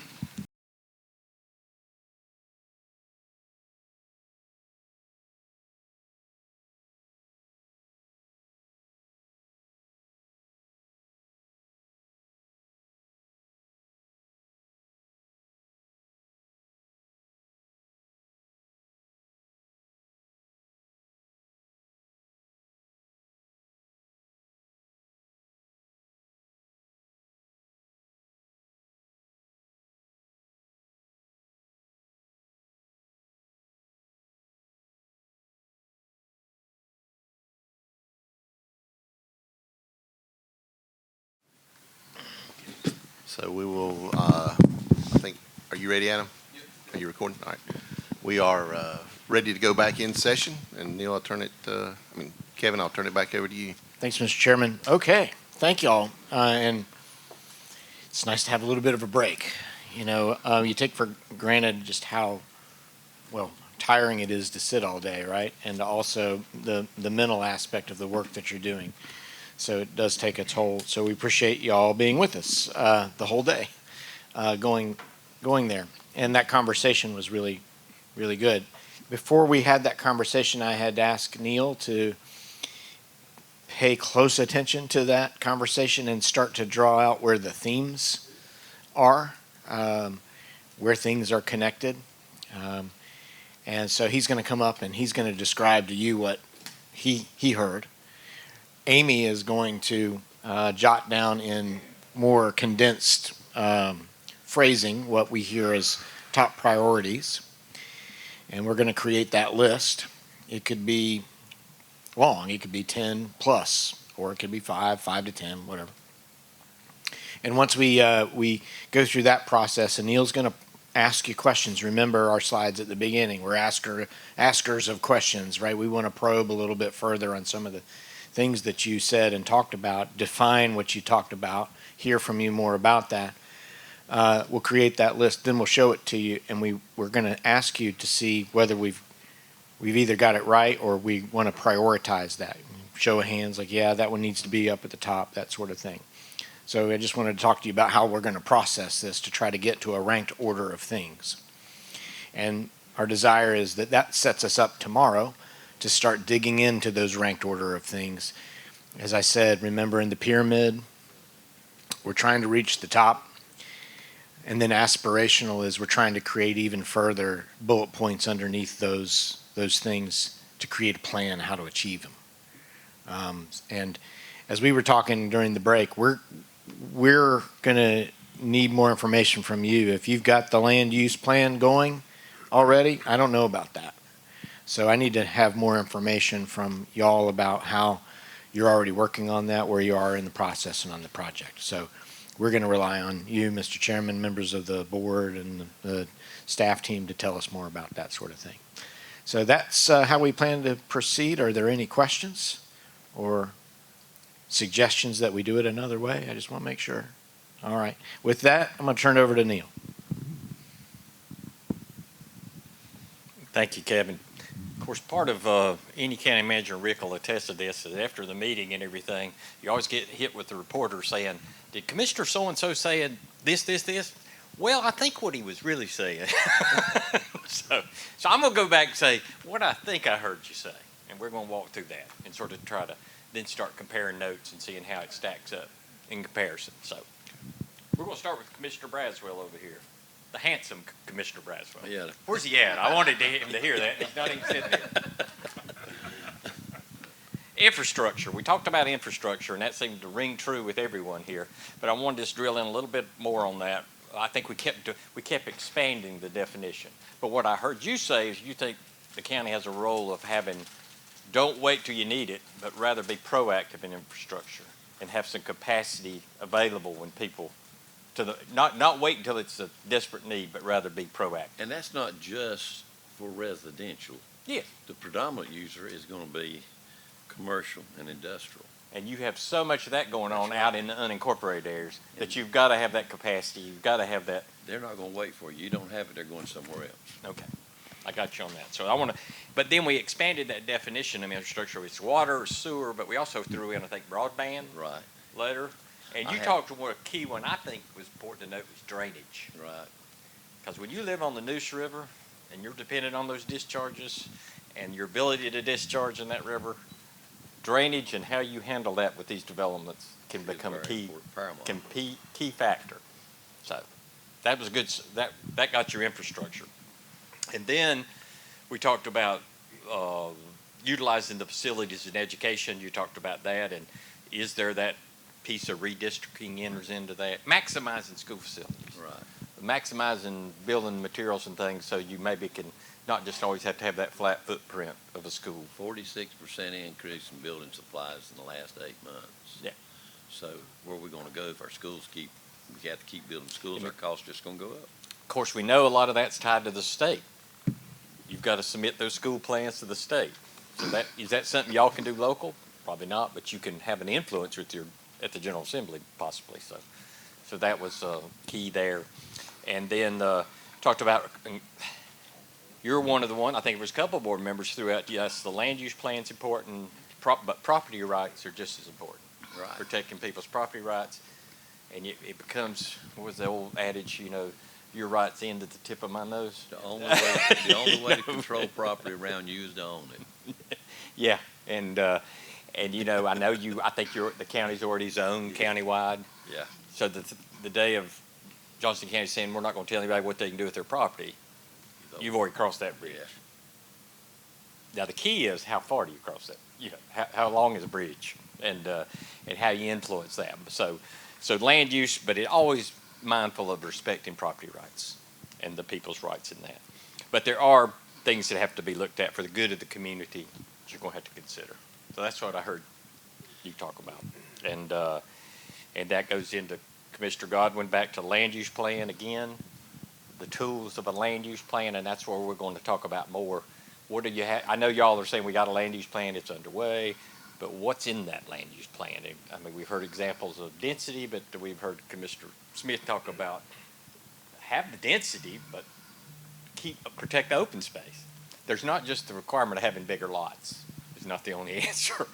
And when you come to utilities, going back to infrastructure, the cost of infrastructure depends upon density. So if you can run a force main to a development versus a gravity line and serve more people in a denser area, you can have a cost savings to that. It makes good use of dollars, plus gives open space. I always remember a developer come to us saying, I want to build a development like a golf course development, but I just don't want the golf course. I want every house to face back up to open space, and that's shared space. Or he said, I can rent it to a farmer, and they can farm it, as far as I'm concerned. But it gives people that open space, but bring the density in for the development. So that's in ordinances. County facilities you talked about. When you're a growing county like you are, you're never going to have, if they used to be the adage about a jail, if you build it, they will come. And judges are notorious that if the cells are open, it's like their duty to fill them. And I think you've probably seen that in your building of the jail recently. I know when we opened our new jail in Harnett, I mean, that thing, had 88 beds and jumped to 300. And it took no time. They filled them up. But again, facilities of looking at that long-term need. And when you're a county growing at your rate, I think what I was hearing the board say is we've got to build for the future, not just today. Some counties could probably build a courthouse and it would last them for, the capacity that they have, just replace what they have. Y'all don't have that luxury. You have the benefit of the growth, but also the cost of the growth is building for the future and building additional space. And I've got to tell this story on Johnston County. And y'all may not think it funny, but it was funny to me. When we were looking at building a courthouse in Harnett, y'all had already just built onto the courthouse in downtown Smithfield. And there was a group in Lillington that wanted us to keep the courthouse downtown. And we said, we need to go to the complex. We need room. We can't do it in downtown Lillington. It's just too big. So the manager of Johnston County at the time, not Rick, called me and said, Neil, I just wanted you to know, the News and Observer just called and asked me, was it a good idea for us to build onto the courthouse downtown? And I told him it was a great idea. But I'm going to tell you, whatever the hell you do not build onto that courthouse downtown. And I just said, okay, I'll take that under advice. But his point was, I think that it's costly downtown, and your ability to expand comes into play. Y'all have got a beautiful courthouse. If you knew the old Harnett, it wasn't anything to build onto to begin with. Y'all have a beautiful courthouse. I understand saving that building, but I just always remember that story and how to deal with future development and growth. Because when that courthouse was built, it was built for a county of probably 25 or 30,000 people. Yep. And now what you're facing. So then I heard about the county facilities, proper waste, solid waste, having to come up with that revenue stream. And you're right, every county was trying something different. How are we going to fund this? Stickers. Some counties went to stickers and simply sold it to you, but that didn't mean you had to have it when you showed up. But it was a way of saying, I'm going to sell you something to get revenue. Other people have it on the tax bill. Variety mix, but it sounds like from your finance officer that that's something the board's got to deal with. Got to have that revenue stream coming in. Solid waste may be out of the limelight, but that trucks are still unloading, aren't they? Mm-hmm. Let me clarify some of the things about that land use plan. None of us are involved in that. We put together the idea. Turn your mic on. Turn your mic on. Oh, I'm sorry. None of us are on that committee, but there was, 20, 24 members of? I think it started out like 15. 15 or 16, Yeah, so maybe 13 active. Yeah, and they're stakeholders from around the county. Wouldn't that be? All all different kind of people that want to, the tree huggers and the developers, all kinds. And they brought together, and the rough plan that I've seen, I thought it looked pretty good.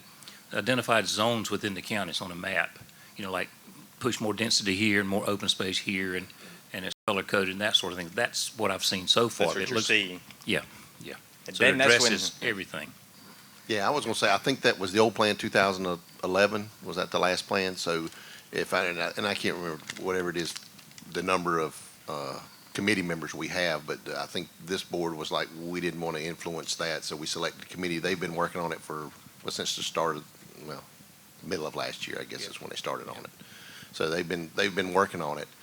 The drafts I've seen, they do have the maps with the different, agriculture areas, medium density. They have definitions of, what is medium density, low density, and high density residential, and the areas where that's mapped out on. So we've seen that. I don't think they still have probably a couple more meetings left to go. We've had a couple of public engagement meetings on that, but as far as this board, we haven't.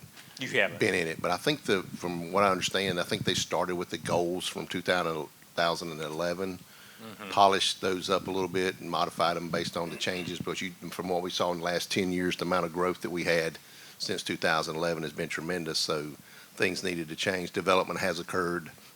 So I think that's kind of where we are in that process. We're probably still looking a couple more months out, middle of the year to the fall, before we kind of get our hands on it, start working with it. And that's where the big point where y'all have to drill down on it was when it comes to you, it becomes a public document, and those people in the public start paying attention to it. Yeah, Now and we've had pretty good participation, and to Commissioner Smith's point, I think that's where we get into But the then high density open space, and that's a you're going to get deeper that landowner discussion. that realizes, my land's in the low density, That's right. and that changes the market value of my land. Yeah. Potentially. Potentially. That's where the rub gets, and they elected y'all. That's right. So, but I'm not saying, it's just a fact, the way it's set up, and that's where I think knowing how you want to go as a board and how each of you feel about it going forward is part of that land use. Chairman Lauder, I know you talked about good stewards of tax dollars. We've heard that from several, and how important that is. You also talked about land use plan and the ordinances that will generate. And I assume when that land use plan is developed, then you're going to relook at your subdivision ordinance and your zoning ordinance and all that comes with it to reflect whatever this board philosophically comes back to. Because a land use plan is sort of reflects a philosophy of governing to a certain extent. And then you put the meat on it when you put it in the ordinances. That's right. And that's what you'll be doing there. Infrastructure regional, interesting to me is you're unique in that your incorporated areas aren't growing that much. They have utility systems, except Clayton. They have utility systems. How can you bring all that to the table? Can they continue to operate small systems by themselves, standalone? Are they willing to partner? Are there partners outside the county that need a backup? I mean, we already had backup agreements between a lot of communities now, from Harnett to Sampson to, a different Wake. There's so many agreements. Harnett supplies Fort Bragg. But that's just trying to regionalize and trying to think and getting that benefit of size and economy of scale, so to speak. So I think that's a key there. And let me go back to the land use. One thing that struck me when we were having these conversations about land use is how many of the residents of this county live in an area you don't have any authority over land use wise, because they're in a municipality or they're in the ETJ, which to me is I'll take my opinion, it's an old concept. ETJs were designed to protect towns from the fact counties had no planning. Well, now the counties have more sophisticated planning than a lot of the towns do. So you have these islands of ETJs. Where do they fit into this? So when you say, well, there's so many people live in town, how many people actually live in the ETJ as well? I don't know how far y'all's go out, but they can go out a mile, I think. So I think we got most 2 miles. So there's a lot of people living in Right. those planning areas. So when you talk about a land use plan, they're not in that discussion. And should they be? And that's what a lot of counties are debating now. How does that fit in, that practice of ETJs? How does that fit into today's time, modern times, in dealing with local government and land use planning? Transportation needs, you talked about that. You definitely see that big project going on up there at 40 is going to have impact on y'all, and people can actually get there without. I told somebody, I said, the one thing when you turn on the traffic report in the morning, there's something happening at the Clayton bypass. So it's not a question of if, it's what, and how bad is it. So, and I think once that's addressed, you're going to see possibly development pick up more, because I'm sure that's holding back some people. And then 540 is going to be a big thing, because it's not far. People are going to jump on that and leave that behind. So transportation, a lot of counties say, well, you don't do roads, but you inherit a lot of road problems, highway problems. Also, I don't know how many, you've been growing so fast, you're experiencing in a lot of counties what they call the orphan roads, where the state won't take them over because they're deteriorated to the point the state won't take them. And those roads are just left out there hanging. And those people wondering why I can't get the state to take over my road. And usually it's because the road developed too slow to get the density requirements. So now they're just left out there. Do y'all have a lot of those still floating around? Yeah, we hear from them. Yeah, they're pretty consistent in that regard. And the pictures come in, and I hope that's something. I know that's something that comes up at the General Assembly periodically, but it is something the state needs to address at some point. And it's not fair to those people. That, if I could, I want to clarify on the transportation that I was speaking to. I wasn't intending to imply that we would build the roads. No. It was for us to make sure we had funding from the DOT. And to be a that voice. that we were in the long list of other needs in Campo or Upper Coastal Plain. Yeah, I just want to make sure. I went beyond what you called. Yes. Yeah, I don't want us to get in the road construction business, that's for sure. Sure you don't want to get in? Yes, and then you talked about 100% sure. education, schools, the workforce, which is so vitally important, the result of the school system. Economic development, of course, the continued growth of your tax base. Of course, I think we all have to recognize economic development is changing definitions. If you saw from the slides, how many of your people work in the service industries now? And what role does community college have in that workforce? We always want to think about them having training employees in a manufacturing setting, but how much more is community college going to have to adapt to the fact so many more people work in the service industries? That type of thing. And then customer service, treating people well. And that is key, because we are, at the end of the day, we all go back to we're all public servants and how we treat those that we serve. Commissioner Harris, we had land use plan again. Boy, that one keeps popping up. I think that's going to rank on the top of the list, is the land use and how the county develops moving forward. The infrastructure, again, the regional concept. I think costs are going to dictate that regional is going to be the way to go. The challenge y'all face with the discharge into the news is going to require collaboration with different communities. Is the state ever going to jump that hurdle and start moving discharges across river basins? Y'all will be for it. Some of your neighbors might be against it. But that's going to be issues that the way you're growing and the way Raleigh's going, it's going to have to be addressed. I mean, you can't take but so much more, and the news can't take but so much more. So those are issues. County facilities, again. We talked about retaining county employees. Giving a county employee the tools and the facility to do their job in is an important part of retaining them. I mean, they reflect some of the space they're in, and that's important. School construction, I think you mentioned eliminate mobile units. Like to see get back to that. There's debate about whether a mobile unit impacts education, but at the end of the day, not having that as a part. Parks and Rec, livability is becoming more and more. There's so many things I think somebody mentioned about used to that you didn't have to worry about that. The county, you had open space and we were a rural county and you found your own recreation. Well, those days are gone and a lot of people. The staff, you talked about retaining staff and different ways of doing that. And then, of course, the fund balance, maintaining that. Commissioner Braswell, who's a world of good ideas, talked about economic development. Continue on, I think, the success story y'all have had, because y'all truly had a success story. And just maintaining that. I think, I don't know if another county hardly would trade with y'all on economic development. They would trade in a heartbeat to be in your place with that. But that's a lot of hard work y'all have put into that. Land use, I think you made a good point. Is water and sewer a right or a privilege? And you talked about the east versus west, and every county always has the east versus west, or this side of the river versus that side of the river, or upper end of the county or the lower end of the county. Being mindful of that's important, and being mindful of where resources go. But again, a key issue I think you're all going to face is everybody in this county going to have access to sewer. That's a tall order. No other county's taking it on. So that would be a tall order to take on. I always remember meeting with the Wake County manager when I was in Harnett, and he was talking about water customers, and he said, "Neil, guess how many water customers I have in Wake County? The Wake County has." He went, 0. The county had no water customers. He said, "We don't do water. The municipalities handle the water in Wake County." So he had none. So different format.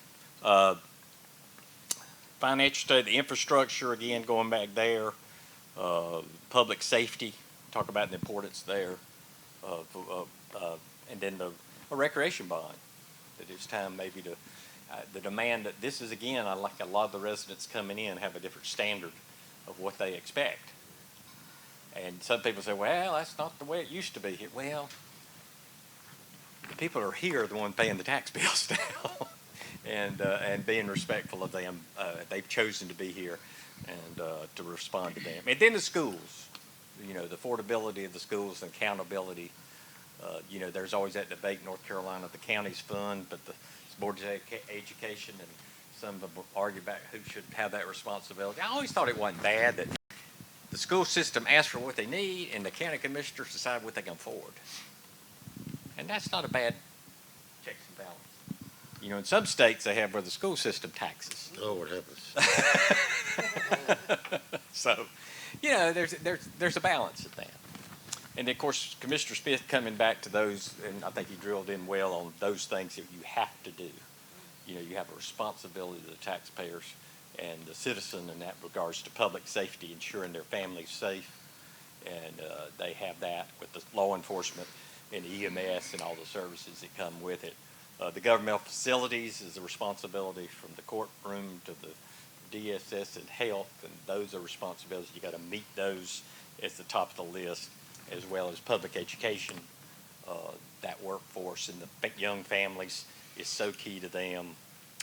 And then accountability and good use of resources. And then talk about that density's a two-edged sword, that it can be a positive tool, and it can be a negative tool.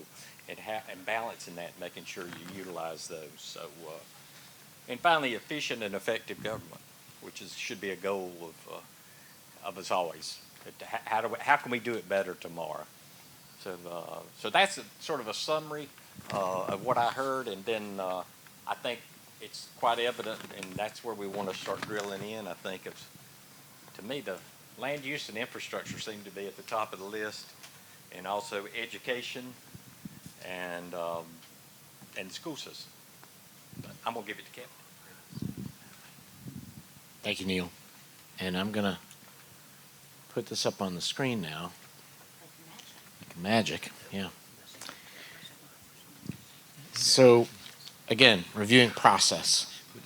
And I was telling Amy as we were up there, we were chatting about what we're typing up on the screen, that creating a process to drill down in a funnel type of way is what we're trying to achieve, and it can be it can take it can take a whole day, right? Just to get to a list of things that we think that we're hearing from you, and trying to condense that into simple phrases or a couple of words. And so that's what we're doing. That's the process. And Neil, thank you so much for keeping an eye towards that conversation and summarizing. And now what I want to do is ask you, board, the list that we put up there, we tried to condense that and grab the things that we think we heard the most. And I want to make sure that that looks like the list that you heard. And did we miss anything?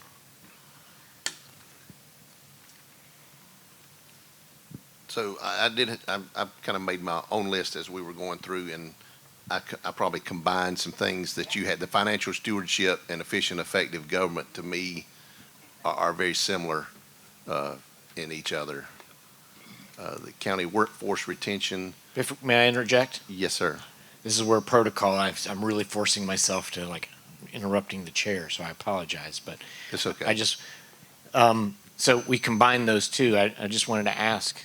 So- Yeah, also, yeah, What's it? yeah, I was gonna say, Lucy, I was gonna throw mine out there, and mine doesn't matter any more than anybody else's, but I was gonna condense it at least down to 8 from Yep, 12. that's So great. That's where I was headed. That's great. If it's okay with you, taking them one by one, Yep. just to hear from the whole board to say that seems like it's an accurate statement to me to combine those two together. Well, Oh, I want to disagree with that. I think financial stewardship is part of effective and efficient government, but effective and efficient government affects all of that, everything up there. If I might interject, it almost sounds like I would agree that the effective and efficient government almost might go to like the mission statement. That is your mission, to provide effective and efficient government, and which we can drill down a little bit more on maybe tomorrow, and then under that comes all these other things. Maybe. When you build infrastructure, you need to do it in an effective way and an efficient way. When you build schools, you need to do that. When you build county facilities, they need to be both effective, that means they get their job done, and efficient means you get it done with the least possible cost. And so that affects all of it. Yeah, I can't disagree with that when I start off my list with the stewardship of the taxpayers' money, so I don't disagree with that, but I was just trying to, if we're gonna have a list up there, is that on the list, or is that a global thing that covers everything else on the list? Commissioner Godwin? It's almost a given to me. I mean, it's like Amy said about the mission statement. It's important in every aspect, but again, it's a given. If you're in this office, it's got to be part of it. But I don't know that I'd list it as a bullet point priority. Should be an overall for everything. Effective and efficient government? Yeah. That should be a goal all the time, and not necessarily part of the top priority list. I mean, that's got to be a given in everything we do. Yep. So to Amy's point, I mean, do we sort of carve that out for discussion in a mission statement of the board in a further conversation? Because if we're trying to drill down to very tactical objectives, that's an overriding umbrella. Commissioner Smith? You need to reverse those, because they're not the same thing. Effective means doing the right thing. If you're not doing the right thing, you don't need to be efficient. You know, it's funny. I so appreciate it, Commissioner Smith. In my mind, I had written them that way, and then I looked, I'm like, oh, they're backwards. So yeah. You do you worry first, is this an effective thing? Is this something I need to be doing? And then second, you worry about, are we doing it efficiently? So Commissioner Smith, does the financial stewardship fall under that? It's part of it. It's Okay. it's the efficient part, but it affects everything. I mean, it's not just, it ought to permeate everything we do. I guess my question is should that come off that list of bullet points, since it's going to be the overarching, is the financial stewardship? No, I think financial stewardship is important. I think transportation, I don't know what the transportation needs are, whether that could be under infrastructure. That'd be one thing I'd think about. We don't finish that one Yeah. up before. I was going to say, I'm sorry, I took you off chart there, but if you wanted to go ahead and well, I was finish your going list. to say, do we want to, so does that one stay on, financial stewardship stay on as a bullet point, or is it part of the overall thing at the top with effective and efficient government? That's I guess my question. I think it ought to stay on as a bullet point. Okay. But Yeah. again, that efficient, effective government, again, that applies to everything, but I don't think it Yeah. ought to be one of the things, because, I mean, it's everything, but it's not a thing, if we want to get a reduced number of things up there. Okay. Whether, and then I'll step on, we'll leave it on there then. And then I will say to Commissioner Smith's point about transportation, I agree that should slide under infrastructure. Because, and actually, oops, Yep. my computer didn't die here. Because actually what I had under infrastructure, in the broad is I think 7 subcategories: water, sewer, transportation, storm drainage, Greenways. broadband, and parks, open space, and greenways were infrastructure. So that was the kind of the subset of infrastructure that I think we can dive into the weeds on, what is the top in that order too. But So, can for the sake of Amy, who's editing real live time here, it's like, that's fun, right? Yeah, no pressure. Yeah, when I used to do bid lettings, it had the control of it, and everybody was standing around watching you and saying, type, and you're making a mistake. It was always a little I'm nerve-wracking. grateful that Amy's doing that. So did you get all of those? So broadband, water, sewer. You had water. Parks and open space, I heard, would also go under infrastructure. Yeah, and storm drainage, yeah, storm Storm water. drainage. I think that, How about school facilities and educational funding being one? that's what I had on mine. I had it tied together for Yeah, that makes sense. for the education facilities and funding, so as separate items, yeah. And to that point, you know, if we're going to do infrastructures, heard the conversation I heard earlier over here, school funding, school facilities is different than just infrastructure. It's a separate conversation. Yes. Is that accurate? Yes. Okay, good. I would contend that there are two things up there that are results of what we do. I think we need to be talking about what we do. What we Agreed. do will create results. We don't create economic development. Economic development is a spinoff of creating an environment for economic development. And we don't create workforce retention. Workforce retention is a spinoff of having a quality place to live and a place for people to work. So, Don't take them off yet, Amy. yeah. Yeah, Mr. Chairman, I know we're getting a little dicey here, but I. No. I mean, I think we're okay to be I think we're on the same. No, I mean, okay. I mean dicey in terms of like protocol of like Oh, going in order and we- stuff like that. We probably deserve to be slapped on the wrist then. No, not for that.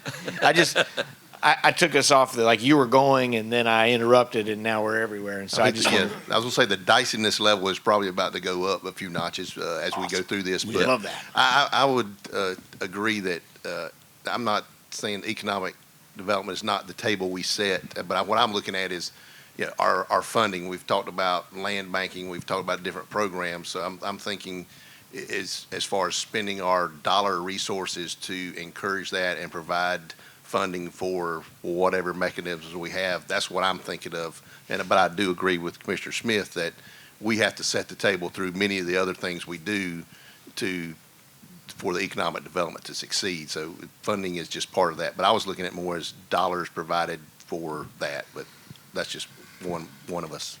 Gotcha. Okay, and I'm good with dicey, by the way. I'm fine with Yeah. that. I was gonna, if I can interject, because I want to make a distinction between, where is it? Workforce retention. If I heard you just now correctly, I think you're talking about workforce retention for the people who live in Johnston County. I also heard the board talk about workforce retention of county employees. Exactly. That the county employees is your responsibility to make sure that you maintain a county workforce that works for the county by offering benefits and salary and all that sort of stuff that's competitive. I see two different things here happening. Do you agree or disagree? Well, And which one were you talking about? If that's what you mean, the county facilities, we're talking about having a place for people to work. I think we also ought to put people under there, both place and people under. Facilities may not be the right word, but for us to perform our function of governmental function, we've got to have a place and people, which I think is workforce retention, if that's what you're talking about. Does that make sense, Butch? Or you? So let's just roll on. So this is what I would think is, to me, the people piece of it is part of the financial stewardship. We've got to provide, it's dollars, and we've got to be smart with our dollars and keep our people.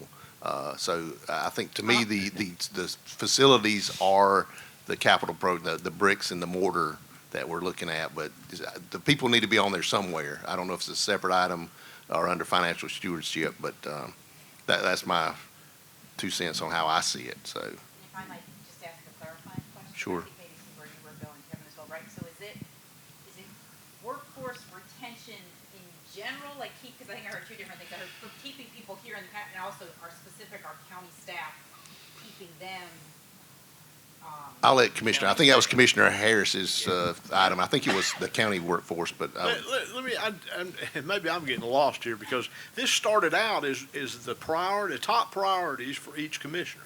And one of my top priorities was to maintain our county workforce, Yep. our employees, to do the staff, the studies, the compression, all the things that cause us to lose employees to go work somewhere else one county over. That's what I'm talking about. Now, while we're trying to thread all these through this tiny little hole, I don't really understand now. If one of my priorities is economic development, why can't that be a priority? I mean, the mechanism of how we execute that is a whole other ballgame, but it's still a priority. Economic development going forward, to me, is still a priority. Now, how we do that, that's different. I get that. So, well, I don't. Maybe I'm getting lost in what we're doing here, but we're trying to consolidate all these down into one thing, and I think they're priorities of all the board members, right? yeah, I think, and listen, again, this is my thoughts, is we talked about 3 to 5, and we've got 12. So yours may not be a top priority. Yeah. It may be buried in the objectives of one of the priorities we established. So we're trying to pick 3 to 5 priorities. Now, whether the people are under the facilities or they're under financial stewardship, they're on there. So when we have the priorities, then we can go through and say that is one of the objectives over the next year or whatever time frame we pick. But it's not going away.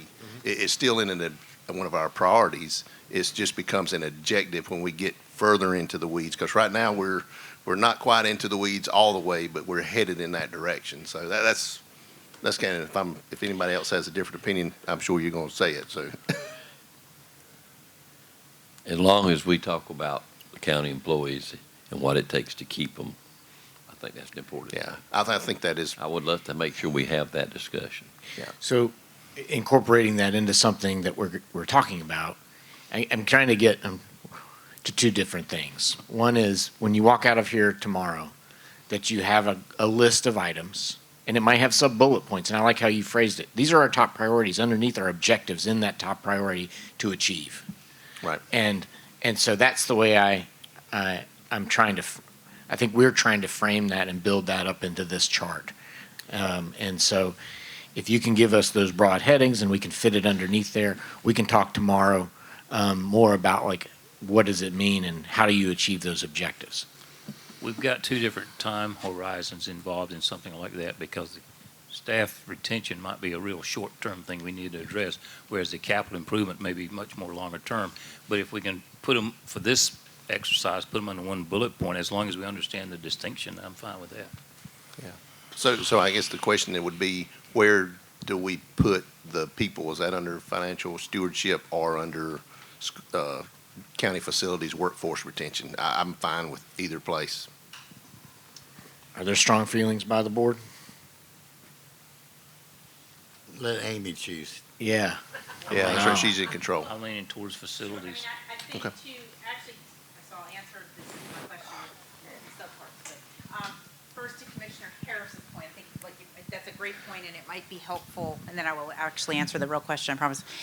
Like what our objective is in doing this, right? Because you're absolutely right that each of you identified priorities, which are priorities to you and are important, and that's where you came today. I think the objective in doing this is in trying to narrow so that we can have the top overall priorities to discuss for tomorrow, but that doesn't mean that any of those other priorities go away, right? Just for that discussion tomorrow, and how do we sort of condense? And so to the point of where do the people go, I think when I heard the discussion, it sounded like an overall idea of county employee presence, right? Where you're working, making sure that you're working, we're retaining you, you have good, so it seemed like that was sort of a combined thing, that the county facilities and people kind of in one is sort of how I heard it. I think if we're going to go with school facilities / education funding, then it's appropriate to have county facilities / workforce funding for, Okay. that's kind of two similar Yeah. ways of looking at it. To call county human resources or something county, that's an umbrella term that you can put facilities.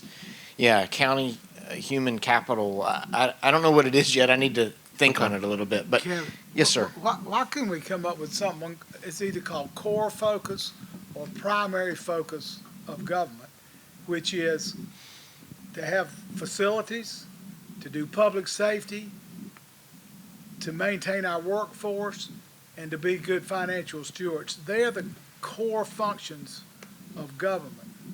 And then we would have four things: infrastructure, schools, land use, and our core government function. I think, to me, that's overnight work for me to try to maybe categorize that. And we had a little discussion about that during the break. But if we can get these honed in like that and then maybe come up with some suggestions in the morning for you about those categories, I think that might be a nice way to present it. And I'm also thinking, like, you're going to present this result to whomever you want to present it to after you're done. But categorizing it, that I think is an objective that we could seek. Yeah, I think we're Commissioner, I think we're pretty close. If you looked at those big bullet points, maybe with the exception of economic development and land use, that's our responsibility. But I think we're there on the infrastructure, school facilities, county facilities, financial stewardship, and public safety are your big categories, your four. Yeah, we're getting close to the four I said. You're right. I think you're. I don't want to go all the way to four, but I think we're close, and they all fall under that umbrella with those two exceptions. And I think the land use is our responsibility. So I would say there's five, but economic development being the one that doesn't quite fit into your four. But I think we are responsible for making sure that people are wanting to bring business to Johnston County. So there's a part of this process we hadn't discussed yet. We were going to talk about it tomorrow about when we conclude with the conversations and digging deeper, getting in the weeds after the fact, after you leave tomorrow. It's our objective to go back to our team inside the association and present it to them, work with Jason and Don and our graphics team to come up with a way to display the data. And so that's how what you just said to me and what you're talking about, that's another phase to come back to you guys after this 2-day period is over and show you a draft of, like, this is the work you did and how we categorized it and demonstrated in another format to you. Butch, let me debate a little bit with you. Okay. I don't like my chances with. No, that's all right. All right. If you need any help, let me know. Okay. That's why I'm Economic sitting there. development is a nice word. It's like motherhood and apple pie. Okay. Tell me what specific thing do we do for economic development other than give Jennifer, what do we call Grants. other than giving grants? What do we do for economic development that's not covered on our other side? I would say the thing that comes to mind is some of the tools we've recently added. The lease program that we've just added doesn't fall under some of these. I just see it as a separate item that, we budget money, for the Economic Development Office, but I don't know which other one would you tell me it fell in financial stewardship? I could go with financial stewardship if you want to. I think using our money to get jobs is part of financial stewardship. I think economic development is a result of us doing our core job right. Okay. Then the private sector will come if we do what we need to do right. I knew I was going to lose this, but can we keep it as a little bullet underneath the financial stewardship? I think that's an appropriate place for it there. Then I think that's. Can you? I'm okay with a little bullet. Maybe I'll lick tell my you wounds what, and go on. can But I think that does make sense, because if we're doing our job, people are still going to want to come. I mean, so I'm convinced that's in the right place. Hey, Amy, why don't you italicize it? Something special. How make about it orange? bold. Could you put some orange on there? Right. For Rick and I, at least. Oh, we're at Campbell. Hell yeah, we're at Campbell. So now, my question, what did we accomplish? I mean, you're not charging us by the word, are you? So, I mean, we just moved it, right? I mean, what's different now than it was 10 minutes ago? So I'll go back. I think Good now. question. I'm curious too. I just don't understand. The chairman says we need to come up with 3 to 5. And that's Okay. That's all I'm Yeah, trying and to so I help think do. what we'll do now is when we get to tomorrow, we will decide, on the economic development is, do we do nothing, or is there something else we want to do? We've talked about land banking before. I mean, I know there's been opportunities presented to us about land banking and purchasing land. So, I mean, it may drop totally off an objective, but I'm just saying. I'm trying to figure out if we can come up with 5 very easy, just have sub numbers under everything. But again, what have we accomplished? I'm like you. So one of these is going to be number one. One of these is going to become number one. How you going? One is become number 5. How you going to get to number 1? So what we're going to go ahead. Vote. Yeah. Oh, I thought you were. Yeah, that's what we know. We're going to decide. We're all each going to decide what our top 5 are, and they're going to do the scoring, and we're going to come up with that is the number one. It may be only 4 out of the 6 of us decide it, but we're going to come up with a number 1 priority. So you only got 6 now, right? Well, if we could just move one more, if we could put public safety somehow where it says county facilities workforce, to me, that's sort of like our core government function, which we support. If we could somehow find a way to put public safety under that, then I think we'd be there. So if can I speak if it's okay? I want to speak. It's dicey time, so Yeah, go ahead. I'm going to dive Let's in, go. and I want to speak particularly because I sense a little frustration on Commissioner Harris's part, and I get but trying to understand why does it matter? I'm just right? a speaker of the facts. That's fair. That's fair. and I so heard that somewhere. I think to your point, it doesn't matter from the standpoint of these are all things that are all identified and important. I think it's much from our standpoint, I think it's a process thing. So we're trying to figure out how do we have a constructive conversation tomorrow. And as we talked about it, I think we thought the more we can kind of group things, it might be keep us from shooting off into all these different places. So I think that was the idea behind it. Does not at all minimize that any of these are important, but I think that was more of a process thing. But we're open to, and Kevin, we're really open to doing this however you all feel is most productive. Yeah, I wanted to comment. It's funny. I'm having the same reactions a little bit because we have a legislative goals process at the association, and we receive 300 plus goals from 100 counties. And we could easily take 300 goals and go down to the General Assembly and show them that list and be like, here, these are our 300 goals. But we have a 6-month process at the association to drill that down to the last time we got to 46. And our board just had a conversation about that's way too many. And I know y'all been down to the General Assembly. Some have spent more time than others. And when I walk into a member's office, I'm lucky to get number 1 out of my mouth before they're talking about something else.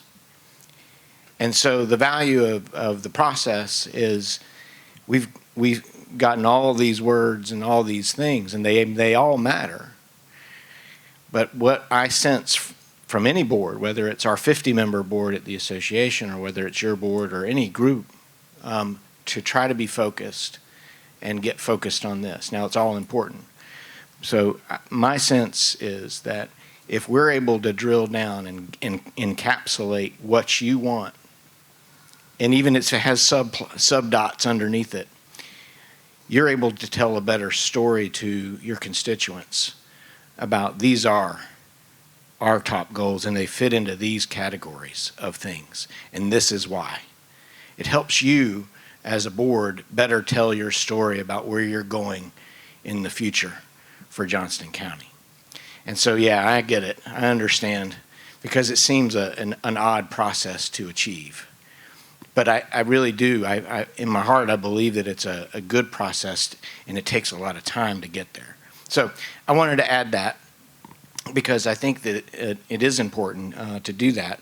And I do think as I'm sitting here and we're working through these things, the value of the process that we can bring to you, to your board, one of our members, is that we can take this back to the office and we've got a whole nother group that aren't here and they're going to look at this information and they're going to put it in a format that I can't even imagine that's even going to be a better format for you to tell the story of Johnston County because y'all got an important story to tell. So anyway. And I would just say to Commissioner Harris's concern is I don't have a problem if you wanted to blow the little bullets up and we prioritized all of them, but I was trying to get it into it because within infrastructure, I mean, we've got to figure out what is the top priority within infrastructure as well. Correct. So there will be order amongst even our objectives, so. I think we leave them all up there. Okay, so I think the question that I last heard was the public safety question that Commissioner Smith was asking about whether public safety fits as its own category or whether it fits under another one. I would put that up for discussion, Commissioner Smith. Let me jump in front of my colleague here. Under public safety, we got two different operations. You know, we got the sheriff, we got EMS, which is totally Johnston County funded and operated. Then we got 24 volunteer fire departments. The only thing we do is we collect tax for them, fire tax, and fund them through their fire tax. All right, they're independently operated. We don't operate them. We have mandates, a contract for their operation and how they need to operate. But, you know, public safety it has cast a wide net. And nobody's going to argue against public safety, you know, hey, it's always there. But thank you, Amy. I'm trying to find my recreation somewhere up there. I know. Parks open space under infrastructure. Well, see, there you go. You put it under there, and I probably wouldn't think infrastructure is my top priority. But you stuck something under there that is, and, you know, I'm sort of at a loss. Well, I mean, that gets to a debate on whether or not that's an infrastructure, right? Yeah, and I'm going to win. Just kidding. Well, let me interrupt back again. Okay. I mean, if we try to do everything and make everything a priority, we have no priority. I'm just telling you, that's the business world. That's what it is. I really support what Butch is trying to do, is to come up with the priorities and certain priorities. And of course, we all are going to disagree, but I just. Really? Yeah, it's okay. I mean, there's the core government function, which is to build our buildings, whether it be the administrative office and the court facilities and the courtroom, to take care of public safety, and to be good financial stewards, to support the sheriff, EMS, volunteer. All of that is just the business of government. Just the business of government. Then in addition to that, which is not the, quote, everyday business of government, is doing land use, taking care of the schools, and our private what do we call those funds, Chad? Utilities. Enterprise funds, which is basically how we build most of our infrastructure. And if we could get it honed down like that, then we could prioritize it. Whereas if we have 10 or different things, it's tough to prioritize. And I was going to say, I've folded already once on one thing, but Commissioner Braswell, if your argument, or I'll say argument, you want to talk us into moving parks and open space and greenways out as a separate item, I think I don't know if that's today or tomorrow, but I mean, if that is a priority that we need to have up at the top, I think that's, I mean, like I said, we're going to raise our hands and decide, so I think that depends on how strong you feel. Mr. Chairman, you say that we're going to vote for those underneath that? What would be the priorities underneath? You'll prioritize those categories. And then we would have to I mean, obviously, we'd have to prioritize under infrastructure. Okay, that's what that's going to be. Yeah, that will be, at least, that's just me, but that's what I would think. We've got to prioritize, because I think, and this is, again, it's just me, storm drainage will probably wind up at the bottom of that list. Well, you know, I'm a little different, you know, and Commissioner Smith brings good points, but however, if that's what he wants to do, just put that out there. You know, we all understand what our job is, but it's not completely that simple, I don't think. because there's too many moving parts. Yeah. Can I say something, Mr. Chairman? Yes, sir. There's certain things up there that's a given, as we've talked about. To me, I thought the whole point of us getting together and having this session is to decide, I mean, next year, we're gonna have fire departments and sheriff's department, and all that. That's a given. It's always got to be there. We gotta do whatever we need to do to maintain that. But what are we gonna do next year that we didn't do last year? What are we gonna do next year? What's gonna be the new task we put on our list? And what are we gonna also lay the groundwork for the following year? You know, is it build this, build that? Whatever category, to me, is deciding not necessarily what our overall function is. We do that. It's what are we going to do next year? What are we going to do starting in April, in May? You know, what are we going to move up to the top of the list and get staff to working on? Oh, bring us some numbers. Let's go forward and build something or do something. You know, the task list, not what we're here for, what we've always been here for. So I would respond to that one of the good things about putting up what we are going to do also in some ways puts up what we're not going to do. It's as important sometimes to say what we're not going to do as it is what we're going to do, because we can't do everything. It's like everybody's money is nobody's money. And if we can't prioritize, this is what we want to do, and if we spend our money for this, there's no money left to do that because this was more important. That's right. I think that's what we're trying to do. I think that's what Butch is trying to get us to do. They're hard decisions. And the simpler we can make it, the easier it is to decide. And then it gets complex. It's like Ronald Reagan said. It's almost, you campaign in bold colors. That, in other words, you say 3 or 4 different things to get elected, and then you govern in pastel colors, because then you have to deal with the details. So we're almost like campaigning. What are we going to stand for? What are we going to do? Which are the bold colors, and then you get to the pastel colors about how do you implement it and how do you do it. So to follow up on that point, Commissioner Godwin, I think from my perspective anyway, to add context to your question or point being made is what I think is being sought to do here is to create that list, create a priority. Like if we settle on these and then we rank the bigger categories, like infrastructure needs to be first, public safety needs to be second. I don't know that that's the case. I'm just saying that as an example. But then, per your point about ordering those underneath, the sub-bullet points, the pastel colors underneath, if you want to call them that, and ordering those. And then tomorrow, we're going to really talk about that as a process.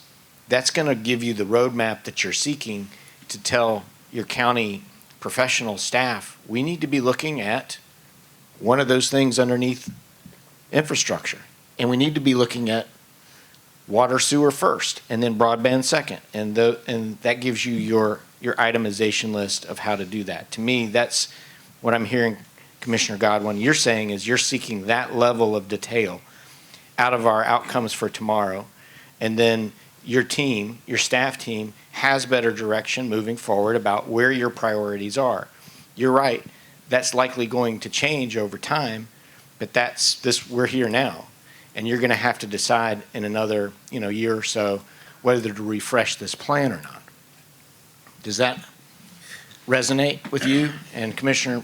It does. I mean, I think that's the purpose. It's going to change. I mean, it's not a static thing. I mean, it's dynamic. So in next year, 2 years, whenever we do this again, something else will be a higher priority. And if we say we build all the administrative building and everything else in 2 years, they're kind of off the list and something else is on the list. So, Kevin, I think what this is about is we're going to have 400,000 people in this county in 20 years. How are we going to prepare to handle their needs? That's what we're trying to prioritize. What do we do to prepare for 400,000 guests? So I'm thinking back to the presentation on the hike And you're right, because you've got real tough choices in front of you, right? And I'm thinking about looking at my feet, but you're thinking about looking at the vision of the mountains, right? That's right. And you got to do both the things at the same time. And that's what we're trying to do. All right. Kevin, can I say something real quick?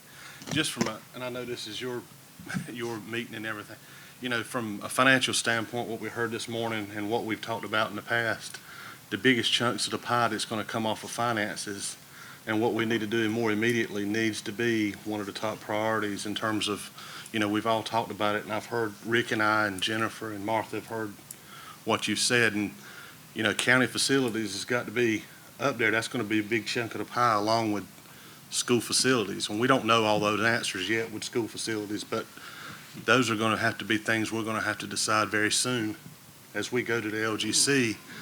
But in terms of the piece of the pie that's going to impact our finances the most, in terms of that list more immediately on the general fund side, and where staff needs the direction going forward over the next 12 months, is going to have to be those county facilities in some way, and what we're going to do with that in terms of what we're going to do, where we're going to do it, and the timing. And also, once we get more information about school funding, and then you can drill down into, if you want to talk about water and wastewater, that's not general fund related. Those are self-supporting funds. You can get into that, but that's all going to tie into the financial stewardship. So I think in terms of, you know, this is your meeting, but in terms of what we might need to be thinking about, whether it's this meeting or sometime later, is how we're gonna do the facilities and the school facilities coming up, because those are going to be the biggest chunks of the pie off of our fund balance, and then that's going to determine what you can do with the rest of it. Yeah, and I think that's kind of what when we're looking at priorities, either school facilities or county facilities are going to be one or two. So that's going to help us in that process. And just a suggestion now that, man, the time started going faster once we got in this discussion. But I think for me, is there anything that's not on that list now? Because I think I'd like y'all to do some magic overnight and think about the process and how we come up with priorities. Yeah. But is there anything not on that list now that we need to add? Because I think we've got the list, is how we sort through it and prioritize it tomorrow. Yeah, Mr. Chairman, as long as you understand and I understand and the rest of the commissioners understand, it may be a priority, but within that priority, there's different thoughts or different ways to go. So, yes. So, you know, for instance, I'll never be on board for a $125 million county facility. Never, ever will be. But, you know, so I just put that out there. But, you know, I don't think we can build something like that and not build schools. I mean, I don't think we can do it. But there'll be things that, and I don't expect everybody to agree with me. I'm just putting that out there, but that's the way I feel. But we're going to have different highways in different directions, and hopefully we'll get one more on here before we have a 3-3 vote, you know. But but there's that possibility, you know. But anyway, you know, we can. We're going to vote next time you're late. That's when we're going to have the vote. Yeah, I understand. They took a lot of votes this morning. Yeah, that's right. But You just don't know what we did this morning. That's right. You usually tell me when to stay home. There's going to be a vote. Okay. So, Mr. Chairman, I agree. This has been like this past hour went like that. I'm thinking, to your question, it's kind of we need to put a button on this one, right? We need to answer the question, is this where we are at this moment? And it looks pretty good. And then we could go ahead, we're staying here as long as you want us to. We could go ahead and try to rank these if you want to do that, or we could try to pick that up first thing in the morning. How would you like to proceed from here? That's going to be a chore. Yeah, it is. That's going to be a process. I can see us staying here till 8 o'clock tonight. So I'm trying to rank this. Yeah. I would prefer, and again, my preference, 1 of 6, but I think we've got everything on there. I think you guys can think through the process of how we prioritize stuff in the morning, but I think we can accomplish that and still be out by 3. But I think we'll get right to work at 9:30 in the morning and get this knocked out, because I just want to say, very seldom do we have an opportunity to get together and do, what we're doing right now. Having some frank discussions on issues that we may touch on for 10 minutes, 30 minutes at a meeting.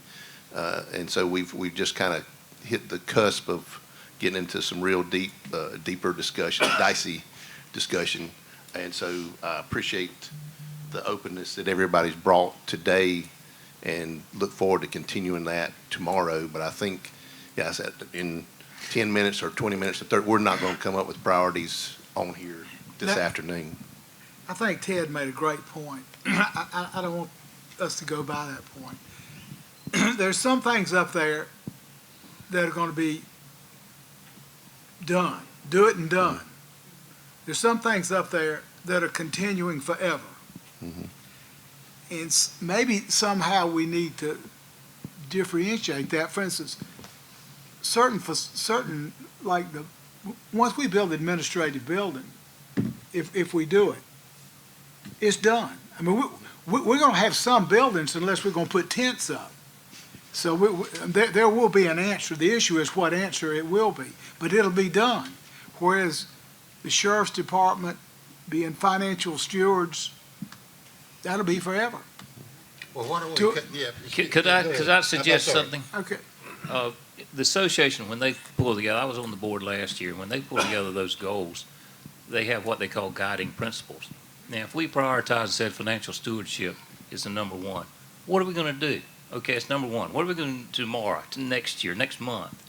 It's a guiding principle, It's just but a it's culture. not a goal It's a cultural that we issue. got to sit down and do It's like something. effective and efficient government. Yeah. It's not part what of you do, every it's the decision. way you do it. That's right. So to me, that wouldn't be a priority, but it would be applied to whatever we do prioritize. So why don't we have long-term and short-term, like Commissioner Smith is suggesting? Yeah, I was going to say, I'm going to call y'all experts, since you asked, what was the question? Asker of questions, yeah. So y'all be the answer of questions, as well as think through the processes you've used, and I'm open to whatever, I think I like the long-term, short-term. I like the fact that, that some things we're just going to do. I mean, we're going to do the land use plan. I mean, that's going to happen. So I agree but I think, again, we're not going to resolve that this evening. Let's separate the what from the how. The what is what we're going to do. How we're going to do it is effectively and efficiently.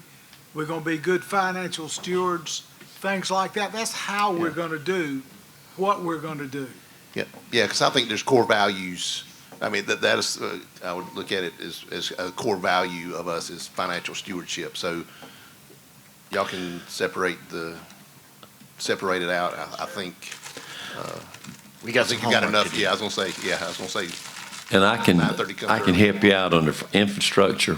Storm drainage is not something we're going to, if we deal with storm drainage, it's going to be mostly through the town's request or whatever, because most of the drainage we deal with, unless we have a massive drainage project, but the engineer's going to put the drainage profile on their drawings. The town or the state's going to review it. It's reviewed by somebody. We don't really have a lot to do with that. So we'd be wasting our time talking about what we can do about storm drainage. I mean, I think it's a great thing, and I think it's part of infrastructure. But we don't really have an influence on it. When we review a set of plans, the state has already reviewed them for, or the engineer's sure that they've got it, where the state will pass the drainage, the sediment ponds, all that. We don't get involved in that stuff, so we might as well take that off. Yeah, Dickie, do you think it would be profitable on infrastructure to talk about what comes out of the general fund and what comes out of the enterprise funds and separate those, because they get different answers and different I responsibilities? think it would be very responsible to do that. But we're opening a whole nother can of worms, because I'm going to disagree. I would say maybe flood control is better than storm drainage, but I think there may be some regional, that may be a term, that may be a different thing, so. Maybe add flood control in. You two engineers get together. That's not a good thing. That's not a good thing.